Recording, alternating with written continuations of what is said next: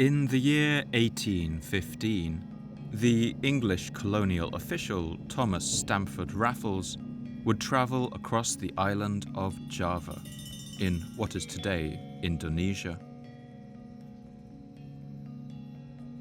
At this time, the world was torn by war. In Europe, the Napoleonic Wars were raging, and the Earth's oceans had become just another battlefront. The lush tropical island of Java had been until recently a Dutch colony, but the Netherlands had been conquered by Napoleon in his advance across Europe, and so the Dutch colonies had fallen under the control of the French. Now the British desired to take Java for themselves and strike a blow at Napoleon's overseas empire. In 1811, British Marines launched an invasion of Java, landing among its coral reefs and sky-blue oceans, clambering through its shady mangrove forests and up its beaches of black volcanic sand, climbing the steep cliffs in the shadow of its towering volcanoes. From there, they overwhelmed the inexperienced Dutch defenders and took the island for the British Empire. With them came the Englishman Thomas Stamford Raffles, who later wrote about these events. Holland had ceased to be an independent nation, and in the year 1811, the French flag was hoisted over Java. But on the 17th of September of the same year, a capitulation was entered into, by which all the dependencies fell into the hands of Great Britain. Raffles was a lifelong sailor and had actually been born at sea on a ship commanded by his father off the coast of Jamaica. He became a clerk in the British East India Company at the age of 14, and from there became a true company man. He had spent the best part of the last decade furthering the interests of British colonialism in East Asia, and had even become fluent in the language of Malay. When Java was captured by the British, partly as a result of his skill at languages, Raffles was granted the position of Lieutenant Governor. At the age of just 30, Raffles found himself in charge of an island 1,000 kilometers across, home to more than 6 million people.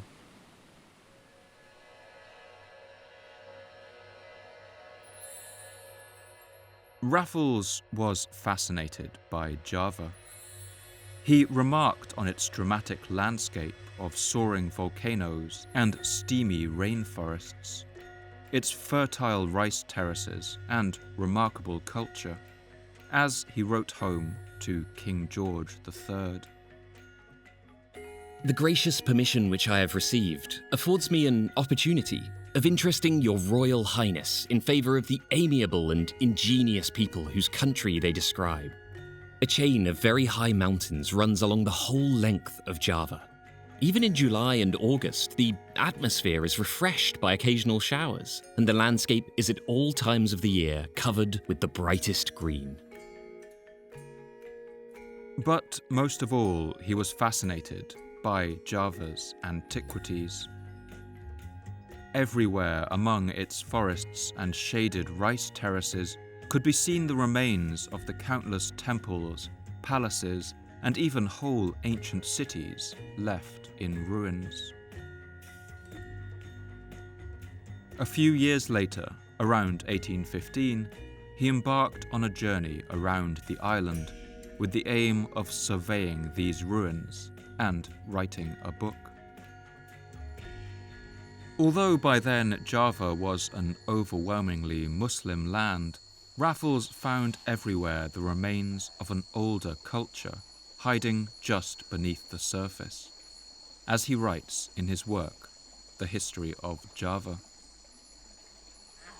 The Mohammedan religion, as it present exists on Java, seems only to have penetrated the surface, and to have taken but little root in the heart of Javans.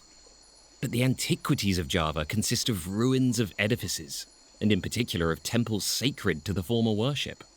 Images of deities found within them and scattered throughout the country, either sculpted in stone or cast in metal. Inscriptions on stone and copper in ancient characters and ancient coins. Raffles was fascinated by these remains, which seemed to confirm stories he had heard. Stories of a great empire that had risen up on that island.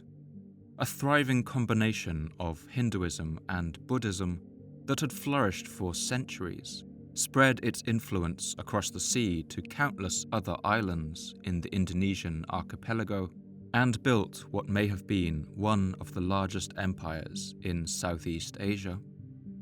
This was the Empire of Majapahit. The numerous and interesting remains of former art and grandeur, which exist in the ruins of temples and other edifices, the abundant treasures of sculpture and statuary, either lay entirely buried under rubbish or were but partially examined. Nothing, therefore, of the ancient history of the people, of their institutions prior to the introduction of Mohammedanism, of their magnificence and power could be accurately known or fully relied on. The grandeur of their ancestors sounds like a fable, and it is only when it can be traced in monuments, which cannot be falsified, that we are led to give credit to their traditions concerning it. Raffles became convinced that he could find the remnants of the civilization of Majapahit, and so he travelled the length and breadth of the island and visited every ruined site he could along the way. He stopped at the ancient cities of Kediri and Singasari and found there the crumbling remains of city walls, palaces, and carved statues of the Buddha alongside Hindu gods. But when he got to the valley of the Brantas River in East Java, the locals advised him not to go near the ruins. They told him that a terrible curse still lingered over those crumbling stones. The natives have a superstition that the site of this ancient capital cannot be visited without some misfortune attaching to the party who undertake the visit. Those whom I had, with some difficulty, induced to accompany me to the spot, did not fail to assure me that I should lose my government within the year. Finally, Raffles visited the great capital of Majapahit, which his guides told him lay buried near the town of Traulan. At Traulan, Raffles hoped to find a magnificent ruined city, testifying to the former greatness of this power. But when he arrived, he would be disappointed. He would find little more than a scatter of broken brickwork and assorted sculpture littering the landscape, buried in volcanic ash and shaded beneath the towering teak trees. A village adjacent is called Tribhuwana, or the Light of the Moon. The ruins of the palace and several gateways of burnt brick are to be seen, but the whole country, for many miles, is thickly covered with a stately teak forest, which appears to have been the growth of ages, so that it is difficult to trace the outline of this former capital. Ruins of temples, mostly executed in brick, are scattered about the country for many miles and attest to the extent and grandeur of this pride of Java. The temples are beautifully decorated with representations of flowers and other peculiar ornaments, which it would be difficult to describe. In fact, the local people turned out to be right, and perhaps Raffles should have listened to their warnings. Raffles would only govern the island of Java for another year. The Napoleonic Wars soon came to an end, and the British returned the colony to the now independent Dutch, relieving Raffles of his post. And he would go on to suffer more misfortune in the years that followed. Just 10 years later, he would have a stroke, likely caused by an underlying condition in the blood vessels of his brain. This stroke would kill him the day before his 45th birthday. As Raffles wandered about those ruins of crumbling red brick at the site of the ancient city of Majapahit, he had no idea that his fate was already sealed by the birth defect lurking in his head. But perhaps that day he thought about life and death as he walked beneath the shade of that teak forest and listened to the calling of koels and myna birds high in the trees. Perhaps he thought about the rise and fall of empires and the changing fortunes of the world. Perhaps he wondered how such a power had risen up on the island of Java and left such a mark on the memories and imaginations of that land's people.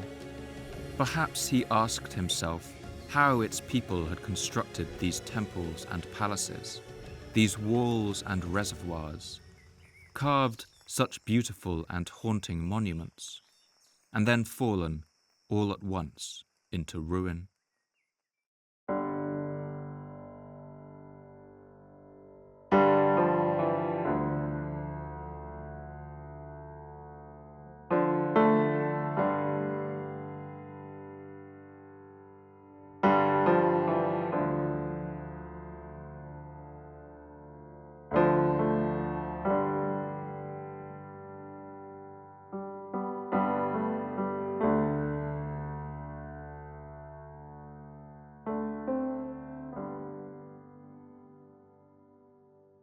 My name's Paul Cooper, and you're listening to the Fall of Civilizations podcast. Each episode, I look at a civilization of the past that rose to glory and then collapsed into the ashes of history.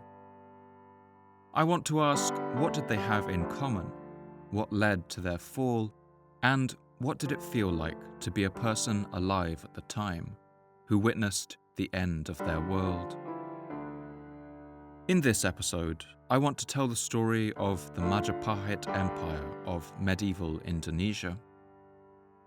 I want to show how this empire of the islands grew up on the volcanic land of Java, and how it beat the odds to survive in a world of medieval superpowers. I want to show how Majapahit expanded its influence and dominion to other lands over the seas, and undertook voyages that have few precedents in history. And I want to show what happened to bring this empire of the islands finally crashing down.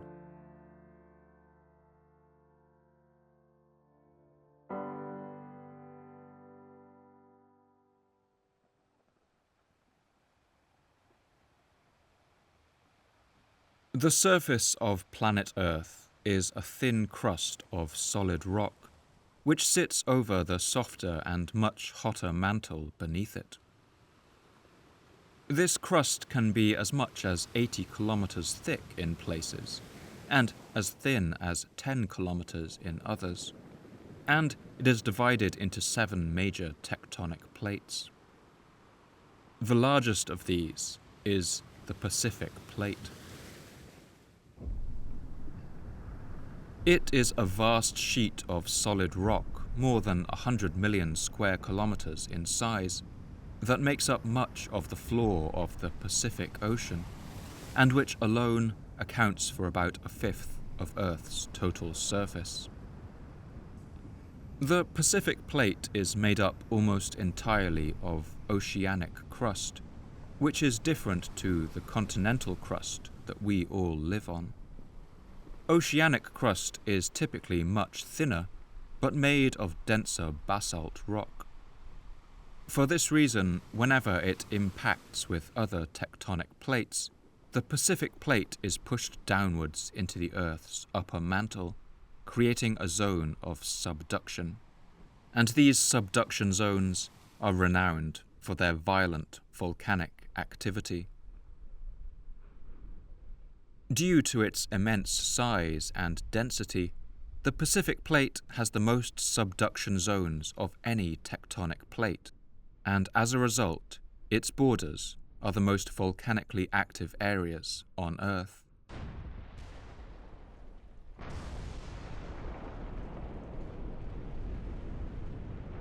This ring of raging volcanoes stretches in a vast horseshoe shape for more than 40,000 kilometers, or about the circumference of the Earth.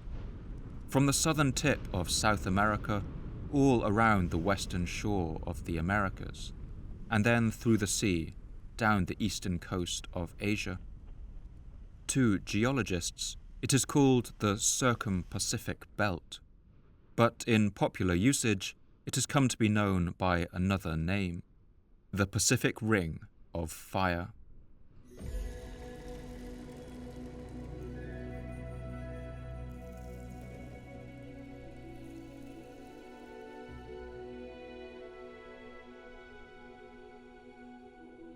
The 19th century English geologist George P. Scrope was one of the first to describe this far-ranging phenomenon.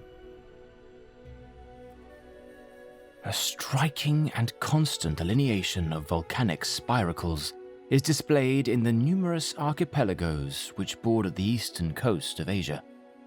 Beginning from the peninsula of Kamchatka, Japan, the Luchu, Philippines and Moluccas form a scarcely interrupted, linear series of volcanic islands, amongst which many contain vents in habitual activity and bearing marks of recent and extremely violent eruptions. The Pacific Ring of Fire is home to 3/4 of all the world's volcanoes, and 90% of the earthquakes on Earth take place along this line. The Ring of Fire has given us some of the world's most iconic peaks, including the elegant cone of Mount Fuji in Japan, and the violently explosive Mount St. Helens in the United States, as well as the volcanoes of Mount Tambora and Krakatoa, whose 1815 and 1883 eruptions were among the largest in recorded history.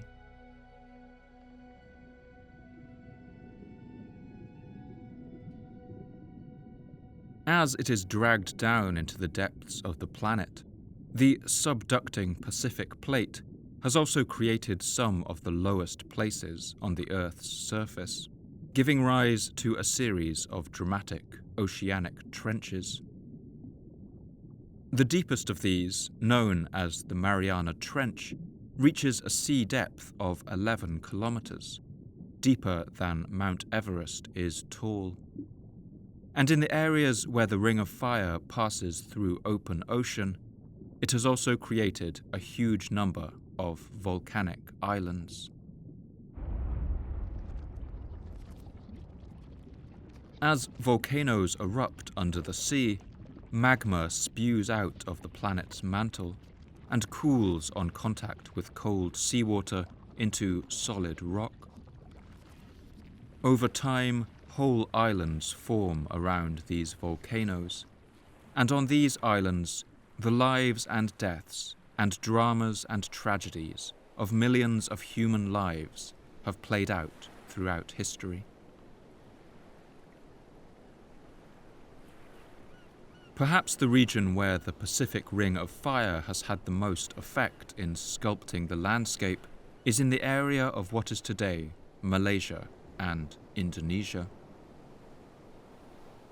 Here, the Ring of Fire has lifted thousands of islands, large and small, from the sea, and this archipelago has come to be known by a name that in old Javanese meant simply the outer lands. This name is Nusantara.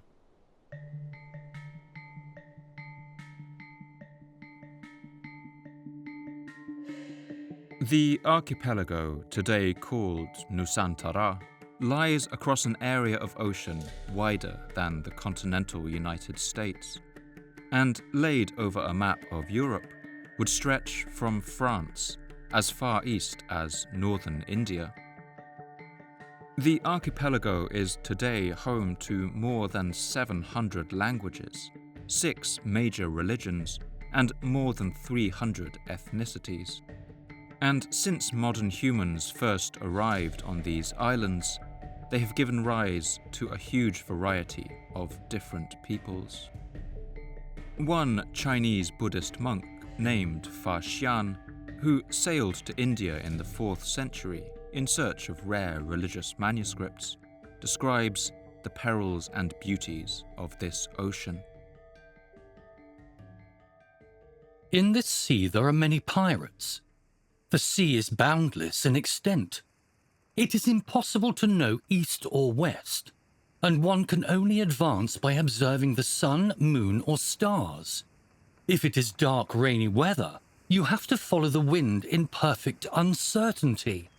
During the darkness of night, one only sees the great waves striking each other and shining like fire, whilst shoals of sea monsters of every description surround the ship. Today, the complex geography of this region can prove confusing to many. As you listen, if you find yourself getting lost in the different names of islands and seas referenced in this episode, it's worth remembering that you're not alone. This is by far the densest region for islands anywhere in the world, and in fact the government of Indonesia itself has struggled to come up with a definitive answer to exactly how many islands there are within its borders. One 2002 study using the satellite images Landsat identified more than 18,000 islands, while another 2010 study gave a lower figure, noting that only around 9,000 even have names. Nearly 90% of Indonesia's islands are tiny, coming in at less than a kilometre squared. Other islands are massive. The archipelago contains the world's second largest island of Papua or New Guinea, the third largest of Borneo, and the 6th largest of Sumatra. In land area, each of these is larger than Japan, or the size of the United Kingdom and France combined. But while this archipelago is home to some enormous islands, these tend to be rocky and mountainous, their interiors covered in impenetrable rainforest and generally sparsely populated. It is the 5th largest island in the archipelago that has had perhaps the greatest impact of all, and this is the place where our story begins. The long, narrow island of Java.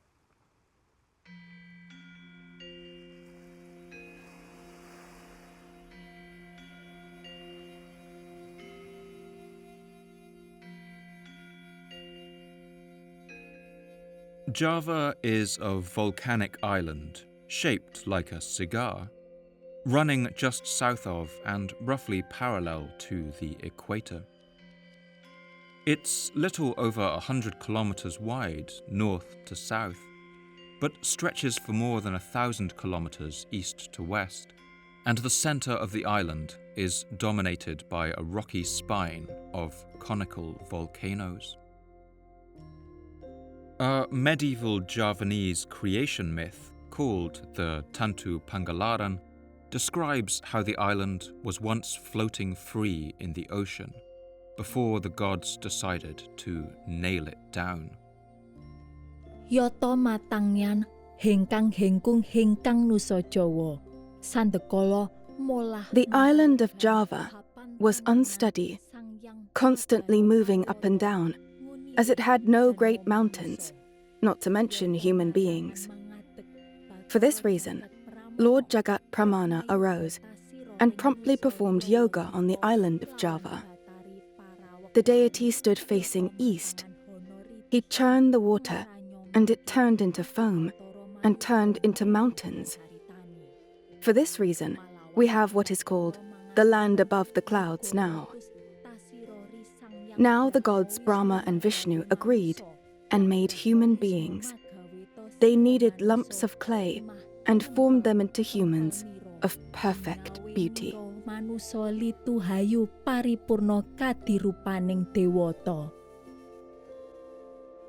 Today, partly as a result of its rich volcanic soil and its heavy rainfall and strong sun, Java is the world's most populous island. It is home to more than 150 million people, despite its land area being only about the size of England, making it one of the most densely populated places on Earth. More people live on Java than in the whole of Russia, despite it being about 130 times smaller. And its capital of Jakarta recently took the top spot as the world's most populated city. This reputation for abundance goes back to ancient times. The Hindu epic poem, the Ramayana, written around 2,000 years ago, already mentions Java as a place of wealth.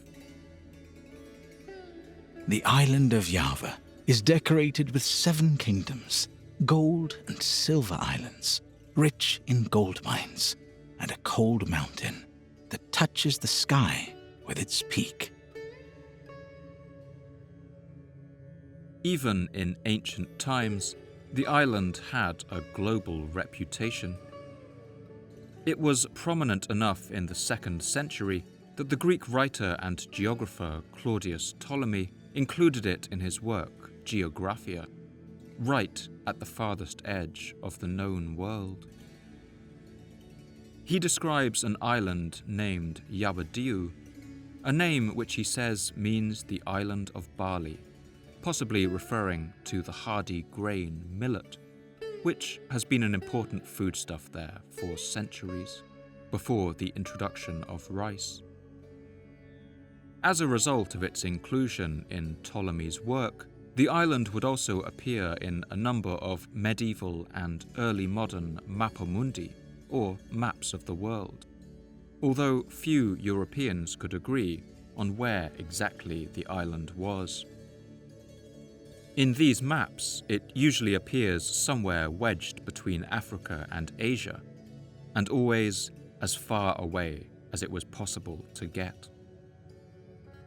But for the people who lived on the island of Java, it was the very center of the world. According to Javanese legend, it was where the gods had first created humanity and taught them the secrets of civilization, as the Tantu Pangalaran recounts. Such were the instructions of Lord Guru to all the gods. They descended to Java. The god Brahma became a blacksmith. The earth served as his anvil, water as his tongs, light as his fire, and wind as his bellows, and the sky as his hammer. Lord Wiswakarma descended as a carpenter and made a house, and people followed him and made houses. The Lord Ishwara descended and taught beneficial words, in particular about the 10 kinds of good conduct and the 5 fields of learning. Since it sits virtually on the equator, Java experiences very little variation in sunlight throughout the year. In fact, its shortest day is only 48 minutes shorter than its longest. The western side of the island also enjoys very dependable monsoon rains from the Indian Ocean, which combine with the extremely fertile volcanic soil so that farmers could grow all year round and could often harvest 3 whole crops of rice each year. The 14th century Chinese source, the Sungshi, or History of the Sung Dynasty, describes the great abundance of this island. The country is flat and fit for agriculture. Its products are rice, hemp, and peas, there being no wheat.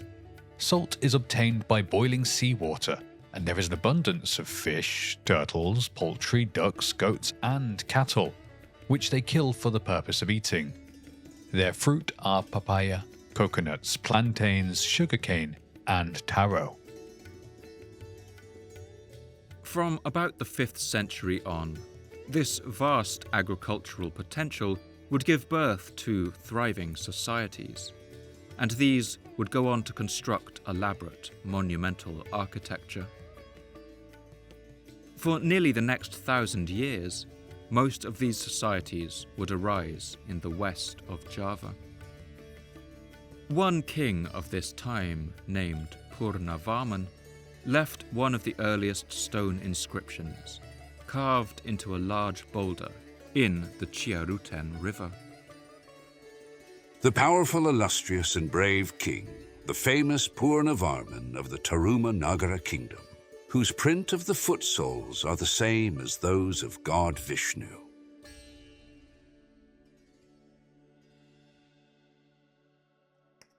The inscription is accompanied by a carved imprint of both of the king's feet, symbolically stamping his ownership on the territory.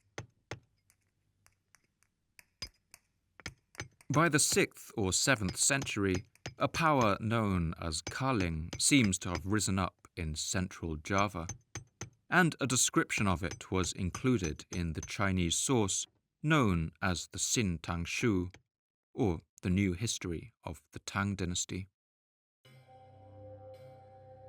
Kaling is also called Java. It is situated in the Southern Ocean.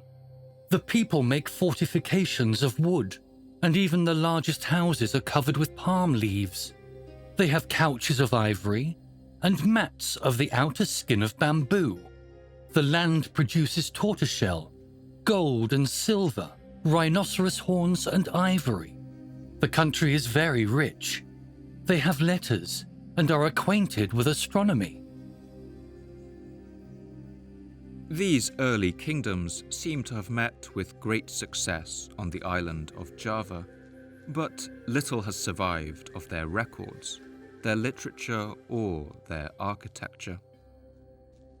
But all that would change with the founding of a kingdom known as Mataram.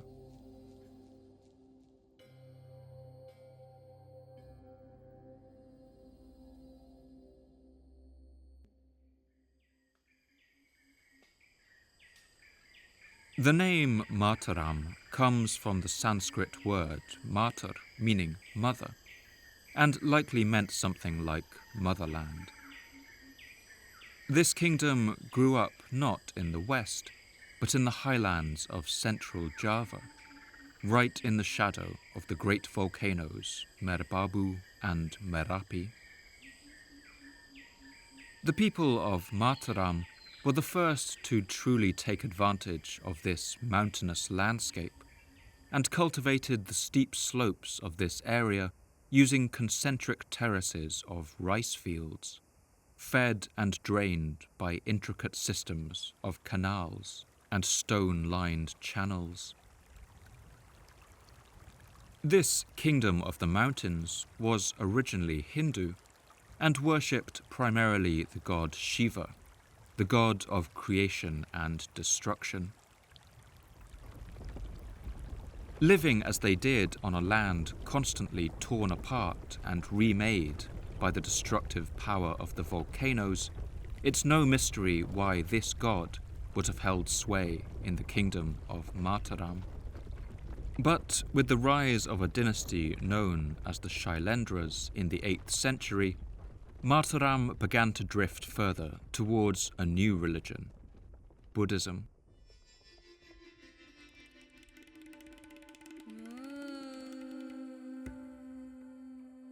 In this period, Mataram would become what's known to historians as an Indianized Hindu-Buddhist kingdom, with elements of both religions combined into a syncretic whole. These religions became so intertwined over the centuries that followed that the epic Tantu Pangalaran even recounts the story of one god who came down to earth and divided himself into 2 holy sages, one Buddhist and one Hindu, so that he could spread both religions at the same time. Let us tell about Ma'ampu Palyat. He returned to the island of Java. He divided his body into 2, and it became a Shaivite and a Buddhist. Off they went and arrived in Java. They headed for Gira and set up a monastery together. The kings of Java would even come to be known by the title Bahtara Siwa Buddha, meaning the Divine Lord Shiva Buddha, a royal figure in whom the two sacred beings were fused. This was in general a period of coexistence and unity, and it's in this era that some of Java's most remarkable monuments would be built.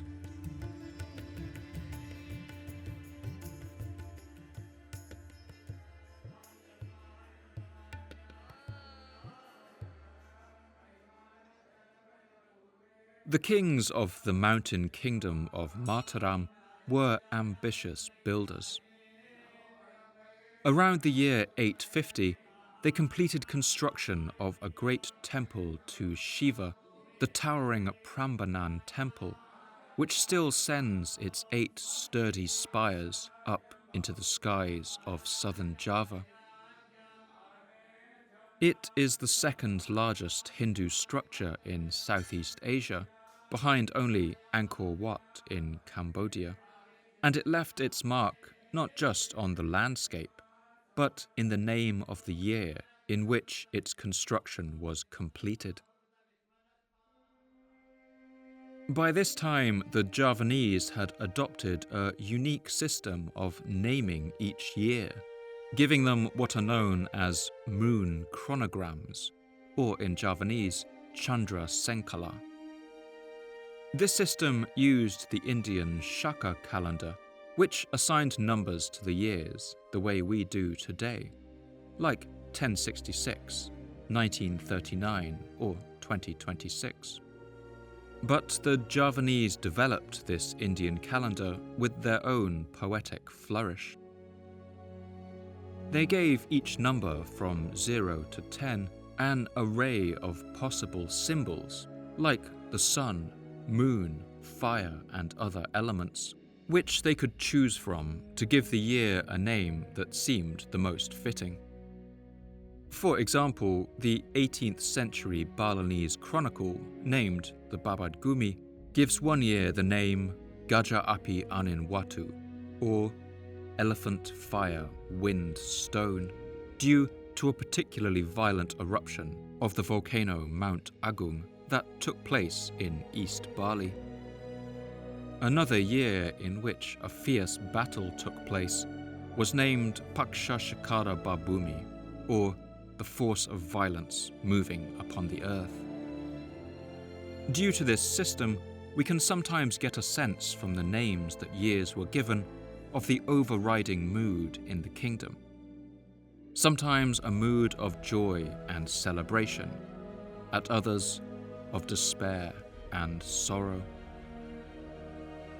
On the year that the kings of Mataram completed the Prambanan temple, they were clearly proud of their achievement, and because of its 8 towering main shrines, they named the year in honor of it.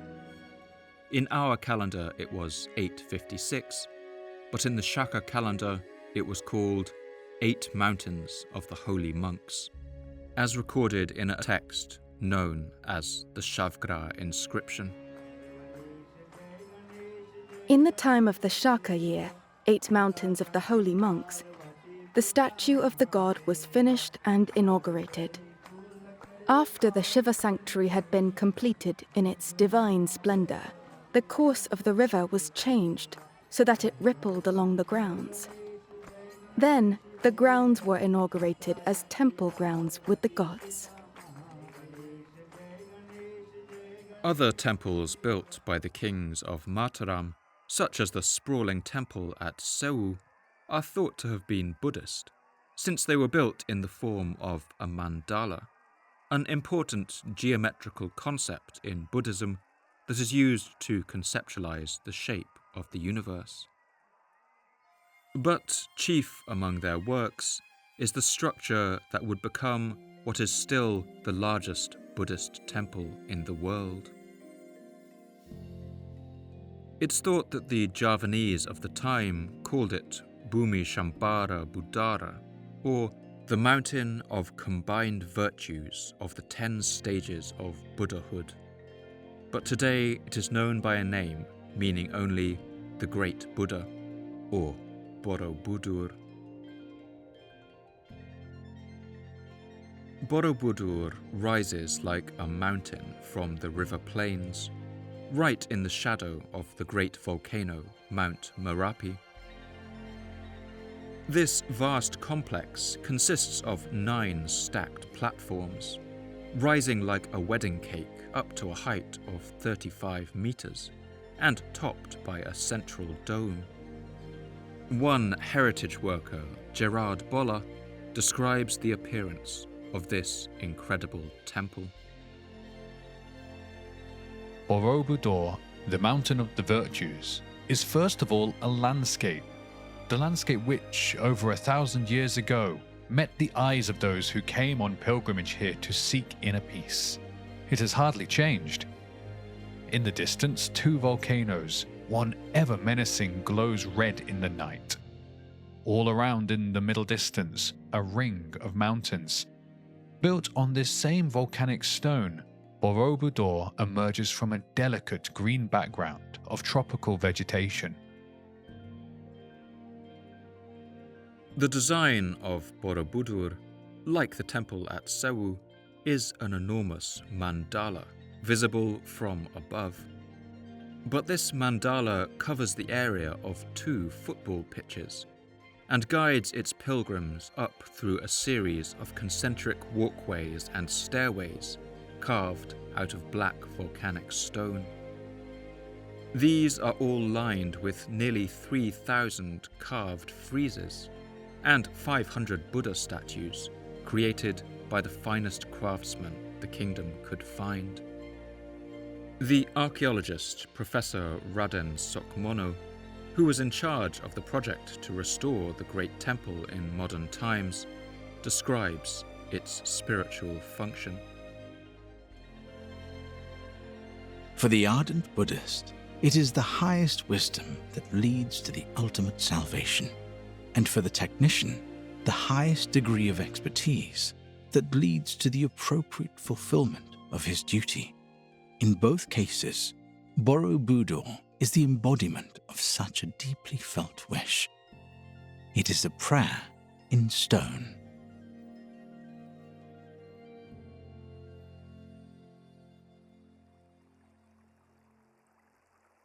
The symbolism of this structure, shaped like a mountain, would likely have been obvious to the early medieval Javanese. The gods had once placed the mountains of Java to secure the island in place and bring stability to the land. Now their king did the same thing, placing his own mountain on the landscape to act as a testament to the lasting stability of his reign. And Borobudur was built to last. It was constructed entirely without mortar or cement, carving its 2 million blocks of volcanic stone into intricate interlocking shapes to hold them together. This design has meant that it has largely survived the countless earthquakes that have taken place over the last millennium in one of the world's most seismically active zones. As well as the shifting ground beneath their feet, the builders also had the heavy rainfall of the Javanese monsoon to contend with. For this reason, they equipped the site of Borobudur with more than 100 spouts for drainage, each carved in the shape of a giant or sea dragon, so that when it rained, water would have poured from their mouths. But the most remarkable and haunting feature of this monument is the thousands of reliefs carved all around its galleries.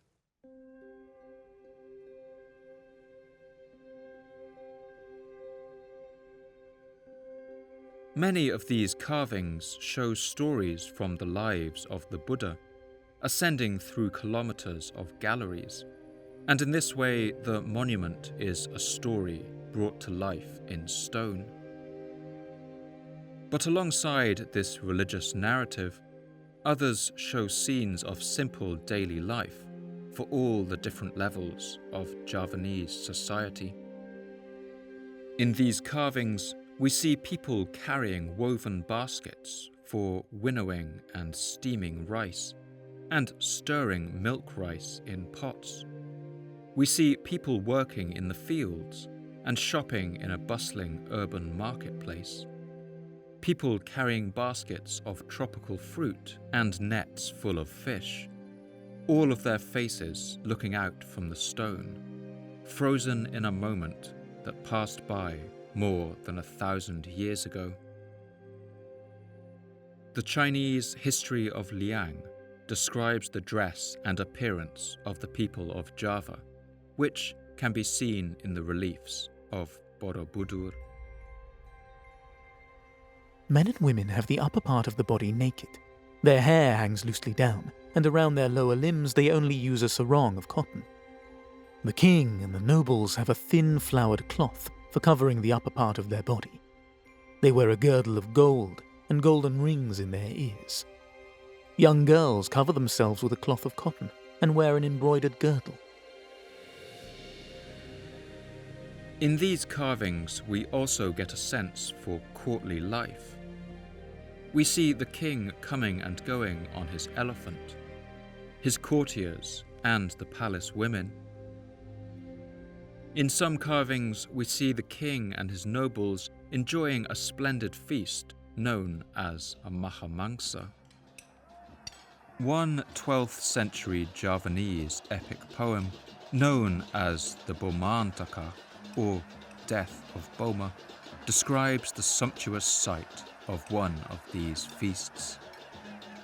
Tambol ingkang tiga garem, ingkang katupang ayung-ayung wang pabekan pecel-pecel. The dishes were salted eggs, the pork neck cuts, ayung-ayung, and pabekan, vegetables in hot sauce, likin and cheka, red mince of tripe with its various red salads, and sizzling dripping of turtle.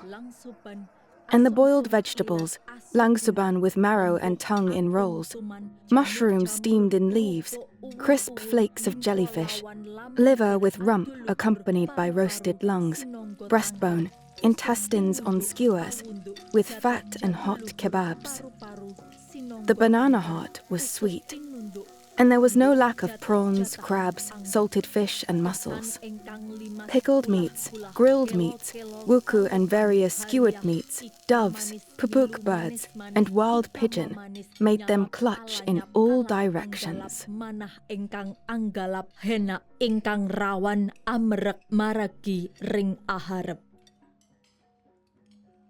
Some of these 9th century carvings even depict recipes that are still enjoyed in Indonesia today.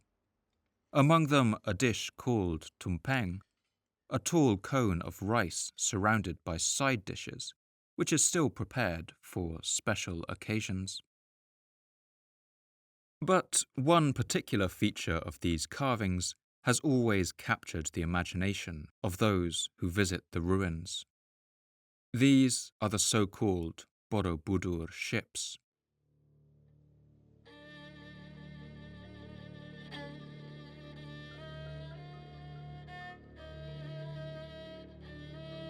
In among the scenes of daily life are carved the shapes of 5 large sea-going vessels, graceful and high-sided, which show just how accomplished the Javanese had become as shipbuilders and sailors. And so it's no surprise that it was around this time that the people of Java began to gain a reputation around the world as traders and pirates. The Javanese of the Mataram period sailed in large ships that were often built from teak. This kind of wood was prized for its strength and its high oil content, which gives it a natural water resistance even without varnishing, and gives it a distinct rich aroma like fine leather. These ships were built without nails, using only interlocking joints and wooden dowels, and with ingenious arrangements of sails.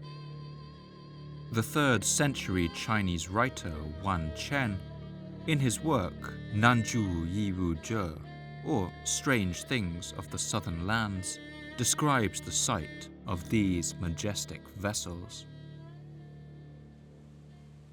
The people sometimes rig as many as 4 sails, which they carry in a row from bow to stern. The 4 sails do not face directly forward, but are set obliquely, and so arranged that they can all be fixed in the same direction to receive the wind and to spill it. If it is violent, the sailors diminish or augment the surface of the sails according to the conditions. Thus, these ships sail without avoiding strong winds and dashing waves, by the aid of which they can make great speed. To Wan Chen and other Chinese writers, these Javanese ships were so remarkable because China itself would not develop large ocean-going vessels until around the 9th century, or 600 years later. In fact, the Chinese held the ships of these islanders in such reverence that no foreign craft were permitted to sail within range of the main port of Guangdong, or Canton, as the 16th century Portuguese diplomat Tomé Pires recounts.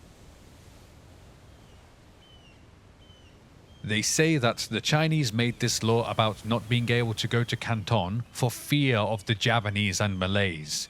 For it is certain that one of these people's ships would rout 20 Chinese ships. Such is their fear of Malays and Javanese. This fear appears to have been warranted. The inscriptions of the Cham people of Vietnam and the Khmer in Cambodia frequently reference the arrival of fearsome sea-going raiders who are thought to have sailed from islands like Sumatra and Java. One inscription in the Po Nagar Temple in Vietnam describes one such raid in the year 774. Ferocious, pitiless, dark-skinned men, born in other countries, whose food was more horrible than corpses, and who were vicious and furious, came in ships, took away the temple statue, and set fire to the temple. The Javanese were in part able to become such successful sailors due to the extremely predictable wind patterns that take place in this part of the world.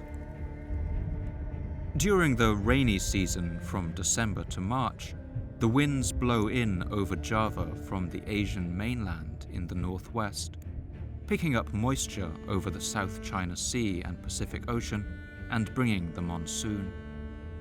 But during the dry season from April to September, the winds reverse direction and blow from the southeast and the deserts of Australia, bringing dry air and a lower probability of rain. This meant you could travel whichever direction you wanted, so long as you wisely chose your season to sail.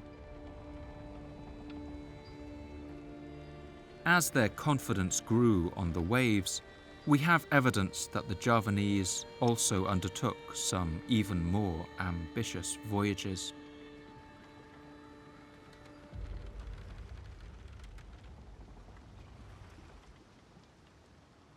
One Italian explorer who arrived in Java around 1505, named Ludovico di Varthama of Bologna, sailed to the island of Java, and was amazed to see the captain of the ship navigate even when the North Star was no longer visible. When the chartered vessel was supplied with provisions, we took our way towards the beautiful island called Java, at which we arrived in 5 days, sailing towards the south. My companion asked the Christians, now that we have lost the North Star, how does he steer us? Is there any other North Star than this by which we steer? The Christians asked the captain of the ship this same thing, and he showed us 4 or 5 stars, among which there was one which he said was the opposite to our North Star. This was the so-called Southern Cross, the distinctive pattern of stars that could be seen in the Southern Hemisphere, in the direction of the South Pole. The Europeans were amazed at this discovery, but the captain then told him that the Javanese had sailed into the south following these stars, and had there come upon an icy and frozen land. He also told us that on the other side of the said island, towards the south, there are some other races who navigate by the said 4 or 5 stars opposite to ours. And moreover, they gave us to understand that beyond the said island, the day does not last more than 4 hours, and that there it was colder than in any other part of the world. If this is true, it means that the Javanese had already sailed to and around Australia and set out into the Antarctic Ocean. But, tantalizingly, we have only this second-hand story to go by, and the rest will have to be left to our imaginations. But as the centuries of the first millennium went on, there is a great deal more evidence that the people of Java were making their mark in even further lands.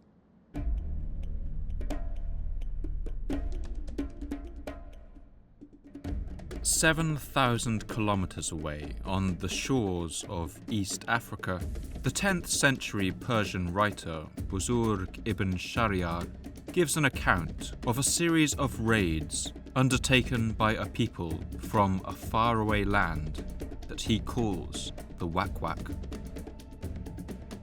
The Wak-Wak set out with 1,000 ships to launch a determined attack upon the town of Kambala.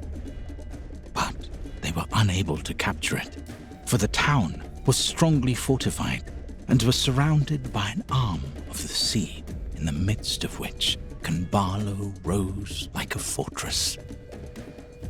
When the people of the African coast eventually came to terms with the attackers, they learned more about why they had come and how far they had travelled. The people of that country demanded why they had come to Kambala rather than to any other place. They replied that it was because the country possessed merchandise of value in the Wak-Wak country and in China, such as ivory, tortoiseshell, panther skins, and ambergris, and also because they wanted to obtain some of the Zenge people, who, being strong men, are able to stand heavy labor. Their voyage, they said, had lasted a year. If the story told by these people be true, this proves that the Wak-Wak Islands are situated opposite to China. The location of these Wak-Wak Islands has long been debated. One clue can be found in the Persian chronicler Ibn Khordadbeh, whose description has made many historians believe that they may have been the islands of Indonesia. East of China are the lands of Wak-Wak, which are so rich in gold that the inhabitants make the chains for their dogs and the collars for their monkeys of this metal. They manufacture tunics woven with gold. Excellent ebony wood is found there. Gold and ebony are exported from Wak-Wak. This detail of dogs wearing collars made of gold was also mentioned by early European explorers who visited Java, leading many to conclude that the Wak-Wak really were Javanese. If this story does relate an attack on Eastern Africa by the people of Java, then it shows the extent of their shipbuilding and seafaring prowess, and that they had become a formidable threat for all the peoples who lived around the Indian Ocean. From these raids, they would have brought back gold, ivory, and slaves to Java. But in other places, they didn't simply raid and sail away.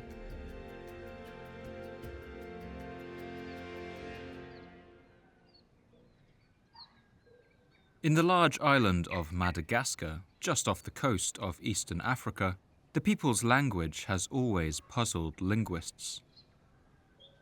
The Madagascan language of Malagasy shares little in common with those of the African mainland, and it was only when the grammar and syntax were compared with Indonesian languages that a remarkable similarity was noticed. Although separated by the entire Indian Ocean, the language of Malagasy shares a grammatical structure with several Indonesian languages, like Javanese, and they even have a number of different words in common. Just one example is the word for island, Nosi in Malagasy, and Nusa in Javanese. In fact, the closest living relative of Malagasy is thought to be a language called Manyan, which originated on the south coast of Borneo. The most modern analysis of mitochondrial DNA in Madagascar has confirmed this connection, and shows that the people there can trace their lineage back to about 30 mothers who arrived on the island from what is now Indonesia. This suggests a single boatload of settlers who had travelled across one of the world's widest oceans to find a new home. They also brought plants and crops with them. Botanists estimate that a full 7% of the plant life on Madagascar today originated in Indonesia.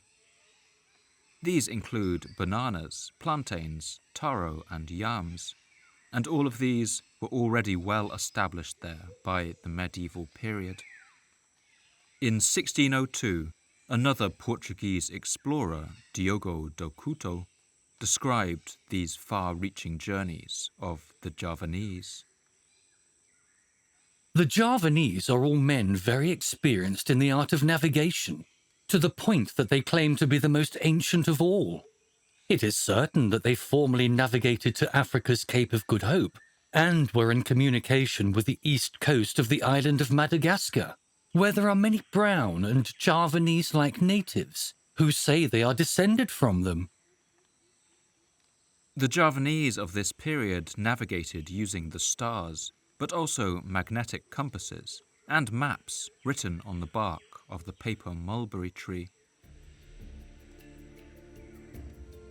In 1512, only 20 years after Columbus had first reached the Americas, and 12 years after the first Europeans set foot in Brazil, a Portuguese conquistador fighting on the Malay Peninsula captured a sea chart from a Javanese sailor. He was amazed to find that it had already been updated with all the new discoveries that had been made on the other side of the world, as he wrote in one letter to King Manuel I of Portugal. We found a large map of a Javanese pilot containing the Cape of Good Hope, Portugal, and the land of Brazil, the Red Sea and the Sea of Persia, the Clove Islands, the navigation of the Chinese and Japanese, and how the kingdoms border on each other. It seems to me, sir, that this was the best thing I have ever seen, and your Highness will be very pleased to see it. In 2003, a modern team was able to pilot a replica of an old Javanese sailing ship from Indonesia to Madagascar and around the Cape of Good Hope in South Africa, thus proving that this journey was possible with the technology available at the time. But despite its remarkable achievements in architecture and its voyages of discovery, the Shailendra dynasty of Mataram would eventually decline, and all of its grand monuments would decline with it.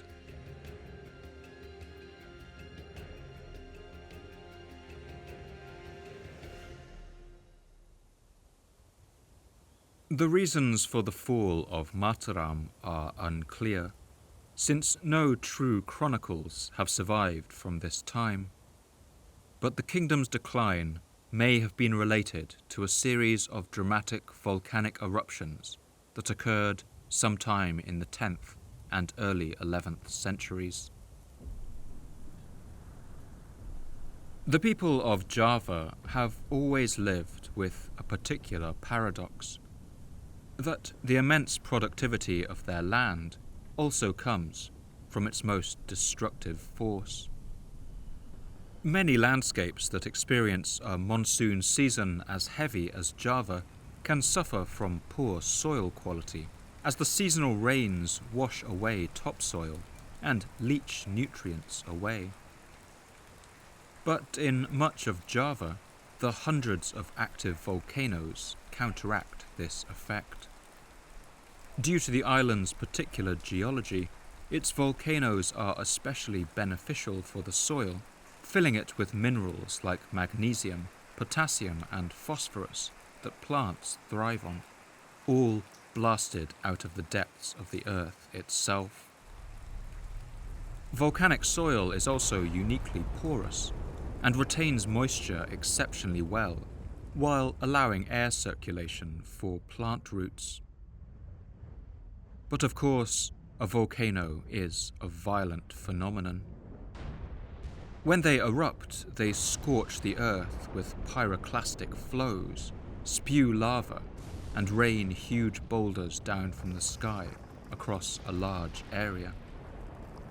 This poses an obvious problem, that the areas of the greatest agricultural productivity on the island were also the most dangerous. This meant that while the volcano's overall effect on the island was positive, a year in which a great eruption took place could wipe out a good proportion of any kingdom's food supplies. And of all these volcanoes, by far the most active was the one that the Javanese call by a name which means the Mountain of Fire, or Merapi.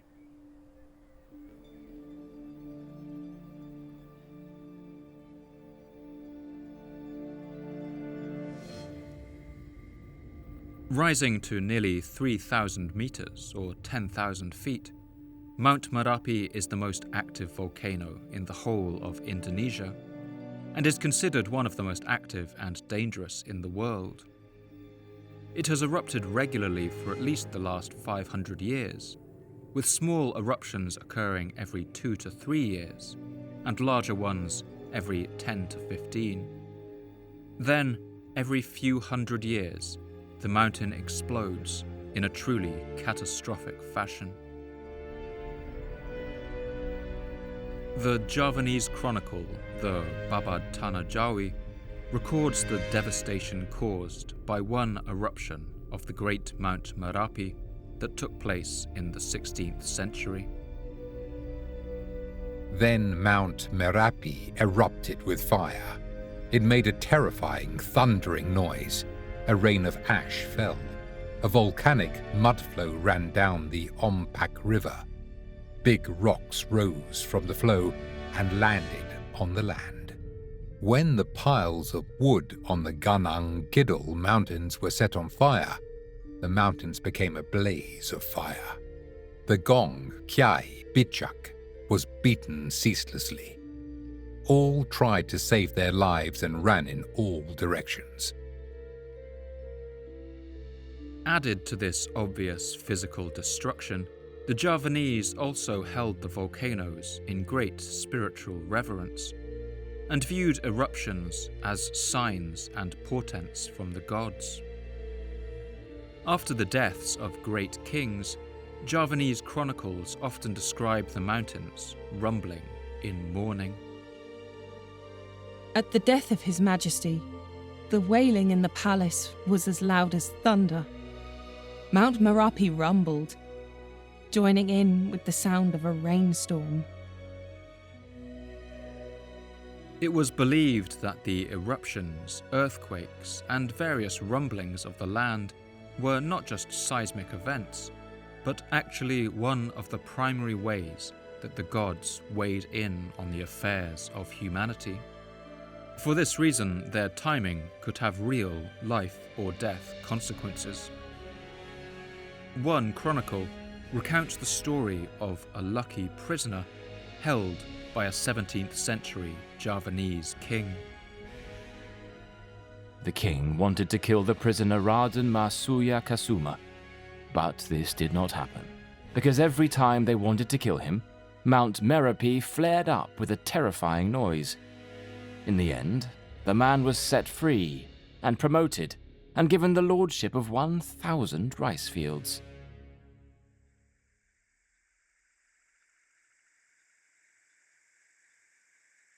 A particularly devastating eruption would not only cause immense economic damage to the kingdom, it could also be considered a clear sign that the gods were angry with the current ruler. For any king who didn't have a firm grasp on power, this could be a devastating blow. From some inscriptions left in Java, we know that as the 9th century came to an end, the kingdom of Mataram descended into civil war, with 3 kings ruling in only 2 years. When the dust of this civil war settled in the year 929, a king named Rakehino Pusindok took to the throne. But, curiously, it seems the kingdom of Mataram had by this point moved. All of the inscriptions issued by this king would be written in East Java, far away from its original heartlands, around the volcano Mount Merapi. It seems that around the beginning of the 10th century, the entire Mataram kingdom simply upped sticks and fled its original wealthy province, leaving its towering temples and cities abandoned. And what's perhaps most significant is that no other power seems to have swept in to the empty lands. This suggests that some kind of cataclysm took place there.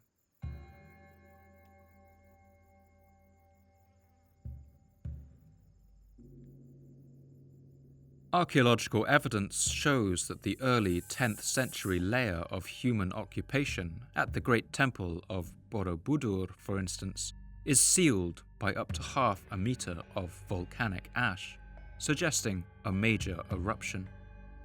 The peoples of this land were no strangers to erupting volcanoes, so we can imagine that it must have taken one of particular violence, or a series of eruptions taking place in frighteningly quick succession to cause the wholesale abandonment of this kingdom and its re-establishment hundreds of kilometers to the east.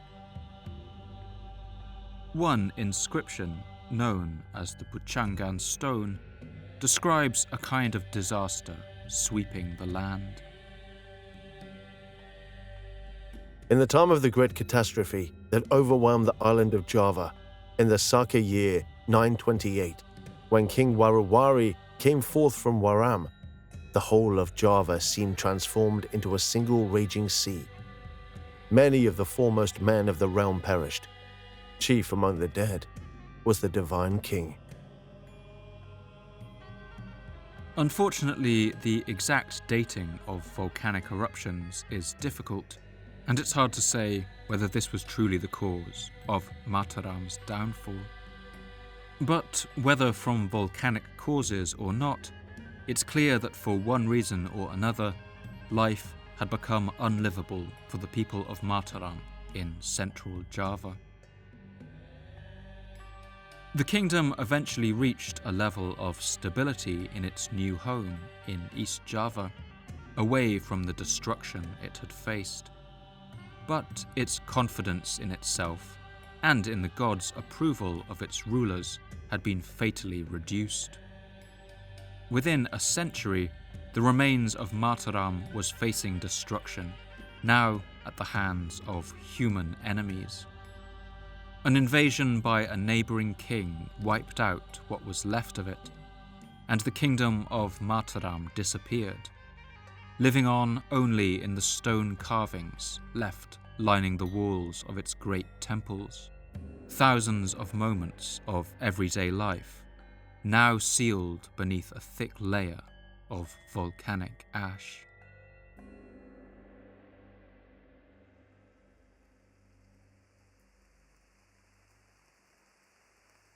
After the fall of Mataram, a number of successor kingdoms would rise up. In the 11th century, much of Java was reunited again under the rule of a king named Airlangga, whose name meant he who leapt over the water. He was born on the small island of Bali and crossed the sea to Java as a young man. The Puchangan stone describes how this king was spared from the destruction that swept the land during the fall of Mataram. At that time, His Majesty was only 16 years old, still too young to have mastered the art of war. Yet because he was the very manifestation of Vishnu, all the gods protected him from being swept away by the great destruction. Airlangga would rule successfully for several decades, but when he died, the land divided again. The kingdom that would truly give birth to Java's golden era was named Singasari. Singasari derived its name from the Sanskrit word simha, meaning lion, and this lion kingdom was founded by a king named Ken Angrok.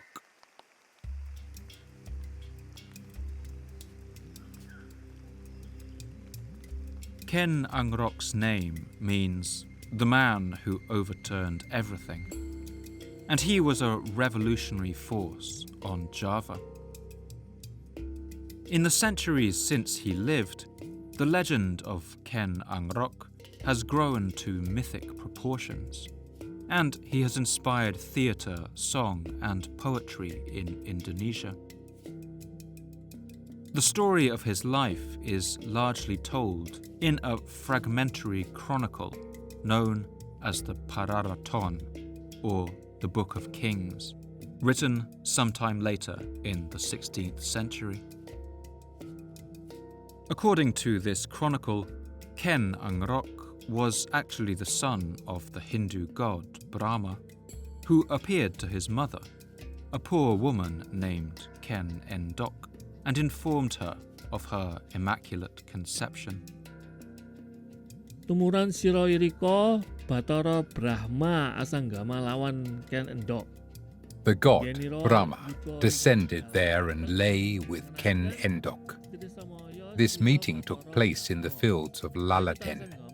The god made a vow with the woman.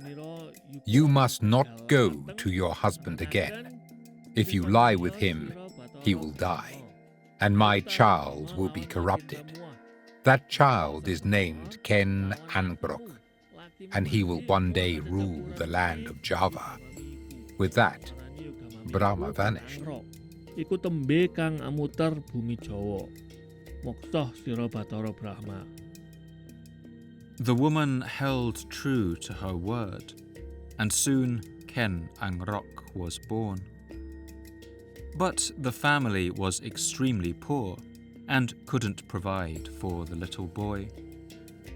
His parents abandoned him in a grave, but he was found by a common thief named Lembong, who was perhaps plundering the graveyard for valuables. Wekasan hus genep leking rare metu rare lanang. When her time was full, she gave birth to a boy. Ken Endok abandoned him in a burial ground for children. Not long after, a thief named Lembong wandered into the same place. There he saw something glowing. Drawn to it, he heard the sound of a child crying. When he came closer, he saw that the light was coming from the child himself. Lembong picked him up, carried him home, and raised him as his own son.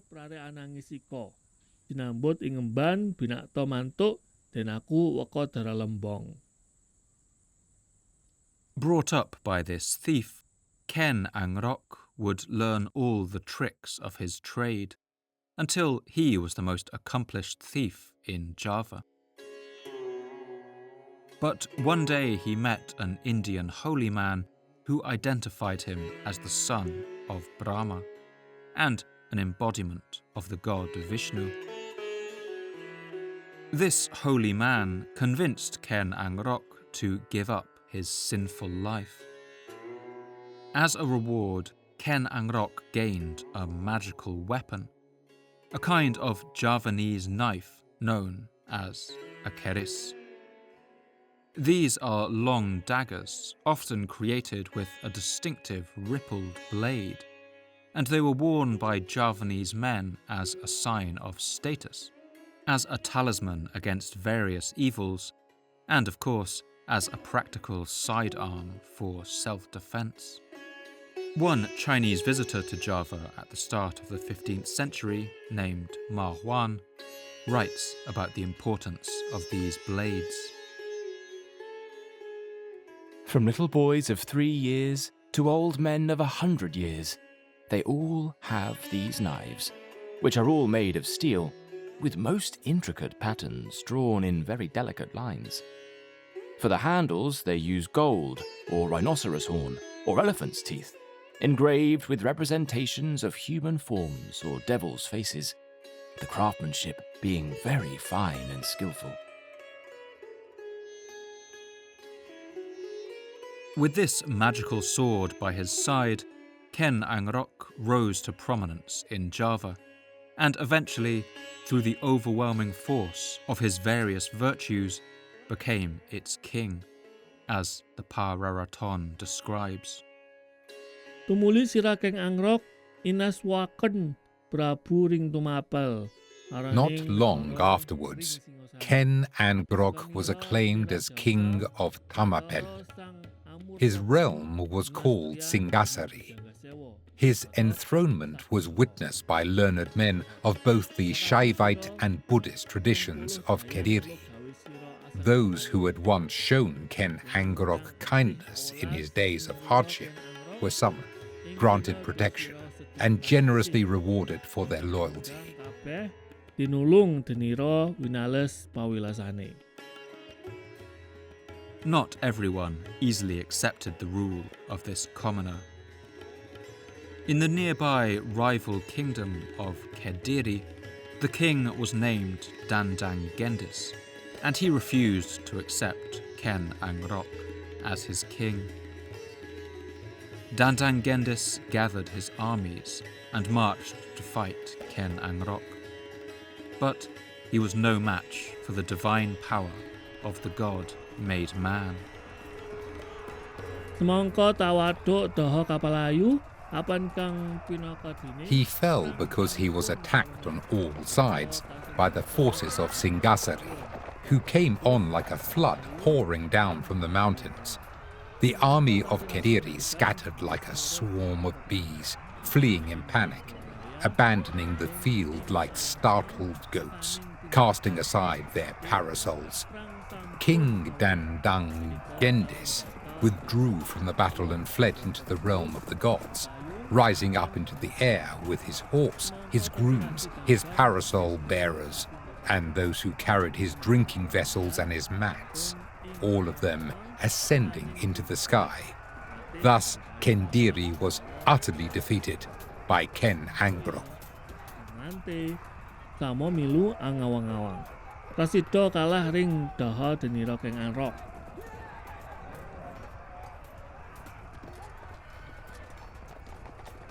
Needless to say, this section of the Pararaton Chronicle is considered to be largely mythical and reflects the propaganda of this king's new regime. But this story would be repeated across the towns and villages of Java by trained storytellers, who together wove a new national myth around the figure of Ken Angrok. One of the most important mediums in which this story was told was that of the Javanese shadow puppets.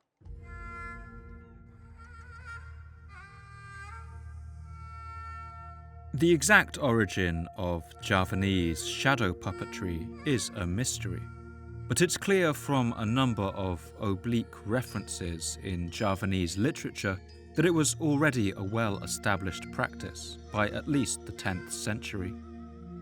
This form of shadow theatre is known as wayang. Wayang in Javanese means shadow or ghost, but it can also mean imagination. And these plays would retell stories from the Hindu epics like the Mahabharata, local Javanese stories such as how rice came to the earth, and the stories of their kings and ancestors. The Chinese visitor to Java at the beginning of the 15th century, Ma Wan, describes witnessing these performances. Each time the performer unrolls and exposes a section of the picture, he thrusts it forward toward the audience, and speaking with a loud voice in the foreign language, he explains the derivation of this section. The crowd sits around and listens to him, sometimes laughing, sometimes crying, exactly as if the narrator were reciting one of our popular romances. These shadow plays would typically start at nightfall and go on until dawn, and would be conducted behind a screen of white cotton fabric, using a lamp burning with coconut oil, usually cast in metal in the form of the sacred bird Garuda. The puppets were typically made of goat hide or buffalo skin, mounted on bamboo canes and placed in a trunk of banana palm lying behind the screen.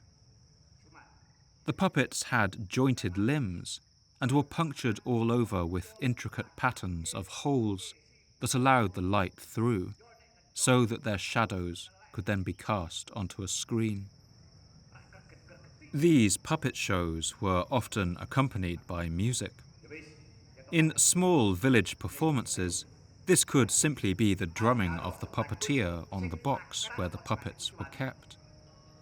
But in the royal court, a puppeteer would perform alongside a full orchestra of musicians, known as a gamelan, with a whole host of 15 instruments. These night-long plays would unfold according to strict traditions. In the hours between sunset and midnight, the puppeteer introduced the characters and set up the conflict. And then, at the stroke of midnight, the drama burst out into a frenzied clash between good and evil. The Portuguese traveller and apothecary Tomé Pires, who visited Java around 1513, wrote about seeing these forms of theatre and shadow puppetry. The land of Java is a land of performers and masks of various Javanese kinds, and both men and women do thus. They have entertainments of dancing and stories. They mime, they wear actors' dresses and all their clothes. They are certainly graceful. They have music of bells. The sound of all of them playing together is like an organ. These actors show 1,000 graces like these by day and night. At night, they make shadows of various shapes. Over time, the performance of these shadow plays took on a spiritual meaning. The puppeteer, or dalang, was thought to become possessed by the power of the gods as he worked, and in the performance all the holy elements were represented. The banana palm representing the earth, the cloth screen the sky, the fire in the coconut oil lamp, and of course the interplay of light and darkness, good and evil, as the stories of gods and demons played out across the screen. These performances were considered to have real power. Some, such as the Bratayuddha, or a Javanese version of the Indian epic, the Mahabharata, were considered too potent to ever perform in their entirety, as Thomas Stamford Raffles records. Although the wayang may represent any portion of the Bratayuda, there is a prevalent superstition that a great war will be the inevitable consequence of performing at one sitting the whole of this poem. It is gravely asserted that a chief of Kendal tried this experiment about 50 years ago, but that the performance was no sooner completed than his country was laid to waste and destroyed. Other of these shadow plays were performed at auspicious times in order to bring about certain effects, with stories of the goddess of rice told during the harvests, and the great myths told during times of trouble and strife. One particular shadow play was reserved solely for times when a plague of mice or rats had descended on a village, and its goal was to convince the rodents to depart and dwell in the kingdom of vermin instead.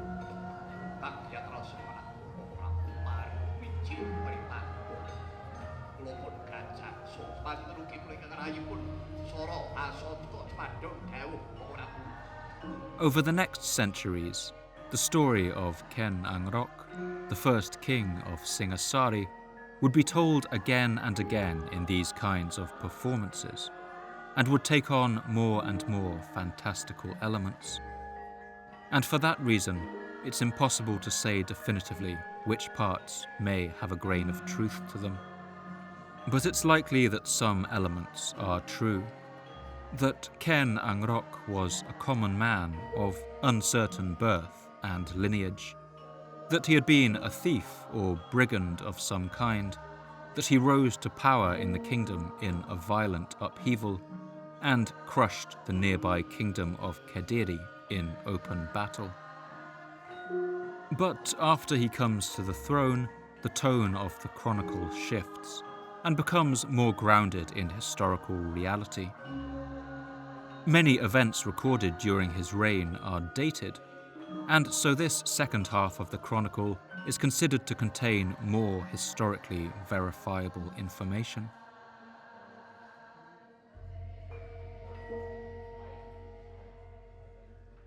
What we know for sure is that over the course of the 13th century, Ken Angrok's new kingdom of Singasari would gradually expand its power, wealth, and prestige. But it was under the reign of his great-grandson, the fifth king of Singasari, that it would grow into a true empire. His name was King Kertanegara, and during his time on the throne, he would order expeditions to extend the kingdom's influence not just over most of Java, but across the sea to the large island of Borneo to the north, the small island of Bali to the east, and even conduct a successful invasion of Java's sister island of Sumatra in the northwest. Now the kingdom of Singasari had grown to be a true sea-going empire, and it controlled virtually all of the region's most crucial waterways. And the most important of these was the narrow sea corridor known as the Strait of Malacca.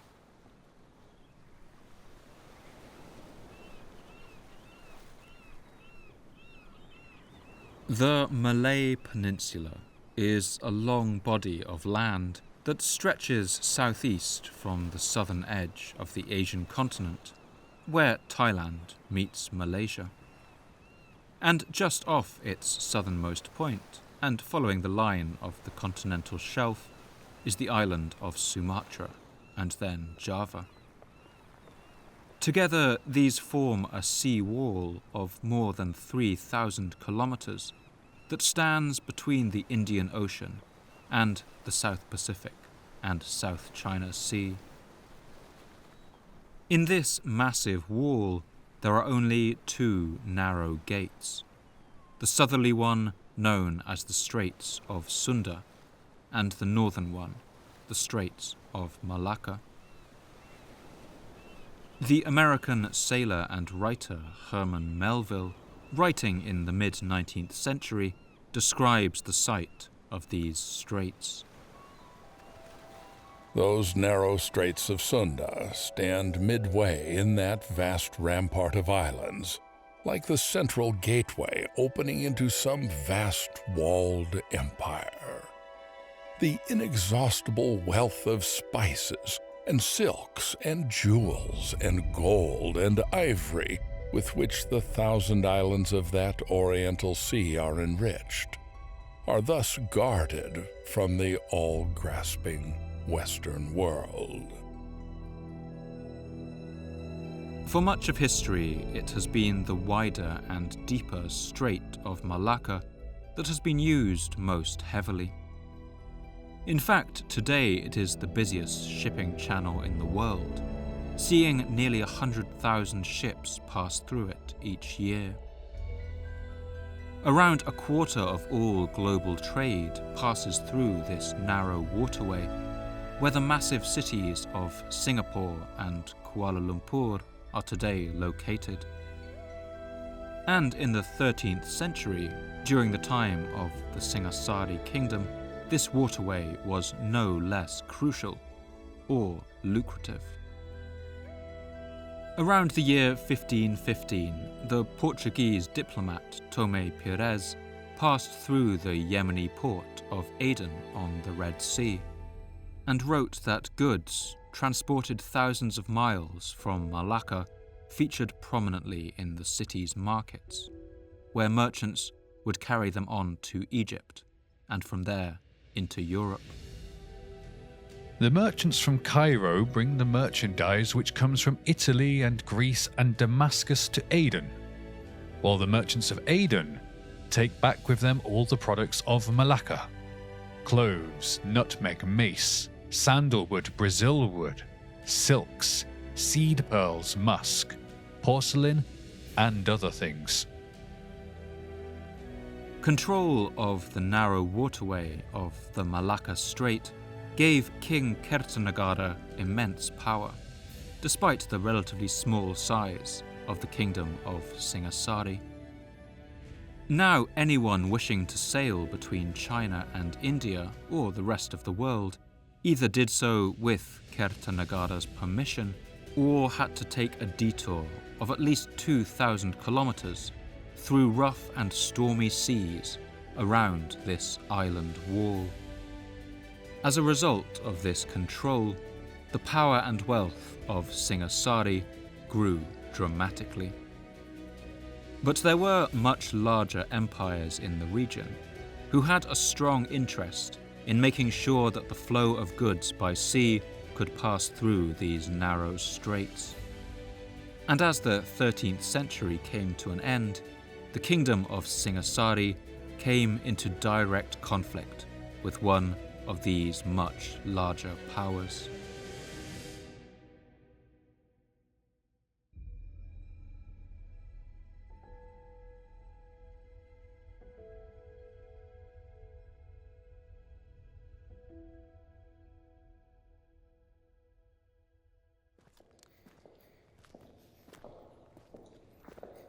In the year 1289, King Kertanegara of the Javanese kingdom of Singasari received a group of ambassadors at his court.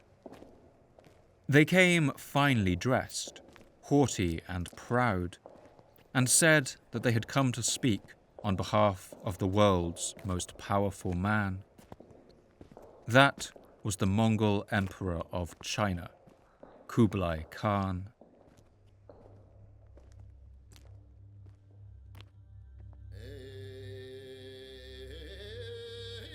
As we saw in our 19th episode, from their humble beginnings on the Mongolian steppe, over the last century, the Mongols had embarked on a remarkable series of campaigns to conquer all of China, Persia, and the Middle East, along with much of what is today Russia and Eastern Europe.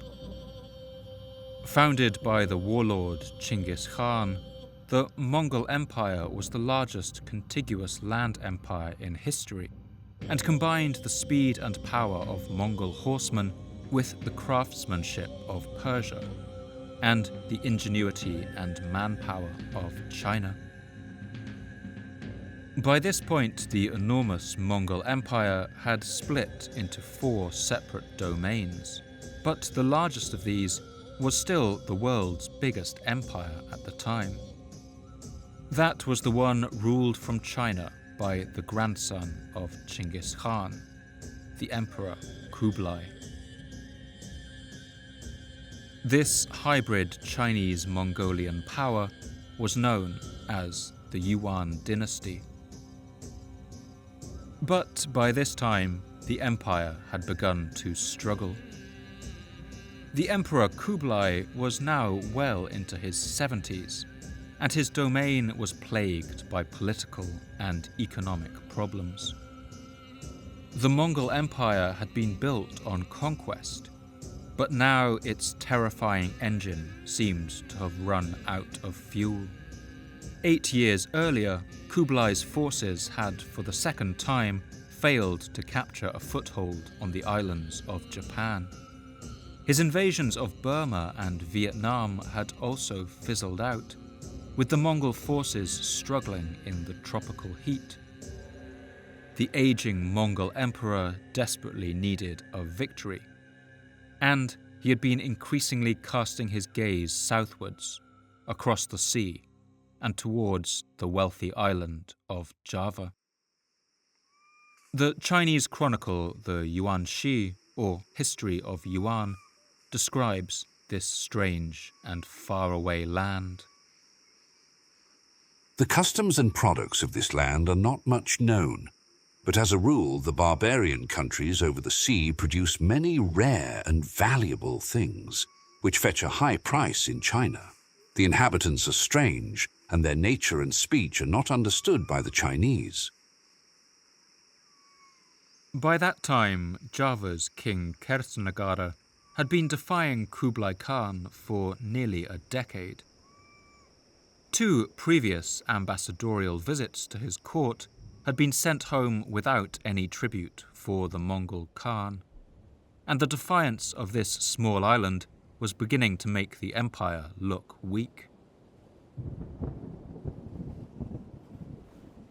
For this reason, in 1289, Kublai sent a new party of envoys to Java to meet with the king and give him a final ultimatum.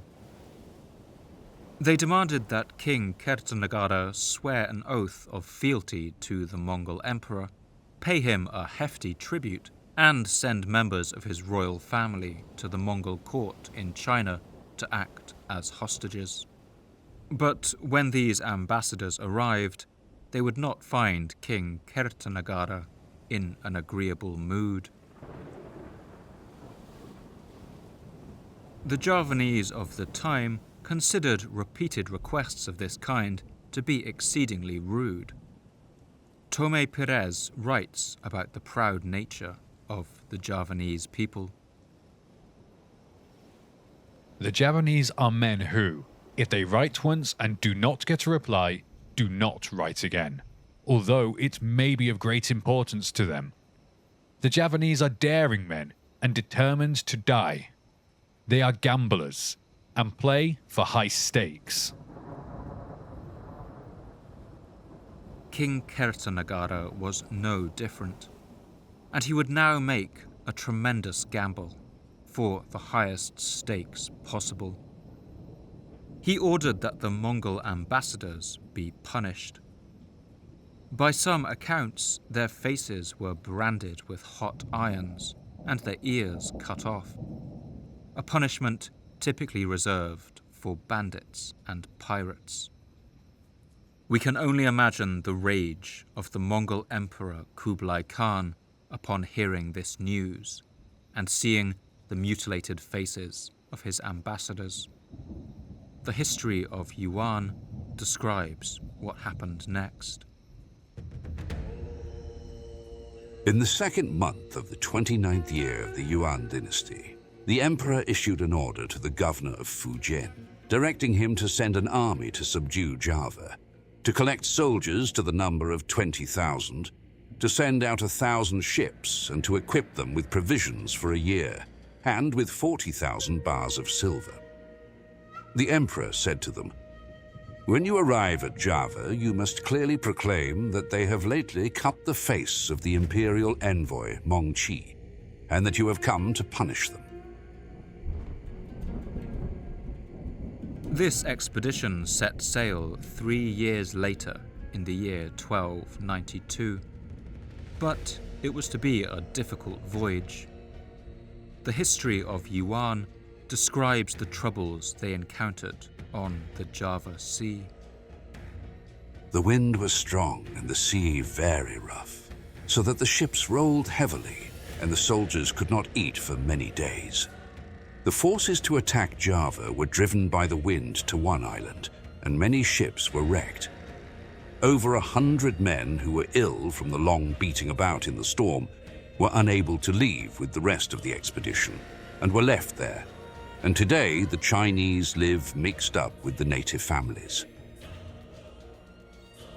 Despite their troubles on the voyage, the Mongol forces eventually arrived on the shores of Java in the next year of 1293, ready to punish King Kertanegara for defying the empire and mistreating its ambassadors. But when they arrived, they would find their enthusiasm for revenge had been somewhat deflated.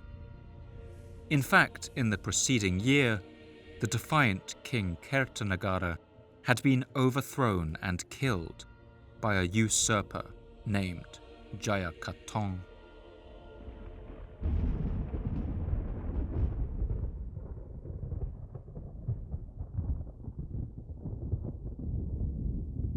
Dyah Gayatri was the ruler of a city called Kediri, which controlled a province covering much of central Java.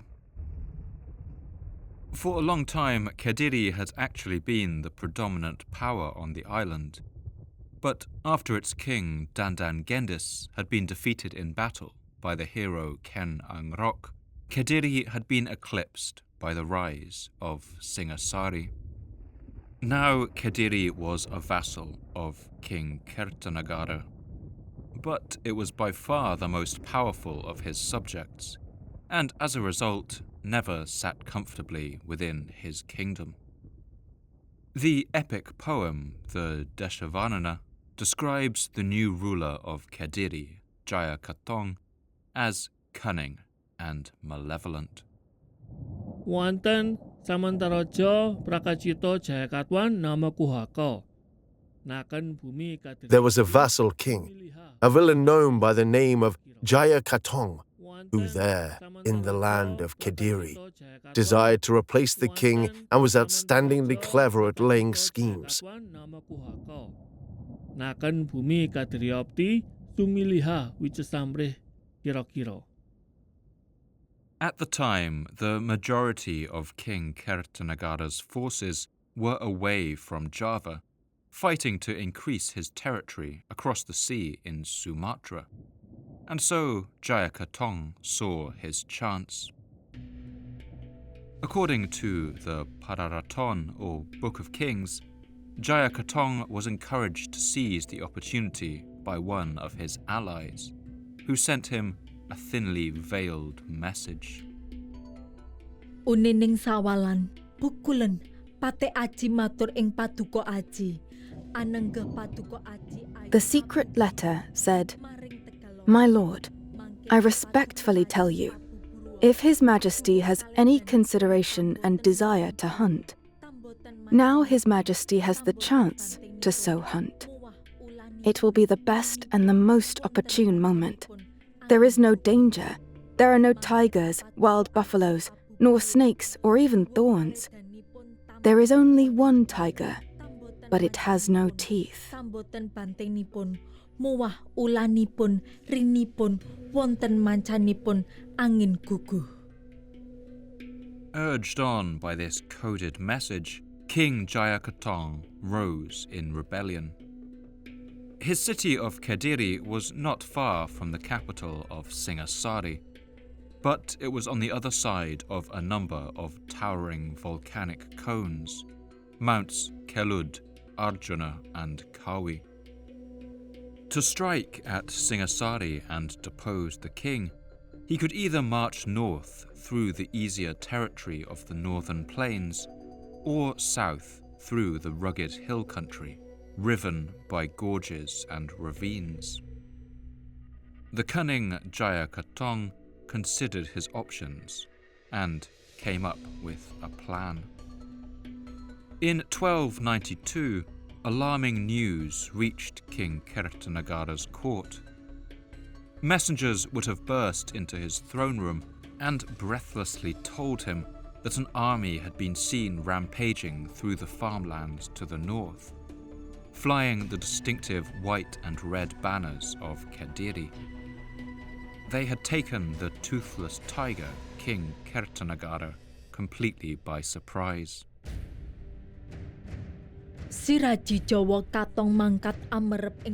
Now King Jaya Katong set out to attack. His army, coming from the north, consisted of bad people. They were full of flags and sounds. The area to the north was devastated.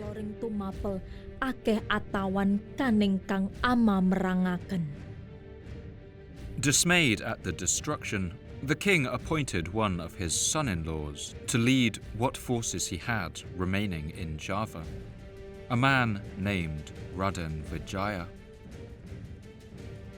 This young man marched north with the remains of the royal army and met Jaya Katong's rampaging forces in battle, as one Javanese inscription carved at a place called Kudadu describes.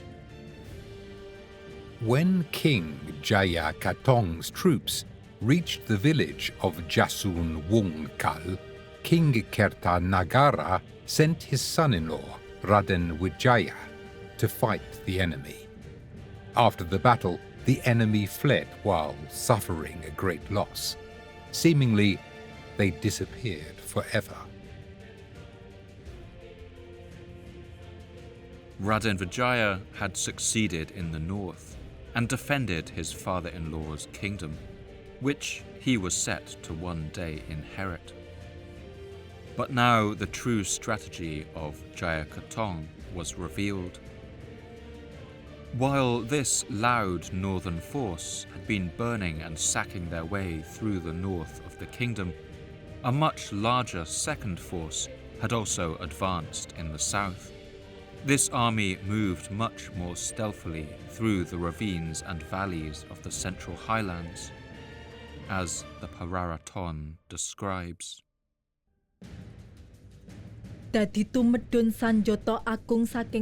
Then, a large army descended from Kediri, coming from the banks of the Aksa River, heading towards Lahore. They were not allowed to carry flags or make any noise. Upon arrival at Tribhuwana, they headed straight for Singasari.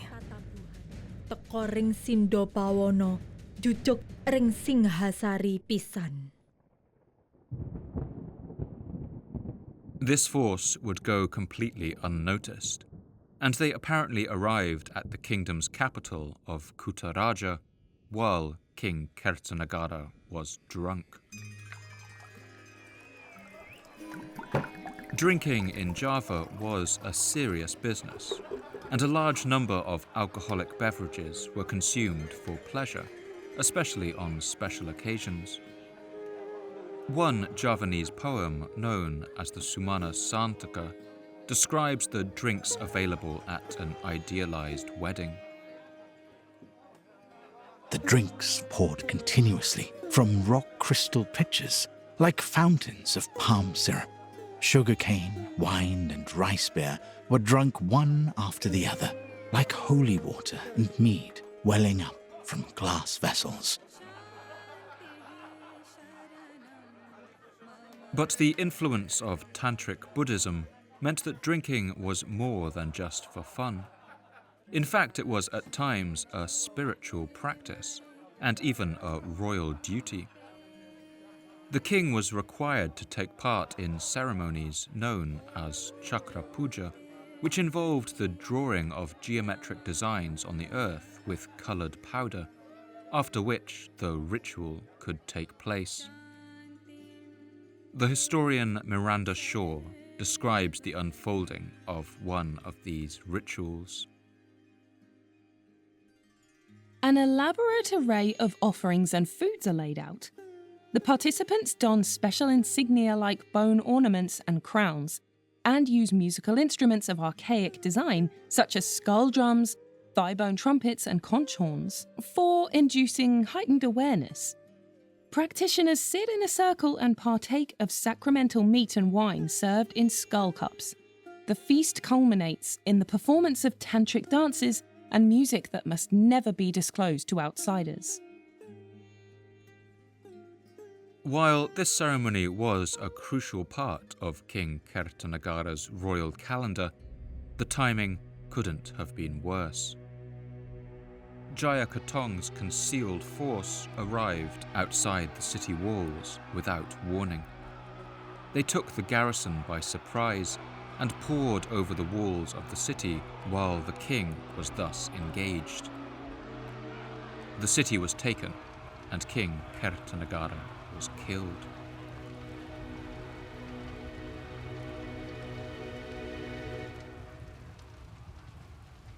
The king's son-in-law, Raden Wijaya, was still celebrating his victory in the north, and he must have been distraught when the news reached him. He had won his battle, but lost the war, and now everything he had stood to inherit had also been taken by the usurper Jaya Katong. Raden Wijaya now retreated to the rainforests of the northeast and left the capital and the throne in the hands of the rebel Jaya Katong. The city of Kutaraja, the heart of the Singasari kingdom, was looted and depopulated, and many of its people taken back to Kediri. Others simply fled into the safety of the countryside and never returned. Some stonemasons working on a new temple in the city simply dropped their tools in the middle of carving their reliefs and never came back to finish them. After that, the city was left to crumble and be taken over by the encroaching forest.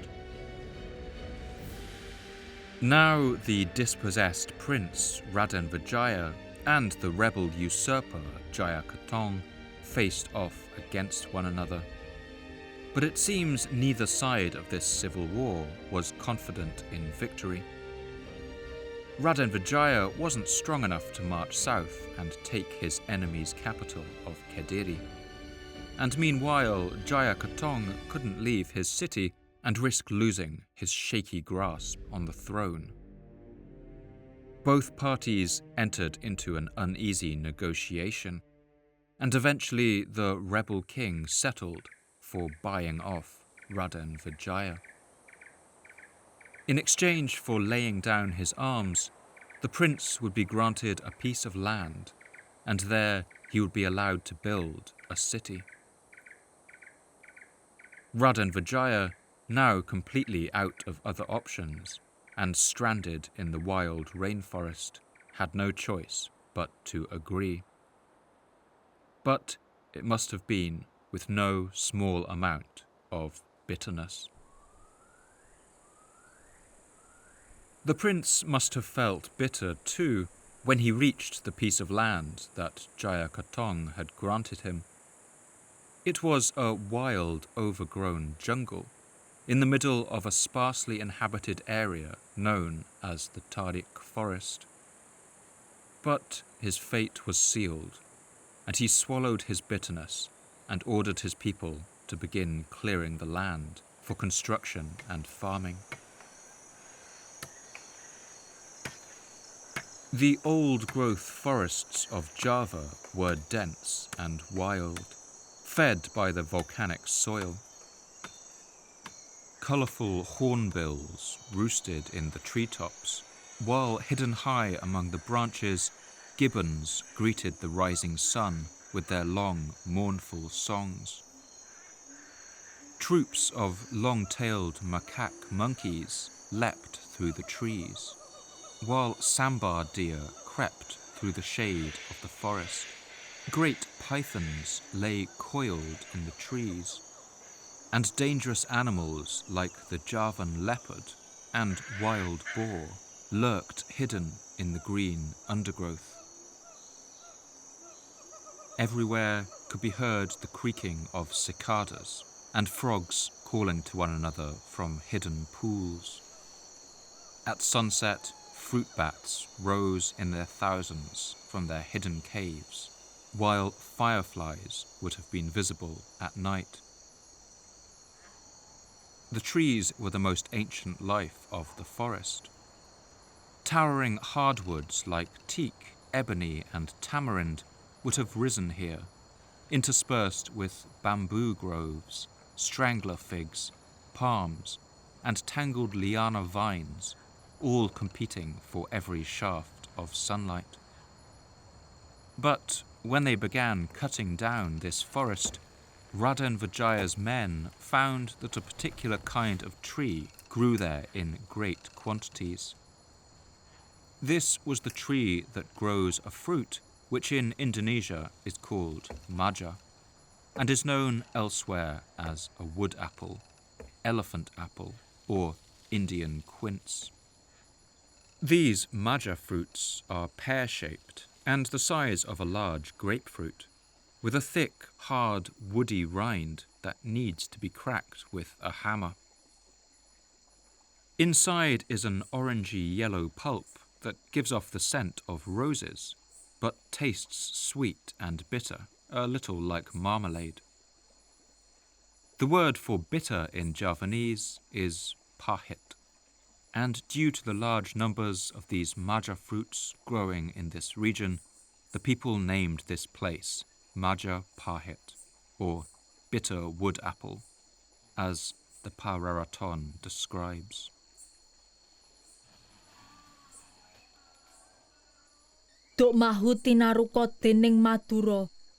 When the Madaris were building the village, a hungry man, lacking supplies while cutting down the forest, ate a maja fruit. He found it bitter and threw away all the maja fruit he had picked.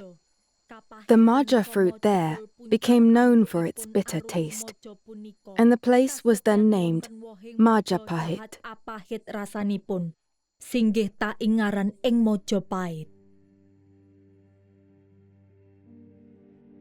For Raden Wijaya and his people, the name Majapahit was a perfect encapsulation of the bitterness of their situation.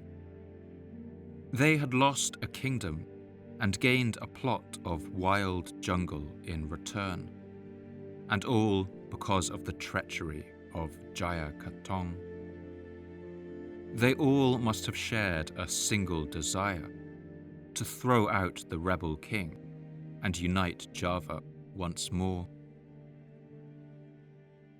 Their chance would come in the year 1293, when the sails of the Mongol fleet appeared on the horizon.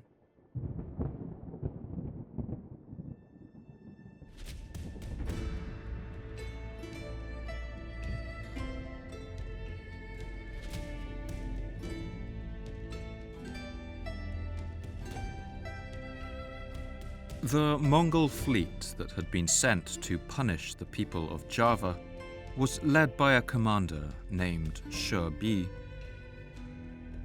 When he heard of the death of King Kertanegara, he must have found himself in a quandary. His emperor demanded vengeance, and he and his men had sailed for months to get there. He must have feared leaving empty-handed. It was while he was puzzling over this situation that Shi was approached by a messenger from the bitter lord of the new city of Majapahit, the dispossessed prince Raden Wijaya. The Chinese history of Yuan describes the deal that the Mongols struck. At that time, Java carried on an old feud with the neighbouring country, and the old king of Java had already been killed. The son-in-law of the former, Raden Wijaya, had attacked Jaya Katong, but could not overcome him. He therefore retired to Majapahit, and when he heard that Shibi and his army had arrived, he sent envoys with an account of his rivers and seaports and a map of the country, offering his submission and asking for assistance. Shibi then advanced with all his forces. For the Mongols, the arrangement was a neat way to solve their problem. They would help Raden Wijaya overthrow the rebel Jaya Katong and place him on the throne as a kind of puppet king, swearing allegiance to the Mongols in China. Then Shibi could return to Kublai Khan and say that he had brought the defiant little island back under control. But among Raden Vijaya's men, it must have been a controversial proposal. The Javanese were a proud people, and few had any desire to be ruled by the far-off Mongol emperor. Some may even have called Raden Wijaya a coward and a traitor. But all this time, he was hatching a plot of his own. The later chronicle of the Pararaton describes the ensuing war, referring to the Mongols as Tatars. Yoto binotan sokolor dening wong Tatar, siro kebo mundarang siro panglet, siro mahiso. The Tatar army came out from the north, while the Majapahit armies came out from the east. King Jayakatong was confused, unsure which to guard. Then he was attacked heavily from the north by the Tatar army. King Jayakatong, who was fighting to the north, armed with a shield, was attacked together by the Tatar people, and was finally caught and imprisoned by the Tatars. Mangalor asikep dadap karebut dening wong Tatar. Apuhoro kasikep siro kapanjoro dening wong Tatar. The Mongols had now become kingmakers in Java. The 13th century Persian historian Abdullah Wasaf describes how they put Raden Wijaya on the Javanese throne. His Majesty Kublai put the old king's son-in-law, Wijaya, on the steps of the throne. He bestowed on him a ceremonial dress of honor and conferred on him much grace, and in exchange for the payment of tribute and taxes of pearls and gold, he left the island in his hands.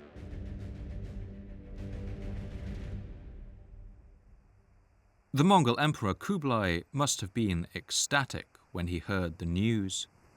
Finally, here was a victory he could show to his people. The wealthy island of Java would now be added to his imperial domain, along with its control of major shipping lanes, and perhaps now the fortunes of his teetering empire would finally turn around. But that was not to be the case. That's because the new king, Raden Wijaya, had no intention of ruling Java as a vassal of Kublai Khan. And the moment he got to power, he turned on the Mongol forces who had helped him seize the throne. The Chinese History of Yuan gives a terse account of this disastrous turnaround.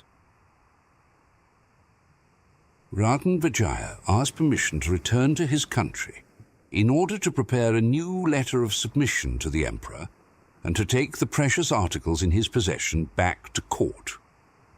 Shibi consented to this and sent 2 officers with 200 men to go with him.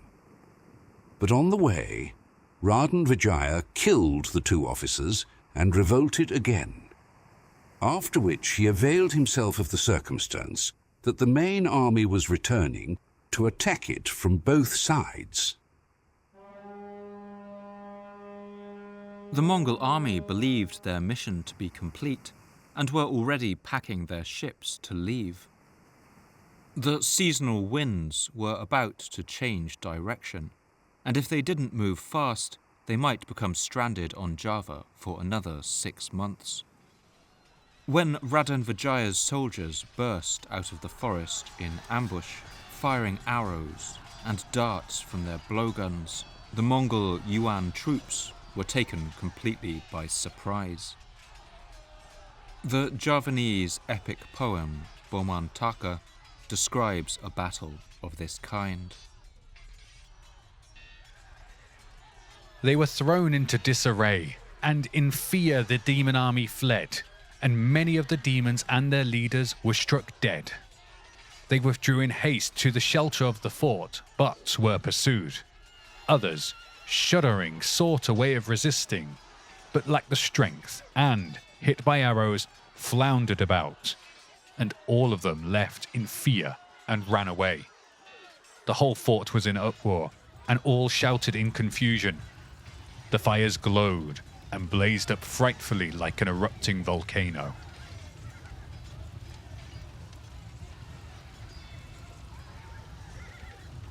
Thousands were killed, and the remains of the Mongol army fled in disarray back to the ships, as the history of Yuan describes.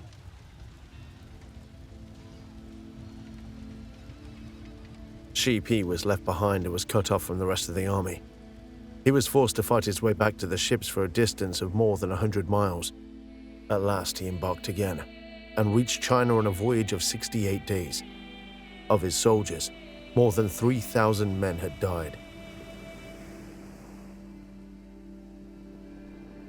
When news of this betrayal reached the Emperor Kublai Khan, we can only imagine his rage. He ordered the general Shi to receive 17 lashes, and commanded a third of his property to be confiscated as punishment for his failure. He ordered his ministers to begin immediate preparations for a full-scale invasion of Java, with an even larger army of 100,000 men. But these plans would never come to fruition. The disaster in Java would be the last campaign of Kublai Khan's reign, and he died the next year in February of 1294 at the age of 78. After that, the Mongol Yuan dynasty would enter into a steady and irrevocable decline, and would collapse entirely little more than 70 years later. One great empire was coming to an end, but in its collapse, it gave way for the rise of what was now the undisputed major power on the island of Java, and in the archipelago of Nusantara, the new power of Majapahit.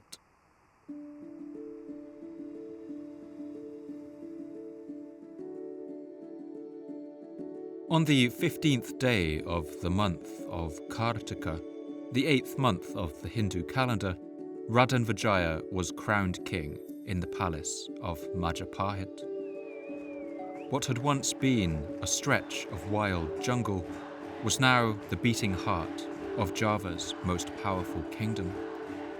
The Chinese history of Sung describes the appearance of the kings of Java, and from this we might imagine how this new king looked on the day of his coronation.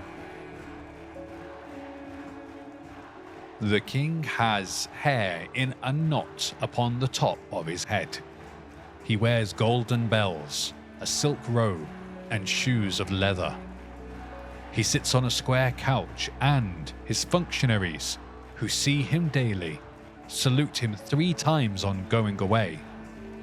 When he goes out, he rides on an elephant or sits in a carriage, and from 500 to 700 soldiers follow him. When the people see the king, they squat down until he has passed.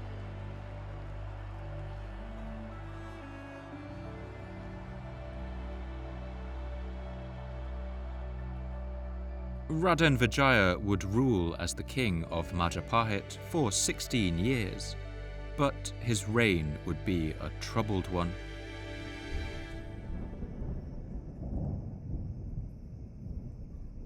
From the earliest days of his rule, he faced rebellions, many of them from men who had fought alongside him against Jayakatong and the Mongols. Many of these disagreements were sparked over the question of who would become the king's Mahapati, a powerful and influential position that combined elements of a prime minister and head general, and essentially acted as the king's right hand. Whatever his skills as a diplomat, it seems Raden Wijaya struggled to manage the ambitions of the men who served under him. For this reason, he spent much of his rule putting down rebellions all over Java.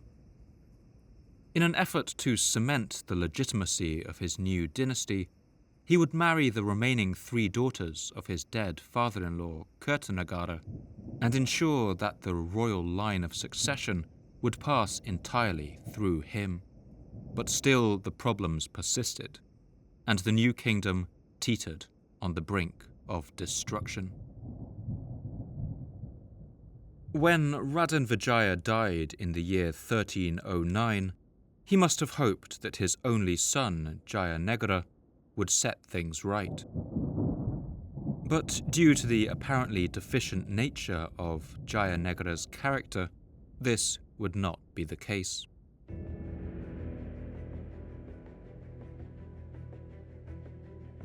King Jayanegara would rule for nearly 20 years after the death of his father, but he was a widely disliked character. So much so that the author of the chronicle, the Pararaton, would give him the nickname Kala Gamet, meaning weak villain. Meanwhile, the Javanese folk tradition has remembered him by the name Bajang Ratu, or Dwarf King, referencing either his short stature or simply the uninspiring nature of his rule.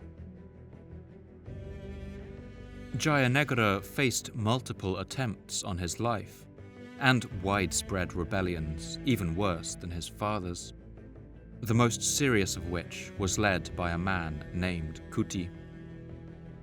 This uprising became so dangerous that the king was forced to abandon his capital for a time, and it's during this time of upheaval that a man would walk on to the historical stage who would turn around the fortunes of this new and struggling kingdom. He was a soldier who led the king's bodyguard during the Kuti rebellion and gained a position of trust in the royal court. His name was Gajah Mada.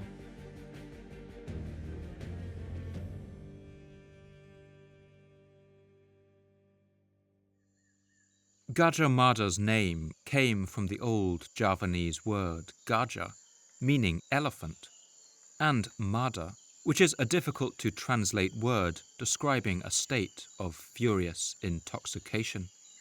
This probably alluded to the period of a few weeks every year when male elephants enter their breeding cycle called must, and their testosterone levels explode. During this time, a bull elephant seeps liquid from a gland around its ears and becomes extremely aggressive and dangerous. Elephants had long been used for warfare in Java. They formed the centerpiece of any army and allowed royals and generals to command the battlefield from an elevated position. Although prehistoric fossils of native elephants have been found in Java, this species had long been extinct by this point, and during the medieval period, elephants were imported from other lands.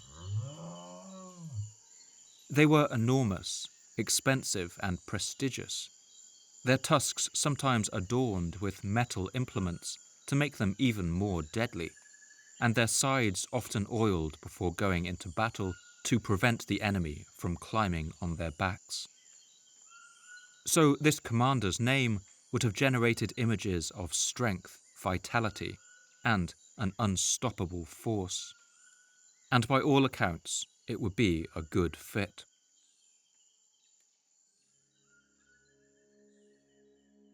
Although the elephant general Gajah Mada would eventually rise through the new kingdom of Majapahit to become one of its most influential statesmen, his birth was relatively unexceptional. We know little about his early life, but he was likely born into a poor family in the area around the city of Majapahit, and his father was possibly killed in the war with the Mongols. But he would prove his worth and become the head of the king's elite royal bodyguard, the Bayangkara. After successfully protecting the king through the Kuti rebellion, Gajah Mada would be rewarded with the governorship of a small province. Finally, he would be named Mahapati, or the right hand of the king. The epic poem, the Deshavarnana, describes this warrior statesman in the following terms. Gajah Majapahit rintik tawil wadiko.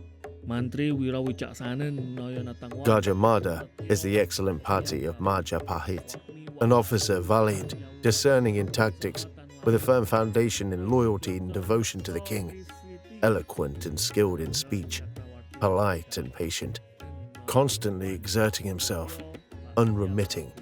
He watches over the king's position as supreme ruler of the world.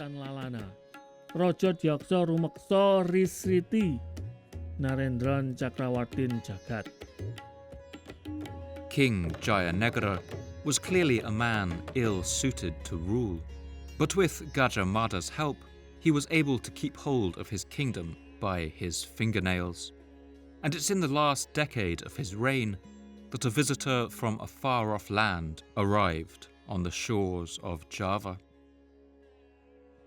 He was a traveller from the northern Italian region of Friulia, then a territory of the Holy Roman Empire, and his name was Odoric of Pordenone.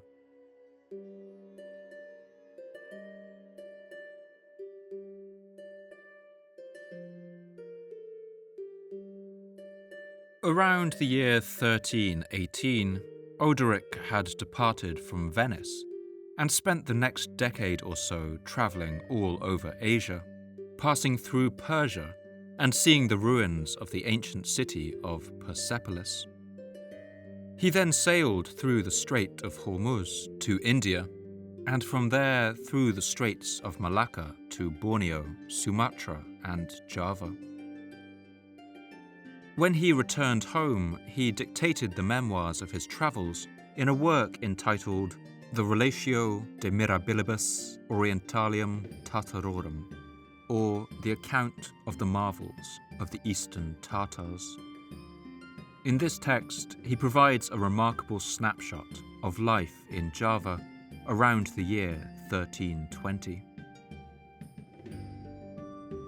There is an island which is called Java, which is a good 3,000 miles around. The king of this island has under him 7 crowned kings as vassals. This island is very populous, and is the second best of all islands that be on the earth.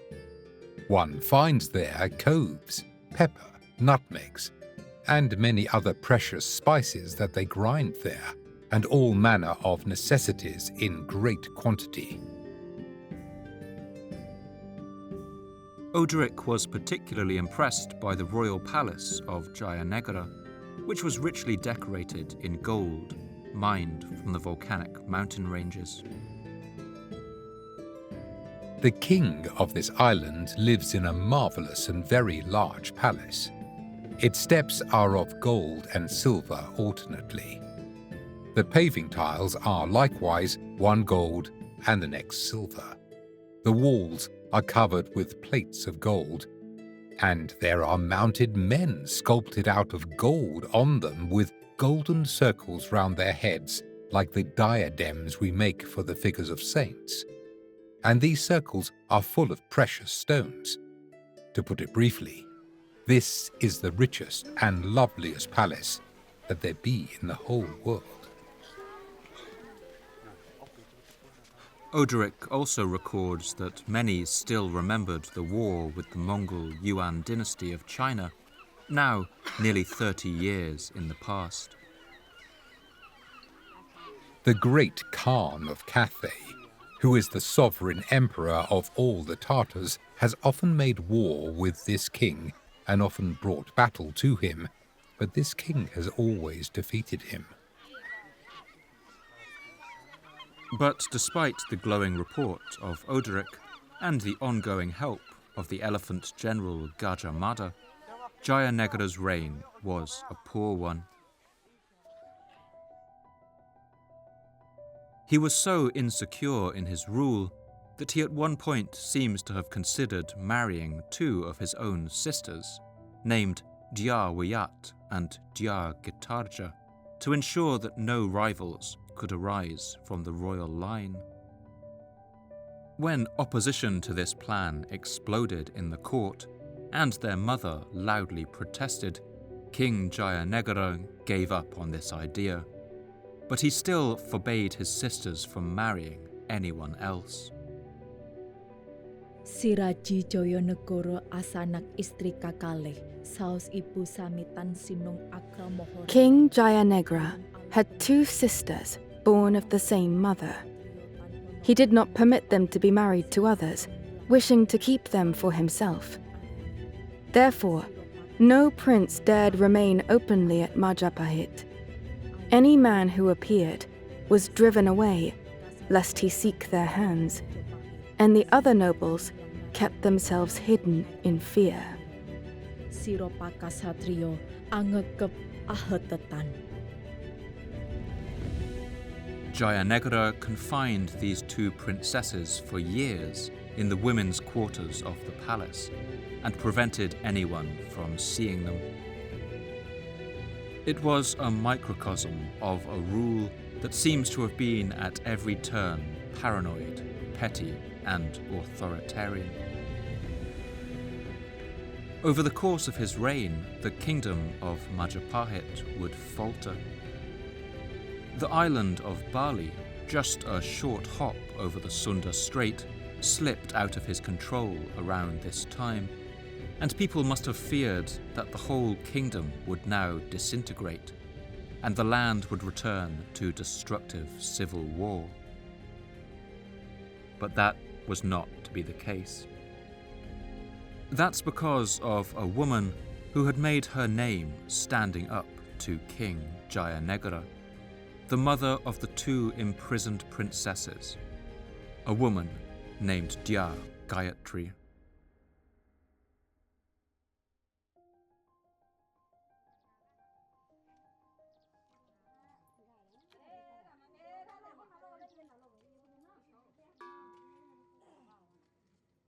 Dyah was a title that in old Javanese was given to princes and princesses of the royal line.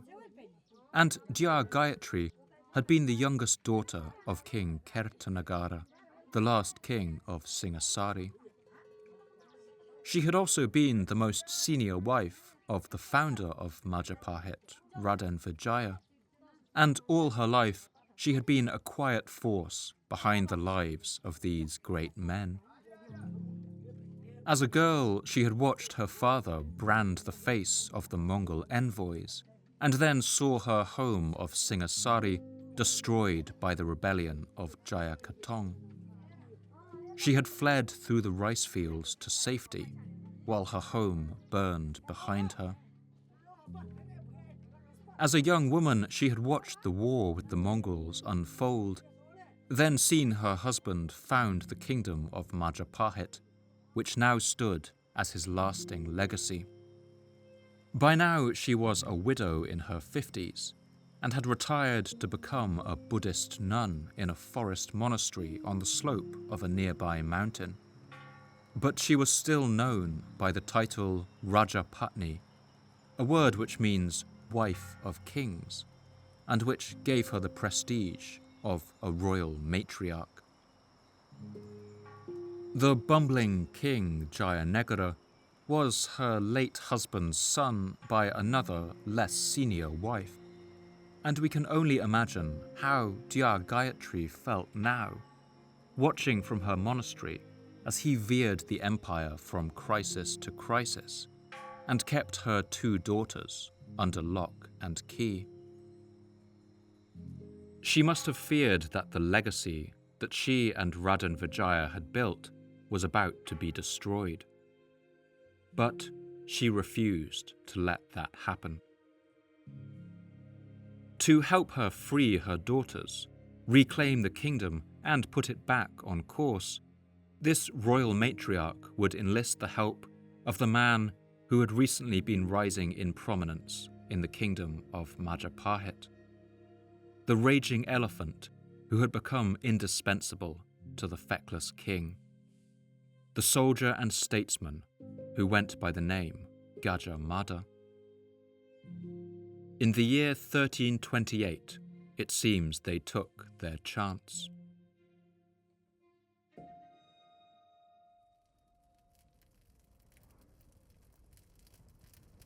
According to the official story related in the royal chronicle, the Pararaton, that year King Jayanegara was suffering from an unpleasant condition, a painful boil or swelling of some kind. And when he summoned his doctor, a man named Tanka, he apparently forgot that he had previously insulted or taken advantage of this man's wife. Enraged at this, the doctor Tanka took his revenge, as the Pararaton records. Somahiro taneo aparungon ingalan deniro bahtoro siro tanco ingadokan. Tanka's wife spread word that the king had treated her dishonorably. Tanka was summoned before Gajah Mada. At that time, King Jayanegara was suffering from a swelling and could not leave his chambers. Tanka was ordered to perform an operation with a sharp lancet, and he approached beside the royal bed. Tanka stabbed the king's boil once, then again with the blade, but the weapon would not burst it, for the king wore around his neck an amulet of protection. Then the king was asked to set this aside. He took off the charm and laid it beside the bed. Tanka stabbed him again, and this time the blade burst the boil. But Tanka continued stabbing him, and he did not stop until the king died there upon the bed. Tinaji deniro taneo tedas linut sinunduk deniro taneo mokto siro ring pangulingan.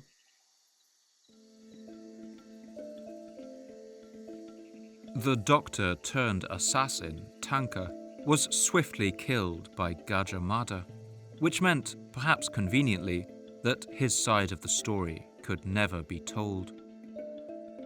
As historians, we can never actually know what happened in that room, but the slightly fanciful story involving a magical amulet and a vengeful doctor has left many historians wondering if the true story wasn't a simpler one.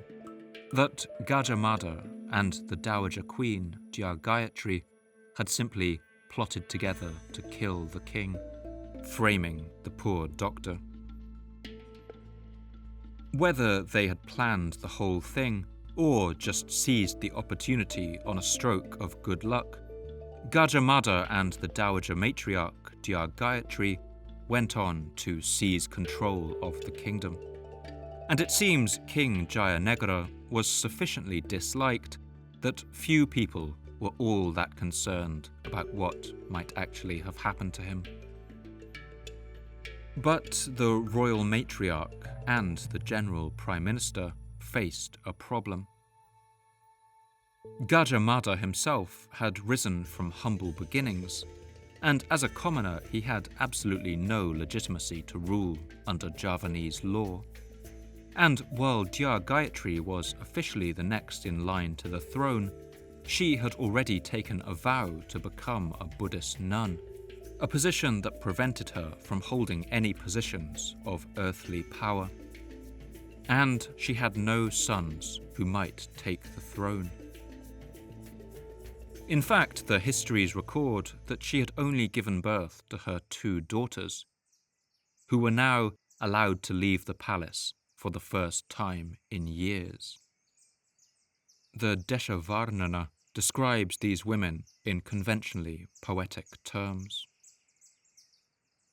Buddha Kaukas Narendra Jayanegara Prabu Riti Tawil Wanigari. And then the king, Jayanegara, was left behind as king of Majapahit, with his princesses, his younger sisters, who were the daughters of the worthy Rajapatni, the incomparable. They were both of the greatest beauty, surpassing the women of heaven. The elder was Princess of Jiwana, and the younger ruled as Princess of Daha.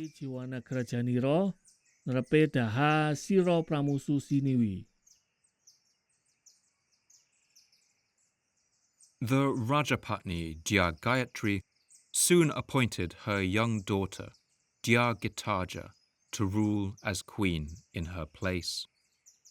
Tuhun rin cakap tendu bono dwirupa. Nerpi Jiwana Kyati. Verily, in the Shaka year, moon arrows two form. The Princess of Jiwana succeeded in Majapahit as queen. It was the disposition of the great Rajapatni that she should be the auspicious leader of the world, distinguished from others. It was she who made her ruler and watched over all her affairs.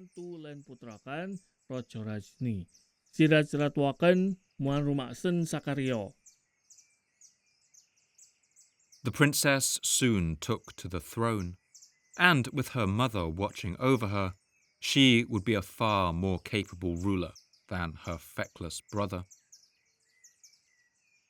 She would take a royal name that meant the exalted goddess of the three worlds, who the glory of Vishnu radiates, Tribhuwana Wijayatunggadewi.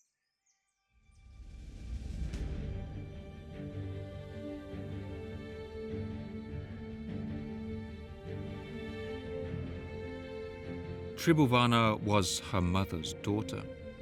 She was a natural stateswoman and was able to stabilize the kingdom after the period of poor leadership that had preceded her.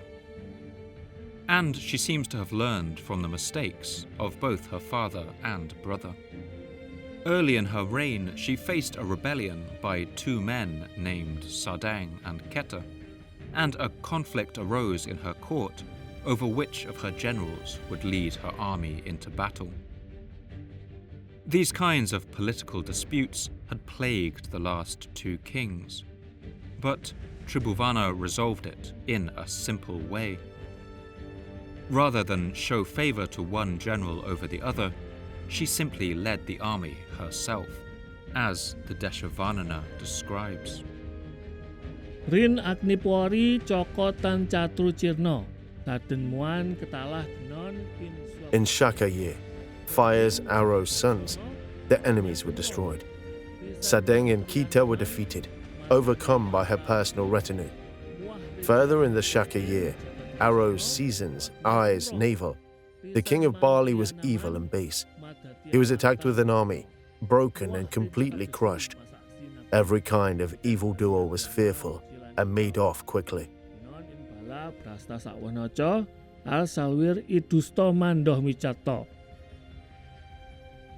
Tribhuwana's early successes on the battlefield gave her a taste for conquest.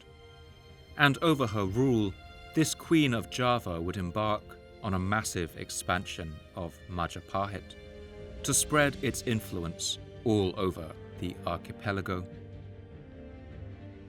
To embark on this mission, she appointed as her Mahapati, or Prime Minister, the general who had done more than perhaps anyone else to keep the young kingdom together, and who had worked with her mother to depose the previous king. This was the rampaging elephant himself, Gajah Mada. By all accounts, Gajah Mada rose to this challenge. Spurred on by his warlike queen, the Pararaton records him swearing a remarkable oath of conquest before the entire royal court. Gajah Mada swore, "Until I have conquered the entire Nusantara archipelago, I will eat no spices, nor take any rest. If I have conquered the Goram Islands and the island of Seram, the kingdom of Tanjangpura, the kingdoms of Haru and Pahang, the Donpu Regency, the island of Bali, the lands of Sunda, along with the Tumasik and Palembang of Sumatra. Then and only then will I eat spices and take my rest.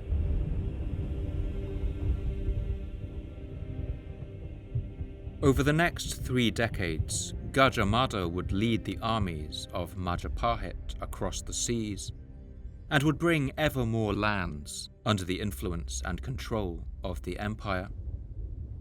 The Italian traveller Ludovico di Valthama describes the weapons of the Javanese that he saw when he visited sometime later, around 1505. They carry bows, and the greater part darts of cane. Some also use blowpipes, with which they throw poisoned darts, and they throw them with the mouth, and however little they draw blood, the wounded person dies. The 12th century Javanese poem, the Boman Taka, describes an idealized army marching to battle, and gives a sense for what it would have been like to see the forces of Gajah Mada landing on the shores of each island in turn and preparing for war. Their weapons were spears and lances, and there were also thousands of bows. Then came the riding elephants, and their weapons were spears, lances, javelins, and clubs. Many heroes were mounted on horses, skilled riders in horseback combat. The spears and very sharp knives, when whirled, glowed brightly. Men came bearing lances and shields, and others with slingshots. Their casings shone, wrapped in silk and gilded, and their various jackets were like clouds travelling over the earth.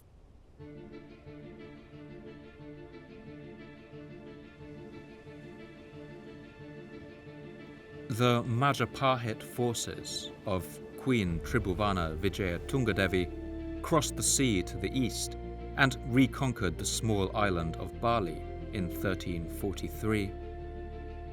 After that, they went northwest and absorbed most of the coastal regions of the larger island of Sumatra into her growing empire. Other kingdoms were incorporated peacefully into the empire as tributary subjects, such as the large island of Sulawesi, whose name means Iron Island, on account of the high-quality iron it produced and exported around the region. The later poem, the Deshavarnana, lists at length all of the island territories that were either conquered by Majapahit or agreed to pay it tribute without a fight.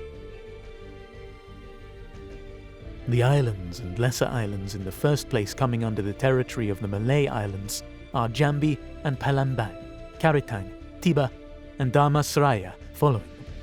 Candice, Kawas, Manang Kabwa, Sayak, Rekan, Kampa and Pane, Kampe, Haru and Manda Healing, Tumehang, Palak and Barat, Luas and Samudra, as well as Lemuri, Batan, Lampung and Barus.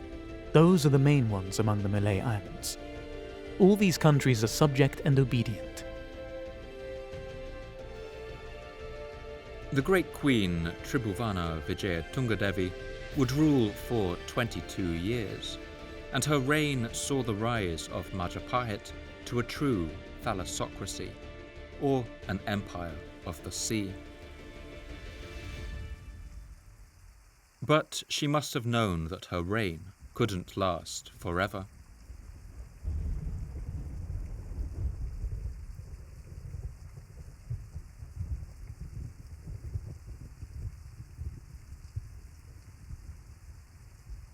In 1350, her mother, the great royal matriarch Dyah Gayatri, died, most likely in her forest monastery after a long and accomplished life. Her daughter Tribhuwana had been ruling ostensibly on behalf of her mother, and it seems that once the old woman died, her situation would also become untenable. But luckily, by this time she had had a son, who was now the first in the royal line, and he had just come of age at 16 years old. His name was Hayam Wuruk.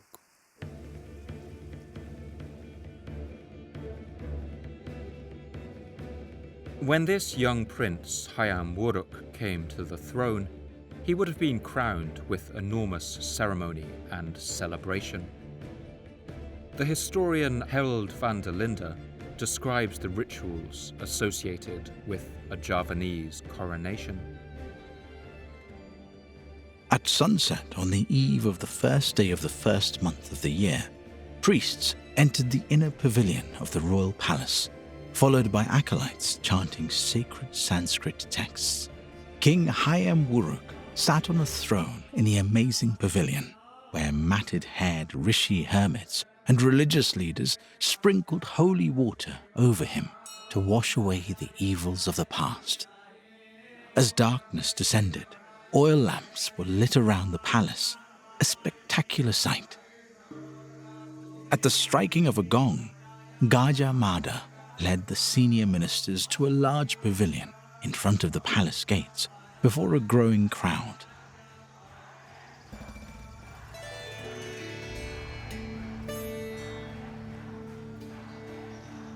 Hayam Wuruk was a multi-talented king.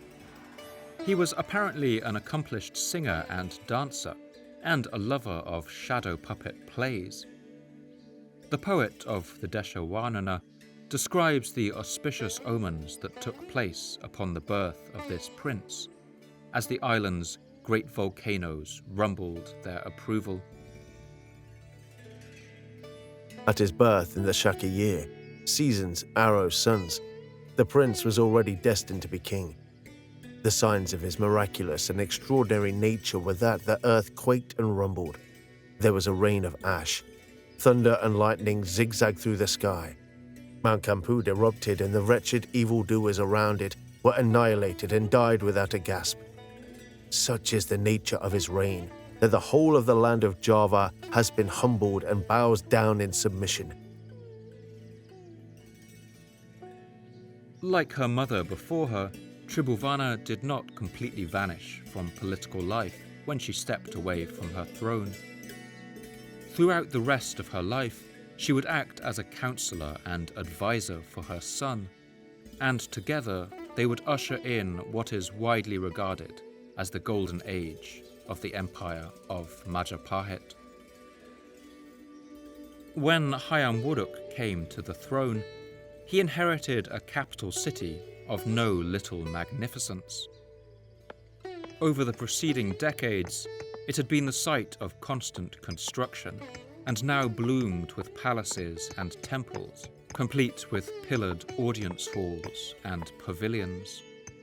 In this era, all roads led to Majapahit, and its status as a crossroads of Java wasn't just a metaphor.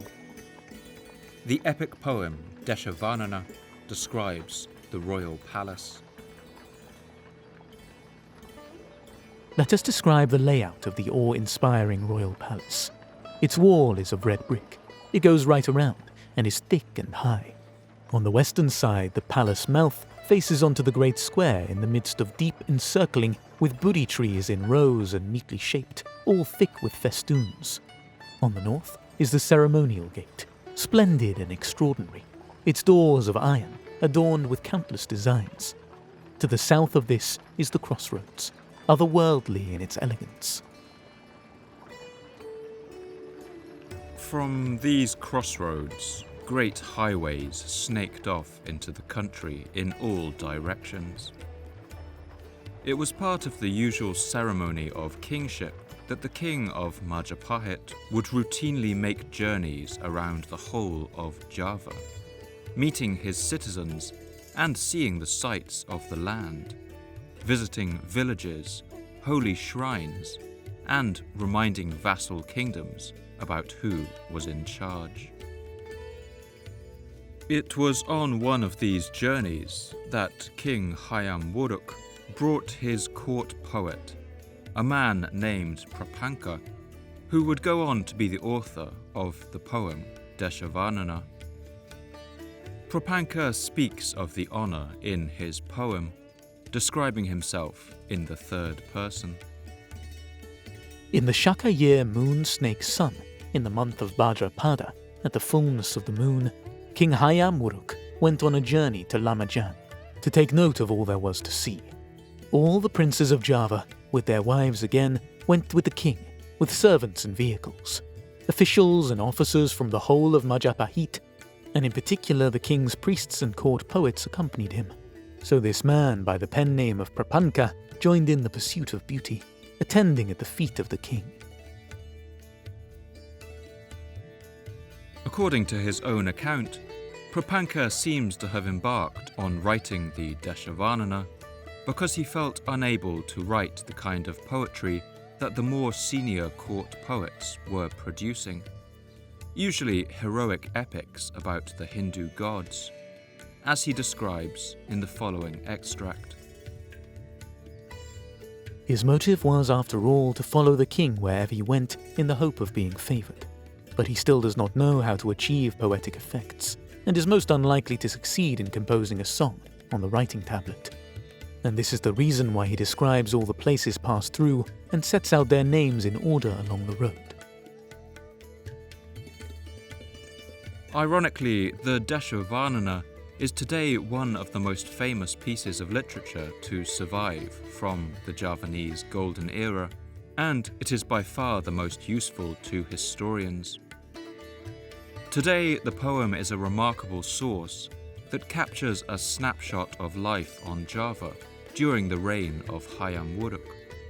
And for all of this, we have the poet Prapanka's apparent inferiority complex to thank. Along their journey, Prapanka watched the king carefully and noted down the beauty of the land they passed through. At Dampa and at Patanjungan, the king relaxed and made his way along the beach. To the east his path followed the level sands, which were so firm that the carriages could drive over them. He made a halt on the banks of a lake thick with white and red lotuses in flower, and was absorbed in watching the giant shrimps moving about in the limpid water, clearly visible in the depths. But the royal journey wasn't always an easy one. In his text, we get a sense for the challenges of moving overland during the rainy season. The road, just at the point where it runs northward from the sea, over its whole length, was rough and narrow. On top of this, it rained, so that the steep places became slippery, and some of the carriages came loose and collided with each other. Due to these challenges, travel by road was largely only possible during the dry season. For the rest of the year, goods were transported by river, taking rice and other export crops downstream to the great port cities on barges. These boats would then sail back up the rivers with luxury goods imported from China, India, and elsewhere. These port cities were the beating heart of the Majapahit Empire, and the large numbers of Chinese coins found in their archaeological sites testify to the booming trade that went on. At each of these ports, the sails of hundreds of ships would be visible, coming and going with countless trade goods. And among these, the most lucrative were the spices grown on the islands of the archipelago that were prized all around the world, such as pepper, cardamom, and ginger. But the rarest of all were cloves and nutmeg.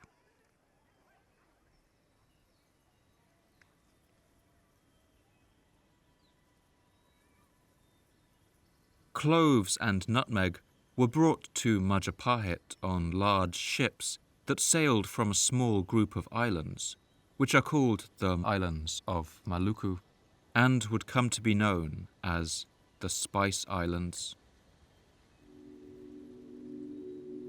While cloves were grown all over these islands, nutmeg was extremely limited in cultivation, occurring only on 10 islands in the tiny archipelago of Banda. Wild nutmeg had long been harvested by the peoples native to the Banda Islands, but it was a particularly difficult plant to cultivate. Nutmeg seeds will fail to germinate if they aren't planted in soil within a week, making them difficult to transport by sea. And the particular environment of volcanic soil that they evolved in means that they are fragile and difficult to nurture to full size. As a result of these difficulties, the Banda Islanders claimed that nutmeg was simply a gift of the gods and could not be cultivated by human hands.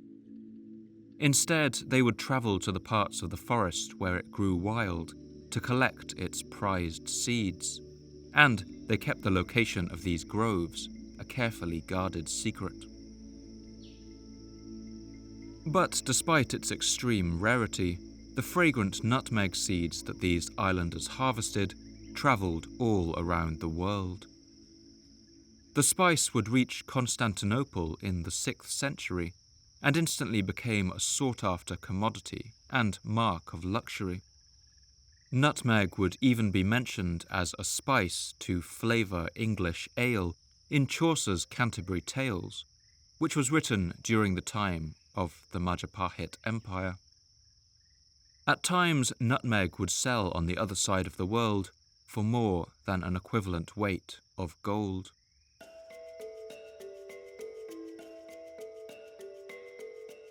As a result of this global trade, the rulers of the Banda Islands would come to be known around the region as the Orang Kaya, or rich men, and the entirety of this trade passed through the major ports of Majapahit. To transport these goods across the seas and oceans, the sailors of Majapahit voyaged in large vessels known as Djongs. These were the descendants of the Borobudur ships that had sailed to Madagascar and Eastern Africa in the preceding centuries, and by this time some of these ships had reportedly grown to phenomenal proportions.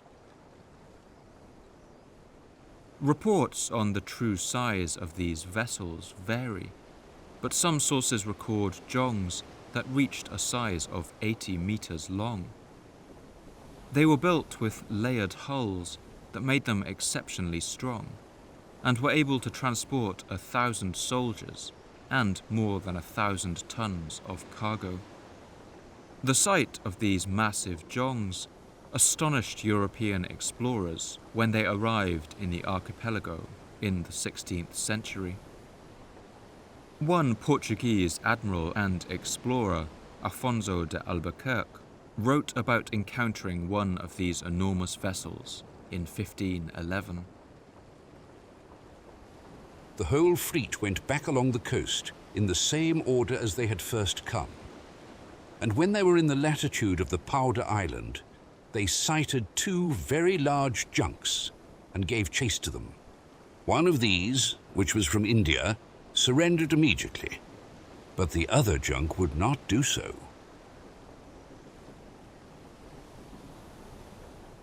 The Portuguese gave chase to the massive Javanese ship and made several attempts to board it, but these were all unsuccessful.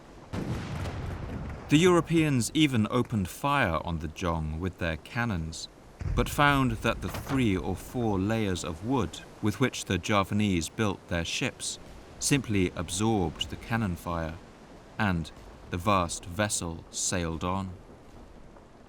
In a letter written sometime later, one of the Portuguese captains, Fernão Pires de Andrada, describes the massive Javanese ship.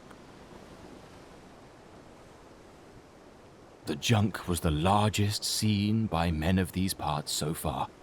It carried 1,000 fighting men on board, and your lordship can believe me that it was an amazing thing to see, because beside it, our own vessel, the Annunciada, did not look like a ship at all.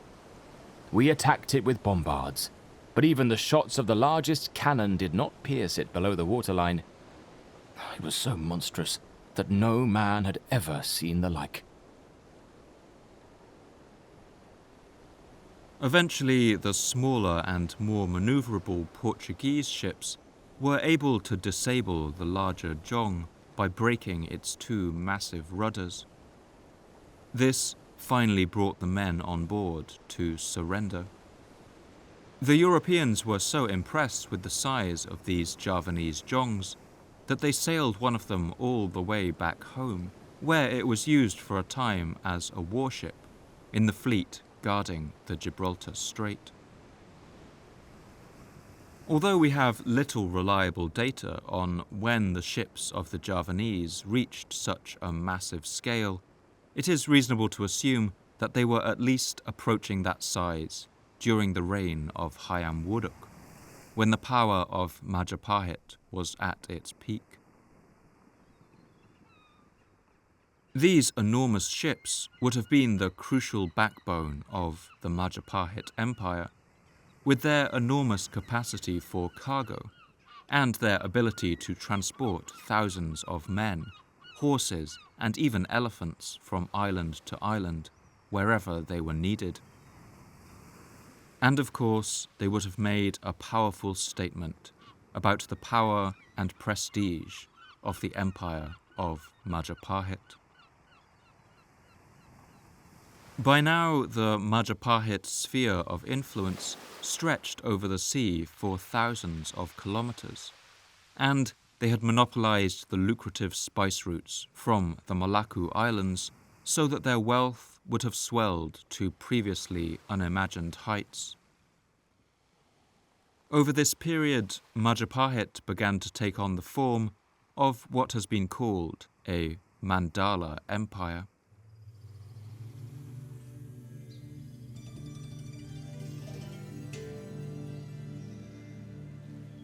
In Sanskrit, the word mandala means circle, and it has come to describe a style of traditional geometric pattern used to represent a kind of map of the universe. Reflected in the shapes of the Buddhist temples at Sewu and Borobudur, these are designed to help an adherent achieve a state of meditation. Although the forms of these mandalas differ, many show the sacred mountain Meru at the center of the world, sometimes surrounded by the world ocean. Around this is a square palace with 4 gates, and then a circle representing the continents outside it, the heavens and the world of the gods forming the outside of the pattern. The mandala presents the vision of a world ordered in a strict hierarchy, radiating out from the center, and so it's no surprise it has long been used as a way of visualizing royal power. As early as the 4th century BC, the Indian writer Kautilya, in his work the Arthashastra, described what he called the Raja Mandala, or Mandala of Kings, in which a powerful ruler will bring other less powerful ones under his control. This idea has become popular among modern historians, seeking to understand how Southeast Asian states of this time were organized, and there's some evidence that this is also how the Javanese of the time would have thought of their world. The epic poem, the Deshavarnana, describes the structure of the Majapahit Empire like the solar system, with power radiating out from the center like the rays of the sun. Wircandraruna tekanan pura ritikto Tripalanopama. The royal compound at Majapahit the Incomparable is as sun and the moon, and the courtyards of the many quarters, each with its own particular charm, are rays of light in relation to it. Like the stars and planets are the various remaining cities, Daha the foremost, and the other islands and all the surrounding countries which seek refuge and in numbers come into the presence. Testaneka Mukyan Daha, Mua Nusantara Sarwo Mandalita Rastro Nachroya Wehmar. It's still an open question exactly how much power Majapahit exerted over its vassal states. Some empires, like the Roman Empire, ruled with direct control. When they conquered a new area, they erased previous forms of government and social structures and imposed their own on absorbed territories. But we don't see much evidence of that in the case of Majapahit. Subordinate kings and rulers on the outer islands certainly paid symbolic homage to the king in Majapahit. They likely provided an agreed-upon tribute each year and a certain number of soldiers and ships for any military action undertaken by the empire. But beyond that, it's likely that the lords of each island and tributary kingdom continued to exert more or less total control over their own affairs. This arrangement suited everyone well. Cultural identities on each individual island were relatively distinct and deeply entrenched. Local languages and customs were different on each island, and few people around the region wanted to be directly ruled by a Javanese governor or to have Javanese troops stationed in their hometowns. And for the Majapahit, appointing governors and stationing troops to put down rebellions and uprisings would have been an unwelcome expense. The mandala structure was cheap and efficient. While times were good and the empire was strong, it ensured a maximum level of compliance and cooperation from subjects with the lightest possible touch, and allowed everyone to profit from the great traffic of trade that flowed along the great arteries of the sea. From the center of the mandala in Majapahit, fleets of Djong ships sailed back and forth among the islands, bringing trade and tribute back to its booming ports. But, as with any empire, sometimes its subjects had to be kept in line, as the Deshavarnana describes. Iriko tan anya bumi kakakemban ing Nyawapuri. The other countries, all that were under the care of Java, obeyed the king's commands, and each was true in what it did. Furthermore, any that transgressed his commands was attacked and wiped out completely by the squadrons of the various valiant naval officers. Tekap ikanan wate, dalati mantri aneka suyoco.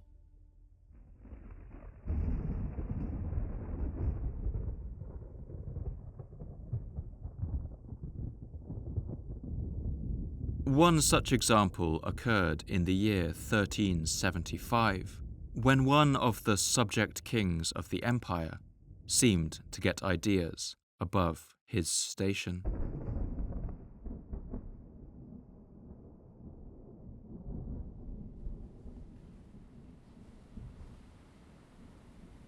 The troublesome king in question was a man named Adityavarman, who had been put in power by Majapahit on the large island of Sumatra, a short hop over the sea from Java.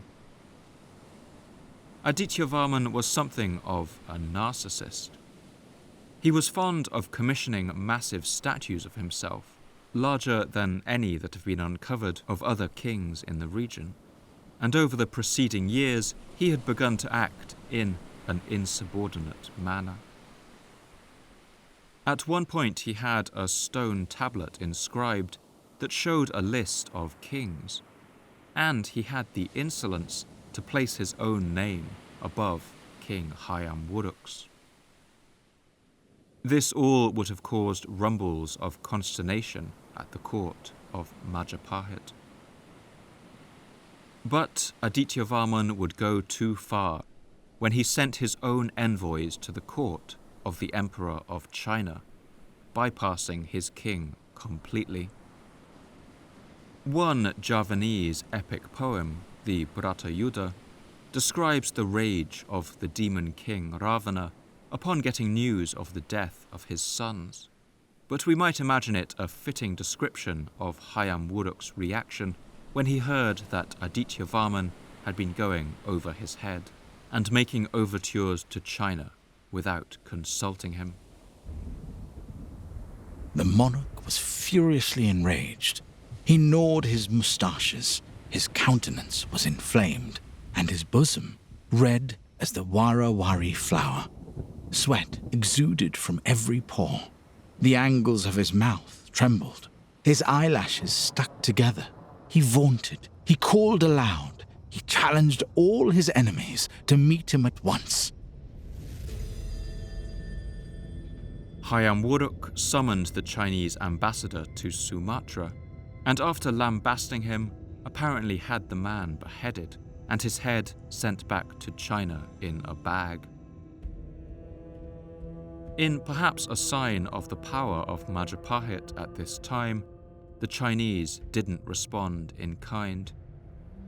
Instead, they bashfully apologized for their mistake and would eventually send a gift of fine fabrics and a batch of paper money to the Javanese court to make amends. But from the vain king Adityavarman, no apology would suffice. King Hayam Wuruk amassed his army, as many as 300 warships, and according to the chronicles, 200,000 soldiers to crush this upstart king.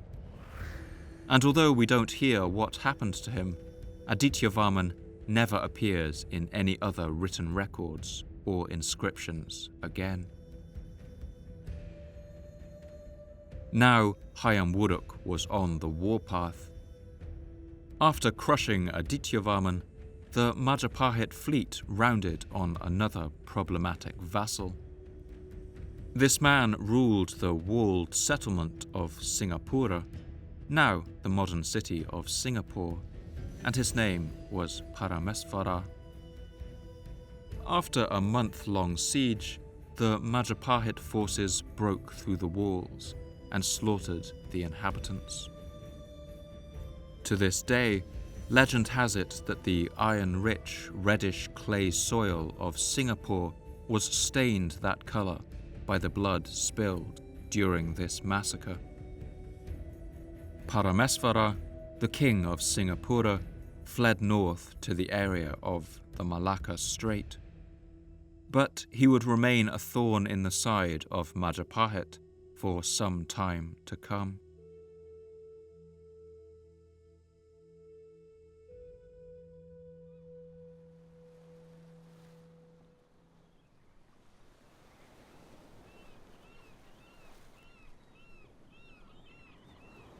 The Adityavarman incident shows that the empire of Majapahit was held together by trade and diplomacy, and the promise of mutual peace and prosperity. But it was also very much backed by the threat of force. Over this period, the royal capital would flourish. But this golden age of Majapahit could not last forever, and its end would come about after the death of its last great king, Hayam Wuruk.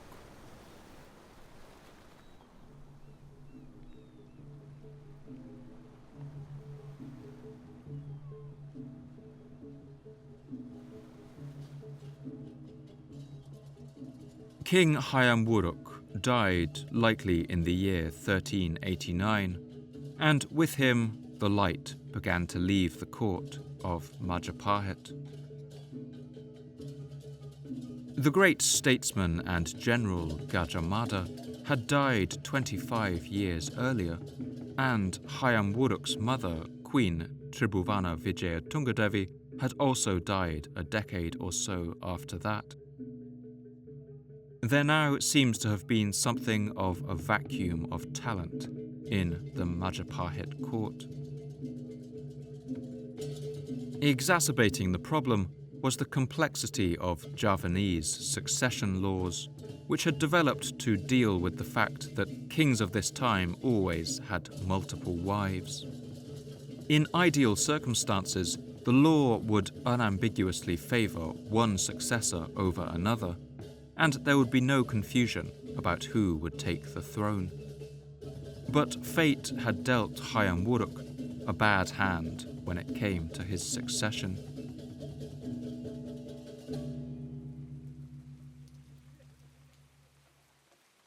He had failed to have a son by his principal wife, and so his closest legal heir was therefore a woman named Kusumavardhani, his daughter by a lower-ranking wife. She had married a man named Vikramavardhana, and so it seemed likely that he would become king, despite having only married into the royal family. The Dashavarnana describes this couple in glowing terms. They have as daughter Princess Kusuma Wardhani, a blameless young princess who's paid homage in the royal compound of Kabalan and is of the utmost charm. Prince Vikramavardhana will be her proper match, as everyone says they will be like a god and goddess when they marry later, bringing happiness to people's hearts. But Hayam Wuruk did also have a son by a secondary, less senior wife. In the histories, he is known only by the title Ray Virabhumi, or the lord of a place called Virabhumi. Being a man and the direct descendant of Hayam Wuruk also gave him a strong claim to the throne, despite his mother being of a lower rank than Kusumavardhani's. And this situation, of two people having a comparable claim, was a recipe for disaster.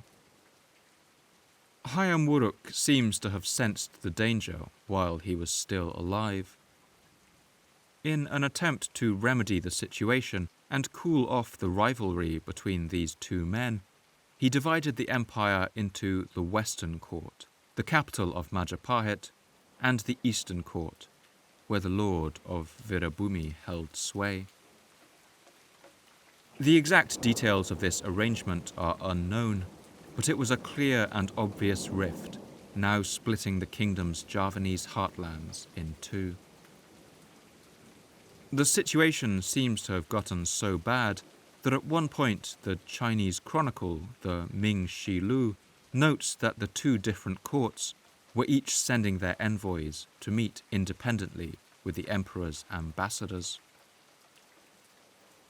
Like the rumblings and earthquakes before a great eruption, the signs of trouble must have been obvious to anyone who was paying attention, and in the years that followed, the rift would tear apart the land of Java and the empire it ruled.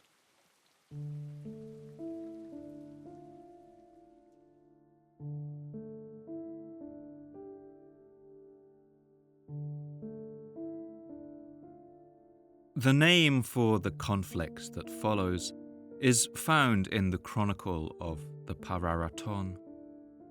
There it is called the Reg-Reg, a word that in Javanese means bit by bit, and can be used to describe something falling apart, piece by piece.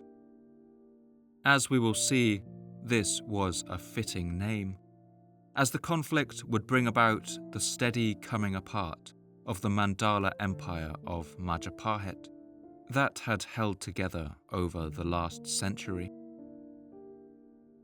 The Pararaton describes the conflict that unfolded.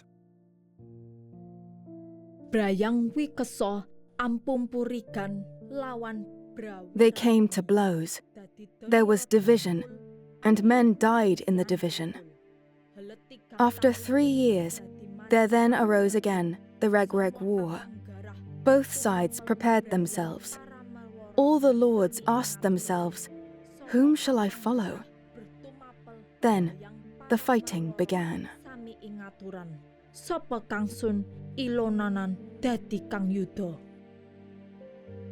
The Reg-Reg War would rage for 2 years, and over this time neither side could gain the upper hand. The Pararaton describes the back and forth nature of the fighting. First, the Western Palace was defeated. Their lords were hard pressed. In distress, they wished to flee. Then they said, "Do not flee yet, let us fight them." Then the Eastern Palace was defeated. The strength of the Mandala Empire system was in how light a hold it exerted on its vassals. It was a cheap and efficient way to run an imperial system, but this strength in times of stability became a weakness when times got hard. For the kings who swore allegiance to Majapahit, it was all too easy when the empire was distracted to simply turn away and quietly stop paying its fees or sending it troops. With the power of Majapahit's fleet and army now focused entirely on the war between its western and eastern courts, many of its formerly most loyal subjects simply slipped out of its grasp. One of these subjects was in the region of Malayu, which, during the Reg-Reg War, drifted under the sovereignty of the powerful kingdom of Ayutthaya in what is now Thailand.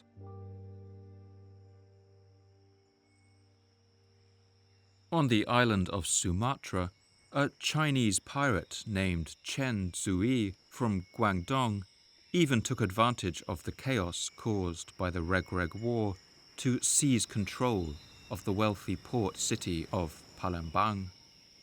This man would run Palembang as a pirate fortress for the better part of a decade, using it as a base to raid the wealthy shipping that passed through the Malacca Strait, and using forged bronze seals to create counterfeit licenses and aid smuggling into and out of China.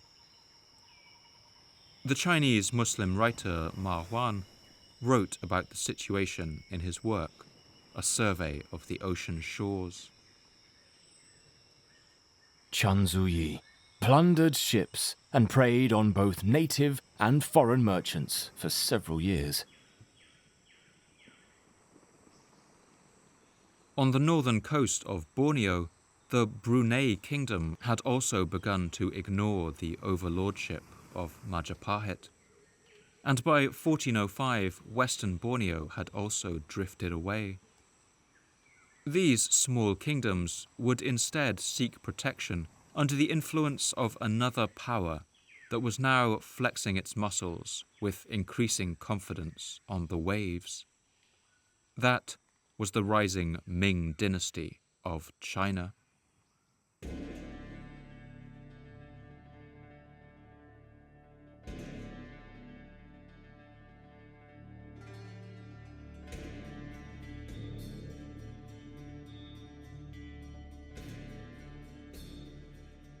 By this time, the Mongol Yuan dynasty had collapsed, and the Mongols had been forcibly thrown out of China. Now a new dynasty, known as the Ming, had taken its place. The Ming ruled over a devastated land that had suffered immensely over the years of Mongol conquest and misrule by the Yuan emperors, exacerbated by the ravages of the Black Death. But now China was rebuilding.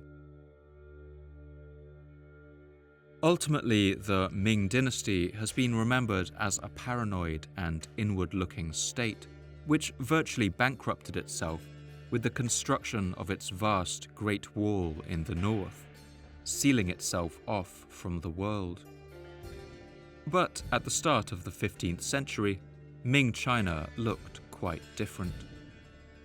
This was partly due to the reign of an ambitious and outward-looking ruler known as the Yongle Emperor.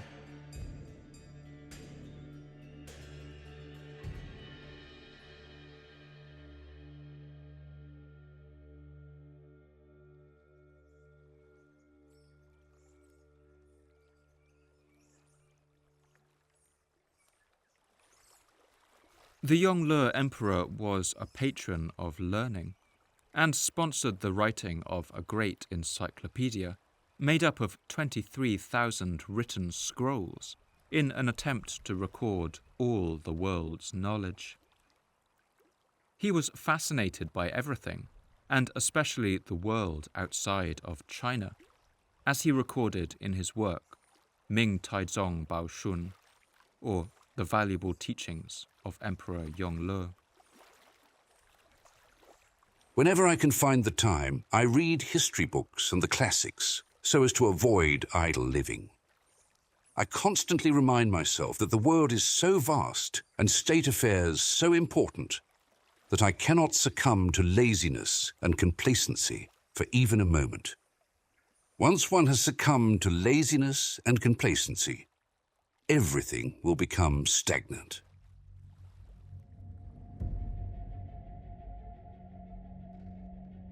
As a result of this fascination with the outer world, throughout his reign, he sent out a flurry of diplomatic missions to all corners of Asia, letting everyone know that China was once again open for business. And as part of this effort, he ordered the construction of a grand fleet, designed to sail around the region and remind the people of every land of the might of China.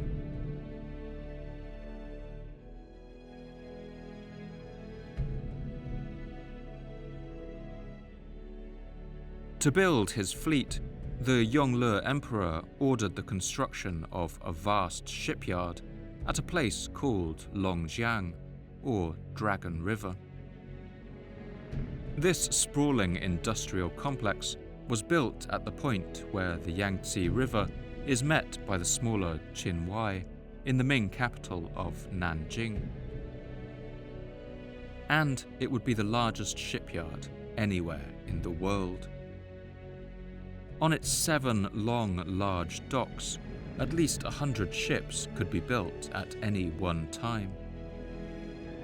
To help in his mammoth effort, the Yongle Emperor invited more than 20,000 craftsmen to work here on his ships, and timbers of elm, cedar and camphor were brought in enormous quantities to the city of Nanjing, transported from inland ports down the rivers on flat-bottomed barges. The noise of the shipwrights shouting and calling, the thump of the massive beams being lifted into place, the beating of chisels and hammers on nails, all of this would have sounded over the rooftops of Nanjing in the early years of the 15th century. For China, it was the sound of industry and progress. But for the power of Majapahit far across the sea in the south, it might as well have been the sound of nails being driven into its coffin.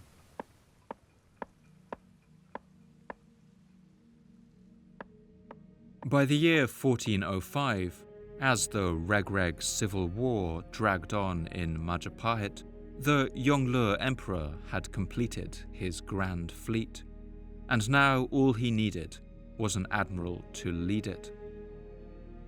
The man he chose was a eunuch, a giant named Zheng He. In some ways, Zheng He was an unlikely candidate to become China's most famous sailor and admiral. For one thing, he had barely any sailing experience. But he had spent much of his life serving the Yongle Emperor as a military commander, and had proved himself a capable and loyal general. Zheng He was a Muslim, born into a devout family in the southwest of China, but he had been captured during the wars of the preceding decades and had been castrated and brought up a eunuch as a kind of military slave. One writer named Yuan Zhongzhe describes his towering stature with perhaps some exaggeration. He was 7 feet tall and had a waist about 5 feet in circumference. His cheeks and forehead were high, but his nose was small. He had glaring eyes, teeth as white and well-shaped as shells, and a voice as loud as a huge bell. He knew a great deal about warfare and was well accustomed to battle. '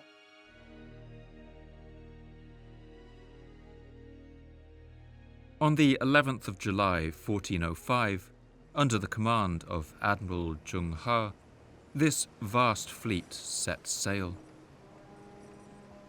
And it would have made an awe-inspiring sight.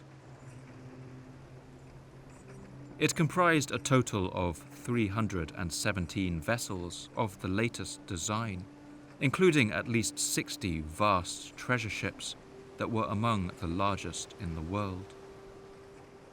By some sources, these could have measured more than 120 meters in length and 50 in breadth, making them still among the largest wooden sailing ships built anywhere in the world.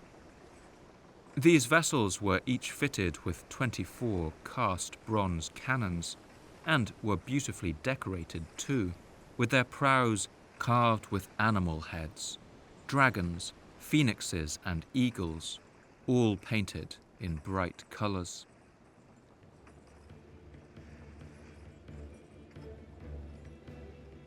Like the ancient Greeks, Egyptians, Phoenicians and Romans, the Chinese painted eyes on the fronts of their vessels so that the ships seemed to take on a life of their own and see their way through mists and stormy seas.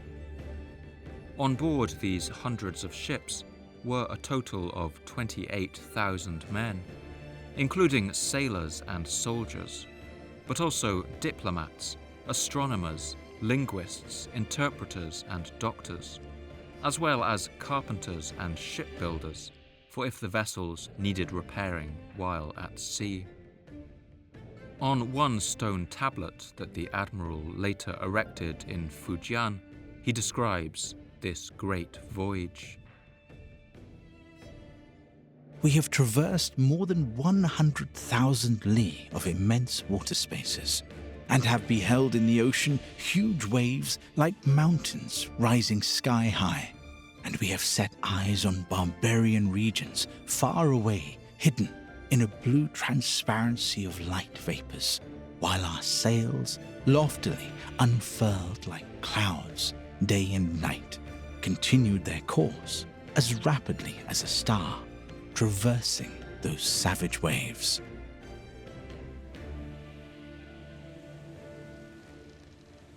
Although outfitted with cannons, the treasure ships were not primarily warships.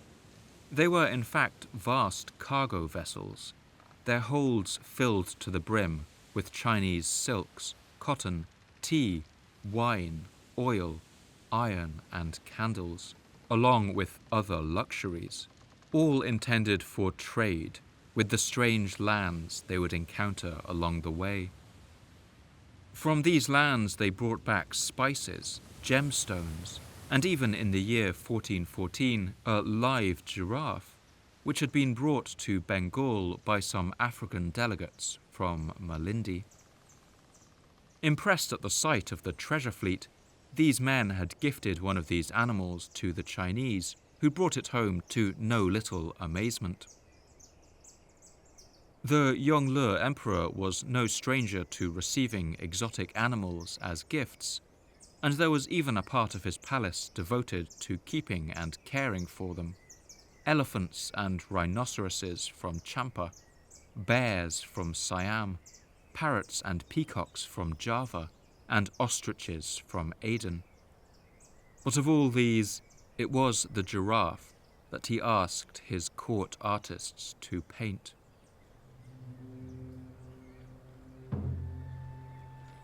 Alongside the vast treasure ships sailed a countless array of different support vessels, some carrying horses and troops, others warships for defense. Other boats were floating water tankers, ensuring the thousands of personnel wouldn't go thirsty on long voyages between ports. The ships communicated between one another using large flags, signal bells, a drum and gongs, along with 10 lanterns that could signal at night. They even carried carrier pigeons to communicate over longer distances. The ultimate destination of the treasure fleet was the city of Kozhikode in the modern Indian state of Kerala, but the fleet was ordered to stop at every large port and kingdom on the way to demonstrate the might of the Ming Emperor. It was in 1406 that the Ming fleet arrived in Java, while the Reg-Reg Civil War was reaching its bloody height.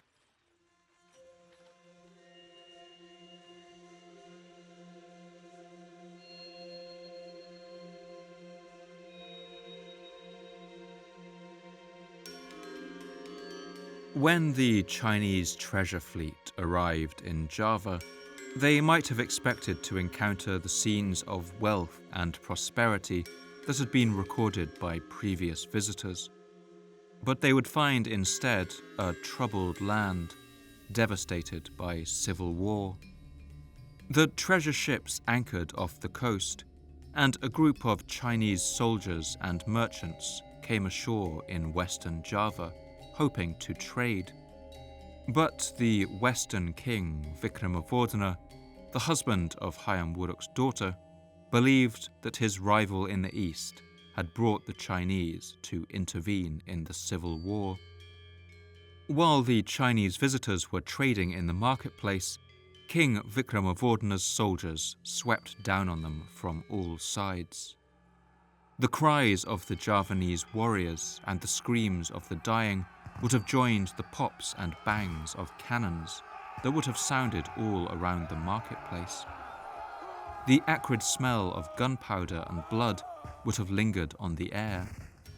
When the smoke cleared, 170 Chinese merchants and sailors were dead, and the rest had fled back to their ships. Admiral Zheng He had enough soldiers with him that he could have invaded Java in response, and perhaps like the Mongols more than 100 years earlier, he could have decisively tipped the balance in this civil war. But he was a pragmatic man, and he decided to tread a more considered path. He treated his wounded on board the ships and sent envoys back to the Yongle Emperor, asking him what to do. In the time of Hayam Wuruk, 30 years earlier, China had steered clear of conflict with the powerful Majapahit Empire, sending money and goods in order to avoid a war. But now Majapahit was weakened and divided. This time it was King Vikramavardhana who would send a grovelling apology to the Chinese court, and the Ming Shilu, or Records of the Ming Dynasty, records what the emperor said in reply. There is no doubt as to your guilt. You acted on the basis of greed and anger, and you have acted against heaven. Is there anything more serious than this? Just as I was about to raise an army to punish you, I have seen that you are capable of repenting your mistakes, and I have thus leniently stopped the dispatch of troops. But what of the 170 people who died innocently? You must immediately pay 60,000 liang of gold as compensation for their lives, and to atone for your crime.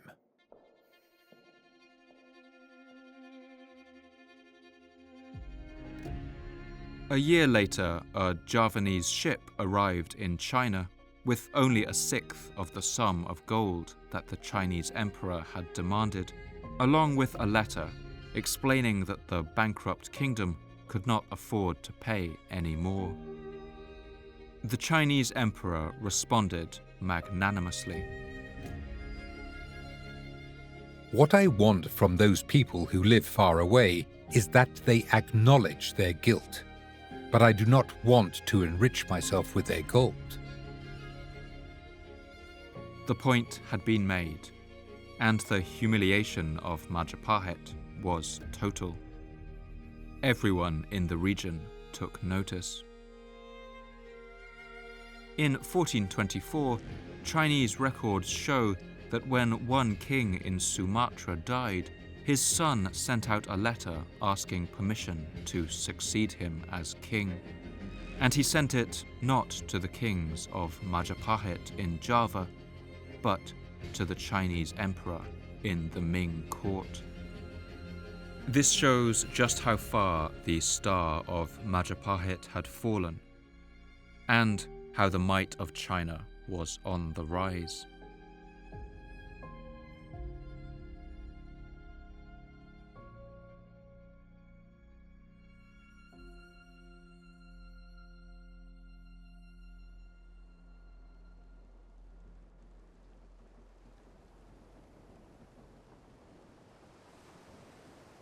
Although Admiral Zheng He had declined to fight on this occasion, the treasure fleet was more than capable of doing battle on the seas, and alongside their main diplomatic and mercantile mission, its admiral had been given some less peaceful tasks to complete on their voyage.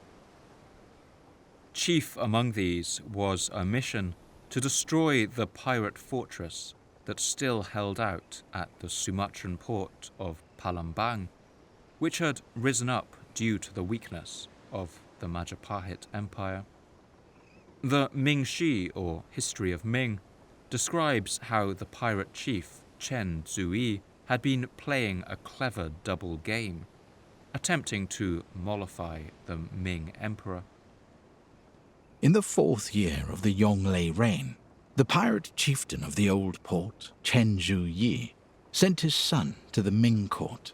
However, although he sent tributes to the court, he was plundering the seas and thus obstructing the comings and goings of the tribute's envoys. On its way home through the Straits of Malacca, the enormous treasure fleet took its chance. They sailed along the mangrove-crusted coast of Sumatra towards Palembang, which the Chinese called the Old Port. We can only imagine the sight that greeted the pirates of Palembang as the hundreds of colourful ships bore down on them on the horizon. When they arrived at the port city, they demanded the surrender of the pirate chief Chen Zui. According to the Ming Shilu, or records of the Ming dynasty, the pirate chief attempted to use deception to gain the upper hand. When he arrived at the old port of Palembang, he came across Zhu Yi and others, and sent people to bring them to negotiate their pacification. Zhu Yi and the others feigned surrender, but secretly plotted to attack the imperial army. Zheng He and the others found out about this, and, marshalling the troops, prepared their defenses. The ensuing battle would be the first test of the power of the Yongle Emperor's fleet. The Ming ships would have rammed into the pirate vessels, hurled gunpowder bombs from catapults, and fired special kinds of fireworks filled with scraps of paper, designed to spread fire and terror and ignite enemy sails. They would have also sent volleys of flaming arrows flying towards the pirate ships. The result was a resounding victory for the Ming treasure fleet.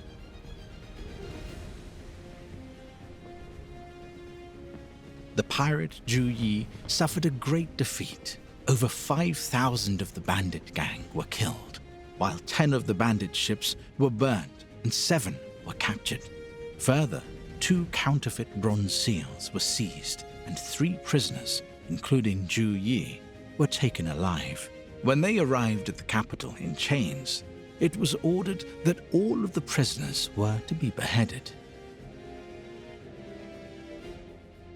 With this pirate threat crushed, the Ming Chinese quickly moved to establish a governor of the area to prevent a resurgence of any piracy. The man they chose, a Muslim named Shi Jinqing, had once been an official of the Majapahit Empire. The Old Port Pacification Superintendency was established, and it was ordered that Shi Jinqing be appointed as the pacification superintendent. A seal, a title patent, headwear, and a belt, patterned fine silks and silk gauzes were conferred upon him.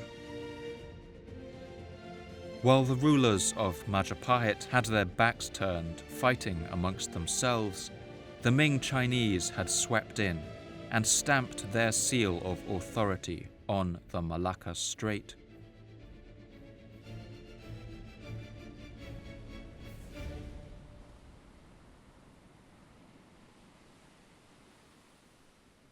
To strengthen this grip over the narrow and crucial waterway, the Chinese would also bring under their wing the young city of Malacca, which had recently been growing in wealth and importance. Malacca was a hub for another tide of change that was now sweeping through the archipelago. That was the steady spread of the religion of Islam.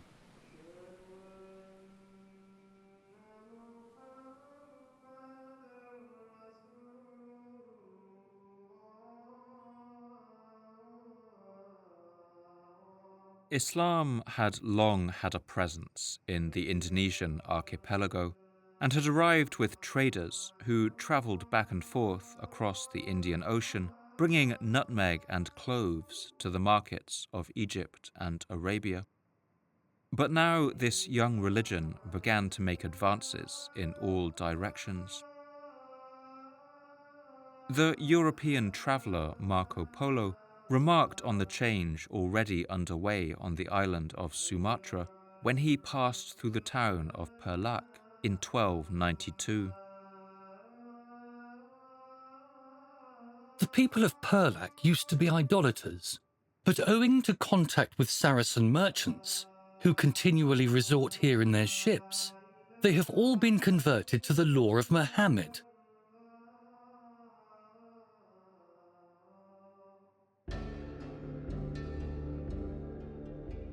Part of the reason for the spread of Islam on the archipelago was the prestige and protection that the religion brought.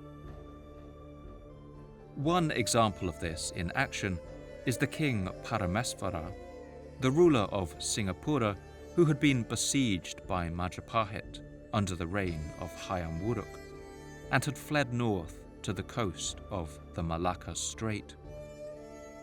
There he had founded the city of Malacca, and in order to add an air of legitimacy to his new rule, Parameswara seems to have ditched his original Hindu-Buddhist name and adopted a new Persian one, calling himself Sultan Iskandar Shah instead. Muslim traders preferred where possible to trade with other Muslims, who were more likely to share their languages of Arabic or Persian, keep the same trading and prayer hours, and shared a common moral code. And so this connection helped Malacca to rapidly expand. The new city's strategic location, right on the narrow sea corridor, meant the Ming Chinese were also very interested to bring its rulers under their patronage and protection. When Admiral Zheng He arrived at the port town of Malacca, he left a stone tablet inscribed with a poem that officially declared it under the protection of China. The vast southwestern sea reaches unto the Middle Kingdom, its waves cresting high as the heavens, watering the earth the same way for countless eons. Washed by sunlight, bathed in the moonlight, rain-swept crags, and dewy rocks in its midst luxuriate with vegetation. And in such a place, people live in harmony. Its righteous king, paying his respects to imperial power, wishes his country to be treated as one of our imperial domains, and to follow the Chinese way. So, here writ large on everlasting stone, we do proclaim your loyalty. Posterity will smile upon your deed as time passes, and your sons and grandsons will have limitless good fortune. In this, the Chinese were right. The port town of Malacca would grow under Ming protection to become the largest and most important in the whole region. When Zheng He returned a few years later, he would build a fort at Malacca to protect it. And in return, the people of the city would ensure that this crucial waterway would be controlled by China and China alone. Wealth and trade that would have once flowed through the ports of Java now passed through the new trading hub of Malacca instead. From this hub of commerce, the influence of Islam would spread all across the islands. For the kings of Java, who ruled according to legitimacy derived from their connection to the Buddha and the god Shiva, each new convert reduced their overall power. Subsequent voyages by Zheng He's treasure fleets would sail as far west as the Strait of Hormuz, the city of Mecca, and Mogadishu and Mombasa on the East African coast. But eventually, the Ming would turn away from ocean-going exploration.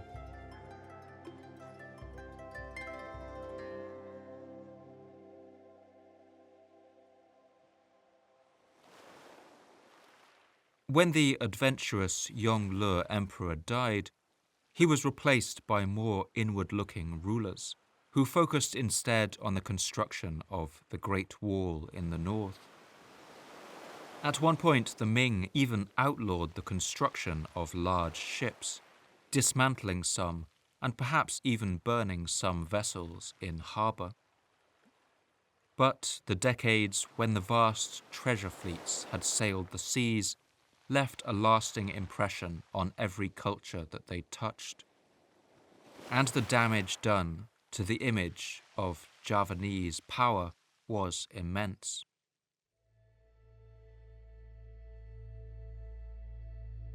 Eventually, the Reg-Reg Civil War would come to an end in Java, and the Western king Vikramavardhana, Hayam Wuruk's son-in-law, would be victorious. Despite his humiliating and bankrupting experience of angering the Chinese emperor, he managed to close in on his enemies in the Eastern Court, and in the final bloody confrontation, the Western forces broke through the walls of the Eastern Palace. The Lord of Virabhumi fled in the night and escaped by boat. He was hunted down and beheaded, and his severed head was brought back to the capital of Majapahit. The civil war was over, and the kingdom was united once more. But the conflict had exacted a terrible cost. In only 2 years of fighting, the manpower of Majapahit had been severely depleted, its treasury was on the verge of bankruptcy, and its influence had been drastically curtailed right at the point when powerful rivals were rising in the north, and the religion of Islam was spreading from port to port. The center of the mandala of power had now shifted irrevocably away from Java, and the age of Majapahit's Empire of the Islands would slowly but surely come to an end.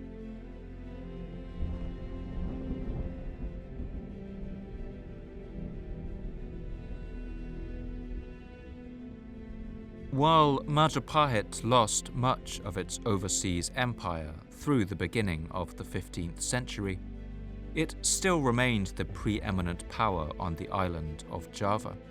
But steadily, its loss of regional status began to erode its power even in its heartlands. When King Vikramavardhana died in 1429, his daughter Suhita took to the throne. She was prepared to rule in the tradition of the great Javanese queens who had preceded her a century earlier, Dyah Gayatri and Tribhuwana Wijayatunggadewi, but for a number of reasons, her rule would be beset by problems. Chief among these was a terrible famine that descended on Java around the year 1426, caused by a drought. But the only source for this is the Chronicle of the Pararaton, and by this point its reports are becoming sparse and scarce, and contain little detail. Tumuli pahilan akong inokonogo yuko nahut wong. Next, there was a period of food shortage that was very long, in the year of the serpents biting people. Unfortunately for historians, the decline of royal power in Java also resulted in a disruption of the major sources that we have relied on up to this point. Narrative texts like the Pararaton or Book of Kings were crucial sources during the golden age of Majapahit, but as we enter the 15th century, the text becomes increasingly obscure and difficult to understand. The chronicle's notes get shorter, concerning only earthquakes and eruptions and the deaths of kings, and they come further and further apart. The final 3 pages of the Javanese Book of Kings are just a few scraps of seemingly unrelated information separated by decades, with its final note coming in 1481. Tumulit guntur pawatu gunung inoko kayamboro sagareko. Then a volcanic eruption occurred, in the week of Watu Gunung in the Saka year, action of the Sky-Sea Ekor. Perhaps in an attempt to alleviate the effects of the drought, Suhita had constructed a vast reservoir named Kolam Segaran, just to the north of the city of Majapahit. This great pool was 800 meters by 500 and ringed all around by banks of red brick. Whether or not this alleviated the famine, we will never know, but it shows the drastic situation that the empire was facing around this time, under pressure from the environment, from internal divisions, and increasingly from powerful rivals. When Suhita died in 1447, her brother Krita Vijaya ruled for only 4 years. He was followed by a further 4 kings, all of whom ruled for only a short time, and the relationships between them are unclear. The kingdom erupted in civil war again in the 1470s, and in 1478, one pretender broke through the defences of Majapahit and killed his brother who sat on the throne. That year in Java would be given a name that seems to convey the mood in the kingdom at the time, Sirna Elang Kertaning Bumi, which has been translated as vanished and lost is the order of the world. Upon his victory, this new king had inscribed a series of stone inscriptions that made dire warnings of the fate that would befall any who failed to support his rule. They will end up in the realm of Yama, the king of the dead. They will be beaten by Yama's army for years innumerable. They will fall in the cauldron of hell. They will not be reborn. So not only will they end up in hell, but they will stay there. And even if they are reborn, they will be reborn under miserable circumstances.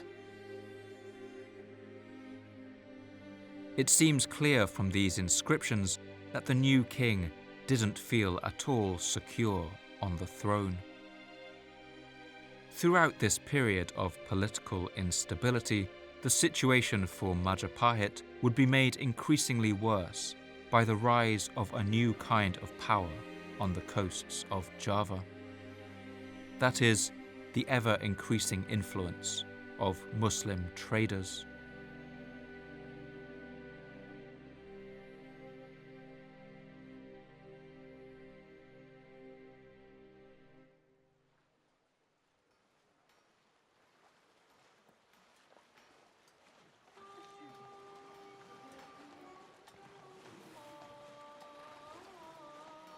With the powerful rival of Malacca now exerting its influence, Muslim merchants had become wealthier and more influential in Java than ever before. And in the vacuum left by royal power, these wealthy merchants became politically powerful too. Now more and more people on the coasts all around the archipelago began to flirt with the idea of this new religion. The Portuguese traveller Tomé Pires describes the steady advance of Islamic power in Java at the expense of the Hindu-Buddhists, who he calls heathens. At the time when there were heathens along the sea coast of Java, many merchants used to come. Parsis, Arabs, Gujaratis, Bengalis, Malays, and other nationalities, there being many Moors among them. They began to trade in the country and to grow rich. They succeeded in way of making mosques, and mullahs came from outside. In some places, the heathen Javanese lords themselves turned Mohammedan, and these merchant Moors took possession of these places.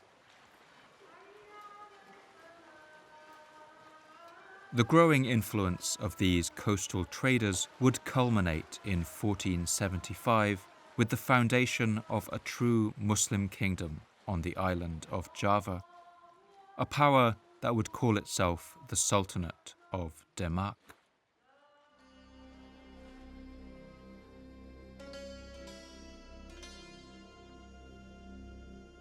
A port town looking north into the Java Sea, Demak had been founded in the late 15th century, possibly by Chinese merchants, and its people had built a grand mosque there, combining elements of Muslim and Javanese architecture. The ruler of Demak was a man named Raden Pata, who was a vassal swearing allegiance to Majapahit. But he soon declared independence and claimed the title of Sultan. As Majapahit declined, the Sultanate of Demak would expand. It conquered the coastal region of Tuban by 1527 and was spreading inland as far as Malang by 1546. For the dwindling power of Majapahit, this was the final death knell.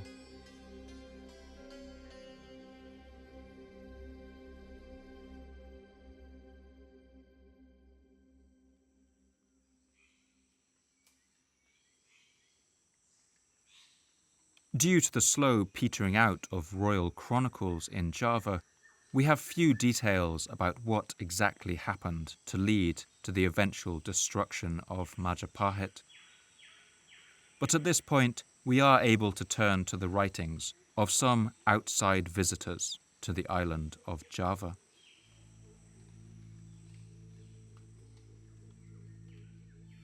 Around 1513, about 100 years after the end of the Reg-Reg War, the Portuguese traveller Tomé Pires visited Java.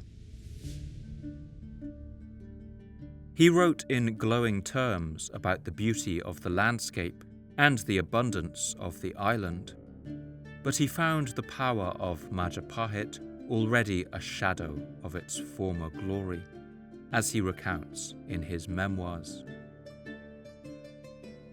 They say that the island of Java used to rule as far as the Spice Islands on the eastern side and over a great part of the west, and that it had almost all the islands of Sumatra under its dominion. and all the islands known to the Javanese. And that it had all this for a long time past, until about 100 years ago, when its power began to diminish and it came to its present state. Pires also alludes to some degree of political instability in Java. According to his account, the power of its kings had diminished so that they were now little more than a figurehead, with the Mahapati, or Prime Minister, appearing to wield greater power.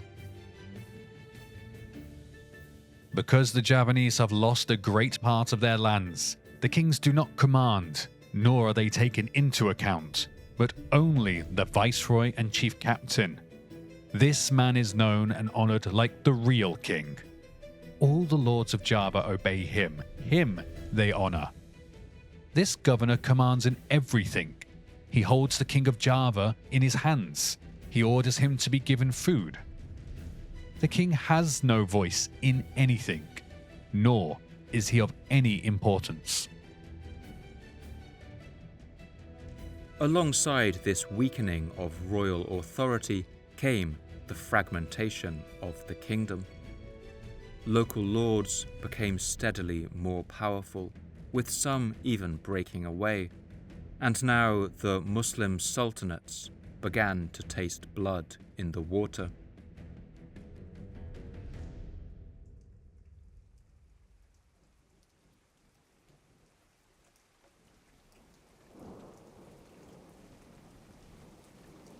The Sultan of the city of Demak, Raden Pata, knew that only one thing stood between him and ultimate power on the island of Java. That was the lingering remnants of Majapahit. After only a few years, he gathered his forces and marched on the now isolated city.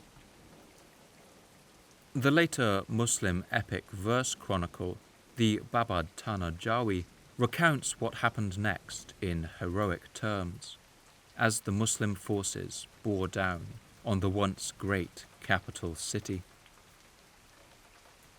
Then they agree to gather together all Muslims with their arms. Then they set out to Majapahit. The number of troops was immeasurable. The city of Majapahit was encircled. Many inhabitants submitted to Raden Pata. Nobody dared to meet him in battle. Marching under blue and yellow banners, they soon arrived at the walls of Majapahit. The later Muslim chronicles imitated elements of previous Javanese legends and claim that the last king of Majapahit was so awed at the sight of the army approaching the city that he simply ascended to heaven right there on the spot, and the city was captured peacefully.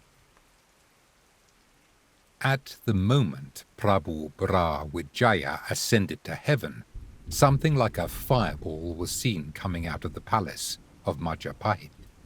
It flashed like a bolt of lightning and sounded like a terrifying thunderclap. It fell down in Bintara. Raden Pata entered the palace. He was astonished that he did not encounter a single person.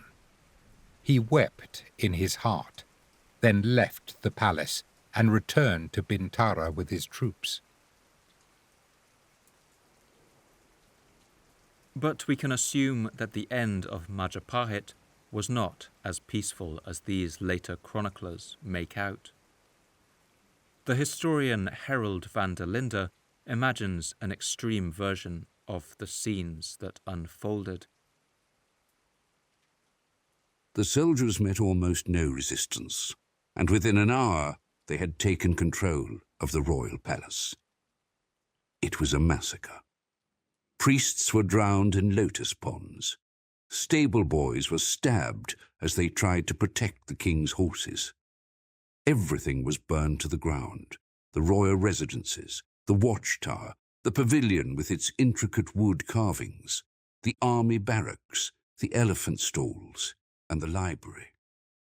By noon, all that was left of Majapahit was a heap of rubble.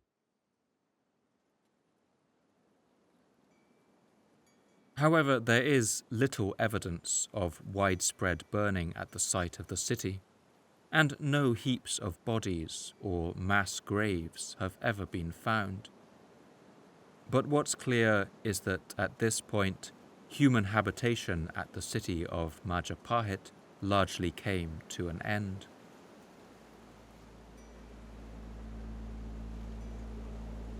Its people fled, and all of its houses and workshops, its temples and palaces, were left to fade and crumble. For many ordinary people, life simply went on, but it must have been a time of great upheaval and confusion. The Javanese text, the Niti Shastra, records one vision of the end of the world that must have captured the mood of many on the island of Java, as their world came to an end and another began. The signs of the approaching end of this world will be all kinds of depravity among mankind. That is to say, the wise will turn foolish. The holy men will become worldly. Children will abandon their parents. Princes will lose their empires. The little will become great and commit depredations. In short, everything will be in confusion.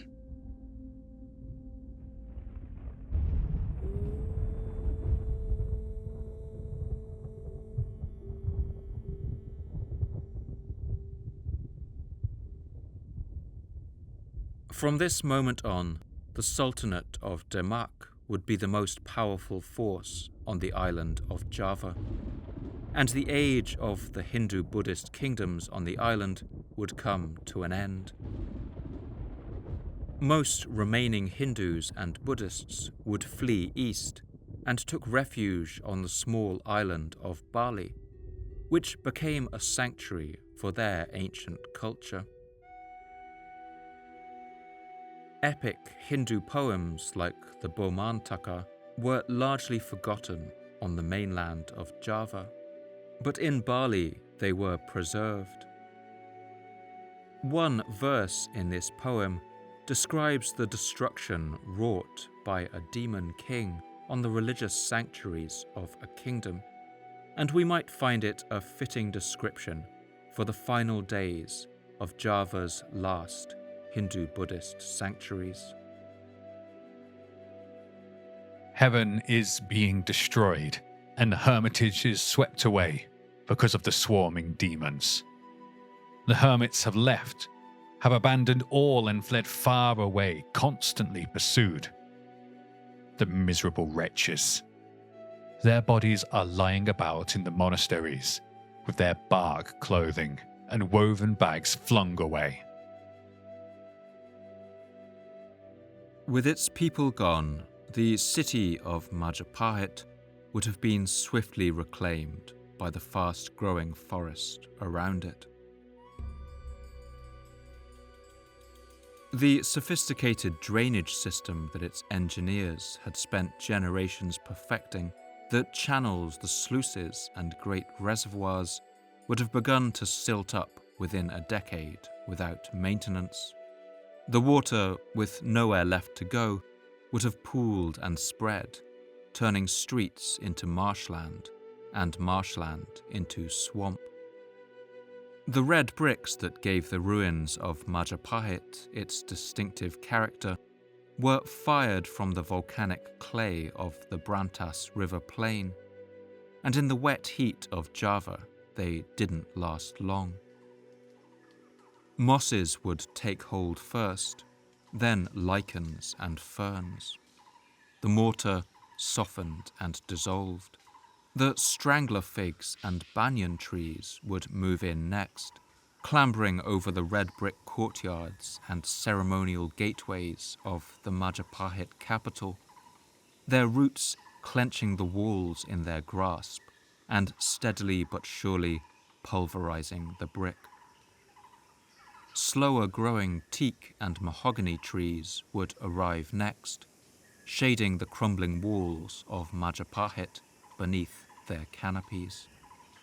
As all this went on, the great rumblings of Java's volcanoes would have conspired to hide the ruins even further. More than 10 major eruptions of the nearby Arjuno Wellerang and Anjas Moro volcanoes took place in the centuries that followed, each one burying the site of Majapahit in ever more ash, until some of its structures lay as much as 4 meters beneath the surface of the earth. In the year 1849, a Dutch traveller called Walter Robert van Hovel passed through the site of the old city and described the overgrown ruins that still remained. The entire ruins were shrouded in a dark forest and covered with shrubs and trees. Majestic banyan trees have rooted their roots between the stones and pushed walls apart, raising their crowns high above the ruins. That is why nowadays the Javanese also call the place Waningin Lawang, or Banyan Gate.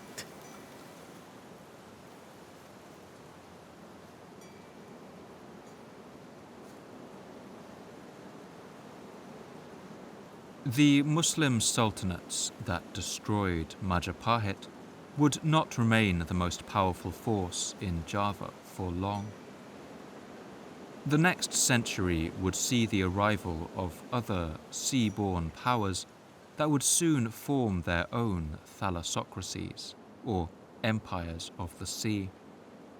These were the powers of European colonialism. In 1511, the port town of Malacca was seized by the Portuguese, and from there their influence would spread all over the archipelago. Soon other European powers would arrive, and they would all begin to influence the fractious political life of the island of Java and introduce the beginnings of an ideology more seductive and powerful than any religion, the force of capitalism. The sultanates of Java would soon come under the sway of a massive international conglomerate and one of the first joint stock companies in the world, the Dutch East India Company.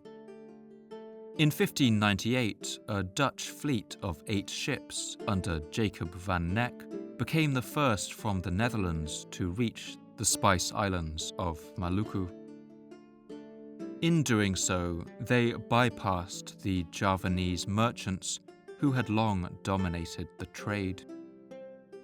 When these Dutch ships returned to Europe in the year 1599, laden with cloves, nutmeg, and mace, the expedition yielded an enormous profit of around 400%. One Dutch observer would reportedly make the following remark upon seeing the arrival of this fleet. As long as Holland has been Holland, there have never arrived ships as richly laden as these. The age of European colonialism in Southeast Asia had now begun. Between 1602 and 1796, the Dutch East India Company dispatched almost 1 million Europeans to Asia aboard nearly 5,000 ships, dwarfing the traffic of its nearest rival, the British East India Company, returning with more than 2.5 million tons of Asian goods and enslaved people. Throughout this colonial period, which would ultimately see Java become a European colony, the legacy of the ancient Javanese kingdoms was largely ignored or intentionally obscured. The Dutch, in particular, had no desire to see the people of their new colonies rally around the memory of any ancient kingdoms, and mostly declined to investigate the ruins that could be found dotted around Java. The erasure was so extensive that in his History of the Indian Archipelago, published in 1820, the British writer John Crawford was able to write the following. The theory of a great monarchy and of an antecedent state of high civilization and improvement has been forged by the national vanity of the Javanese, unsupported by a shadow of proof, and contradicted by unquestionable internal evidence. But some memory of Majapahit's glory lived on in the minds of Java's people, in their songs, their poetry, their shadow puppet plays, and in the manuscripts they kept in their libraries. In 1894, in a typical expansion of European power in East Asia, the Dutch colonialist government intervened on the island of Lombok, to the west of Bali, to depose its king, a man named Agung Ketut Karangasem, who was a renowned collector of ancient texts. After a protracted war in which the local people resisted fiercely, the Maharaja's palace was finally stormed by Dutch Marines on the 19th of November, 1894. The Dutch poured into the palace and began a slaughter in which 2,000 were massacred. The Maharaja was captured and died a few months later in a colonial prison. During the fighting, Dutch artillery set fire to the Maharaja's palace, and while its towers burned and its roofs fell in, the colonial troops looted the king's treasury and carried away more than 130 kilograms of gold, 3,000 of silver, and countless works of art. This would become known as the Lombok treasure. But among the looters, there was also a Dutchman named Jan Lawrence Andries Brandes, an expert in Sanskrit and Old Javanese. This man had heard that the Maharaja Karangasem was an avid scholar and a collector of rare manuscripts. As the Maharaja's palace burned, this man ran to the ruler's library and saved what he could. While others ran with gold heaped in their arms, Brandes frantically gathered all of the ancient books he could carry and fled before the roof of the palace could collapse. Much of the Maharaja's collection went up in flames, and we will never be able to read what was contained within it. But what Brandes was able to save was packed into a box and sent back to the colonial capital. Inside, he would later find the only existing copy of the poem, the Deshavarnana, written by the self-effacing scribe Prapanka some 500 years earlier. In the pages of that work, the voice of the poet could once more bring to life the description of its great king on his journey around the island, the lives and concerns of the people of medieval Java, and at least in words, the kingdom of Majapahit could live once more.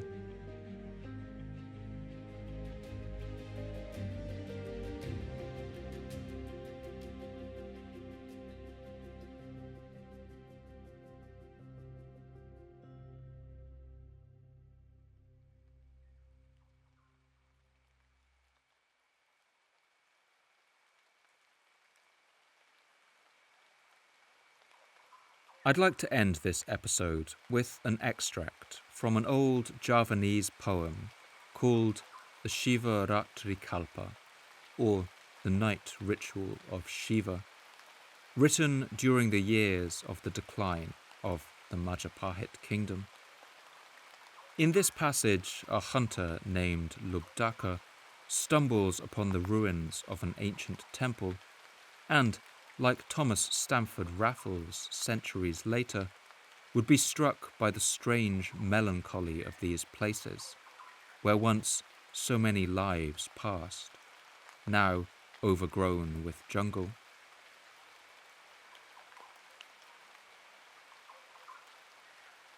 As you listen, imagine how it would feel to watch the palaces and temples of the kingdom of Majapahit crumbling into the earth, as its people left and its reservoirs ran dry.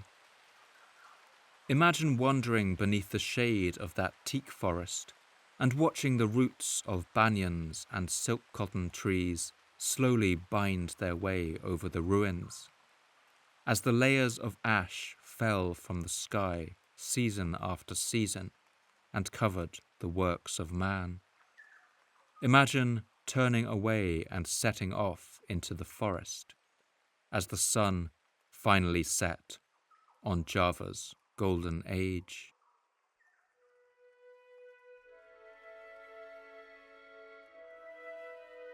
A great temple complex from ancient times rose near a mountain stream, and the path there was lonely.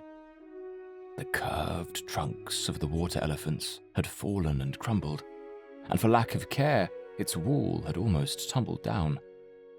The monster heads seemed to be weeping, as their covered faces were overgrown with creepers, and as though sad and weary, the temple guardians lay rolled over on the ground. The pavilions in its courtyard were in ruins. Some of the buildings were now only wreckage, while others were rotting away. Their roofs were broken and had fallen in, and beyond repair their pillars stood askew, swaying back and forth.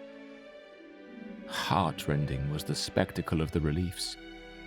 Young maidens in stone stood gazing skywards, full of sorrow, because now no wandering poets ever came to visit them.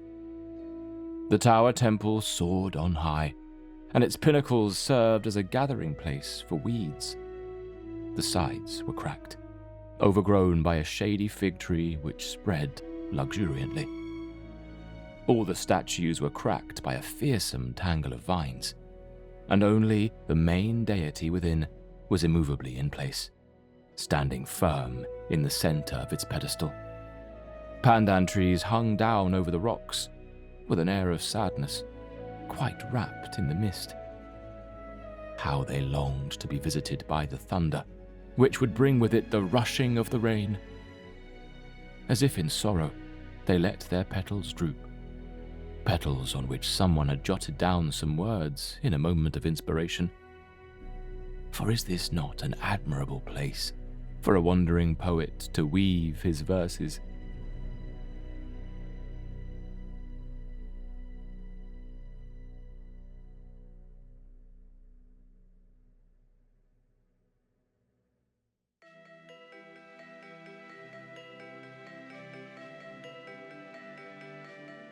Thank you once again for listening to the Fall of Civilizations podcast. I'd like to thank my voice actors for this episode: Henry Stenhouse, Michael Hadjiantonis, Alexandra Boulton, Simon Jackson, Catherine James, Tom Marshall-Lee, Chris Harvey, Jack Jacobs, Nick Denton, Amrit Sandhu, Paul Cassell, Tim Stevenson, and Amin Taher. Readings in Old and Middle Javanese were performed by Ferry Senjaya and Kada Aditya. I'd also like to thank my historical advisor for this episode, Dr. Alex West. Major sources used in the writing of this episode were Majapahit by Harold van der Linde, The Indianized States of Southeast Asia, edited by Walter F. Vella and translated by Sue Brown-Coing, When China Ruled the Seas by Louise Levatz, and New Insights on Majapahit, edited by Henry Yogasvara and others. A full public list of sources will be available on Patreon, linked in the description below. I love to hear your thoughts and responses on social media, so please come and tell me what you thought. You can follow me on Blue Sky at paulmmcooper.com. and on Instagram at PaulMMCooper.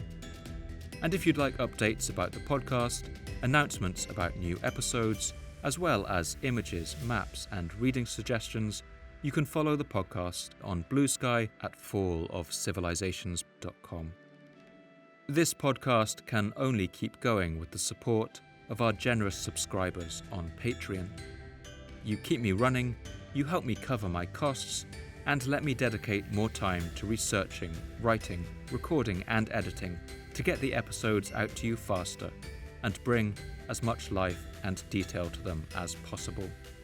As a thank you, all subscribers are able to listen and watch video episodes completely ad-free. If you enjoyed this episode, please consider heading to patreon.com/fallofcivilizations_podcast, or just Google Fall of Civilizations Patreon. That's Patreon.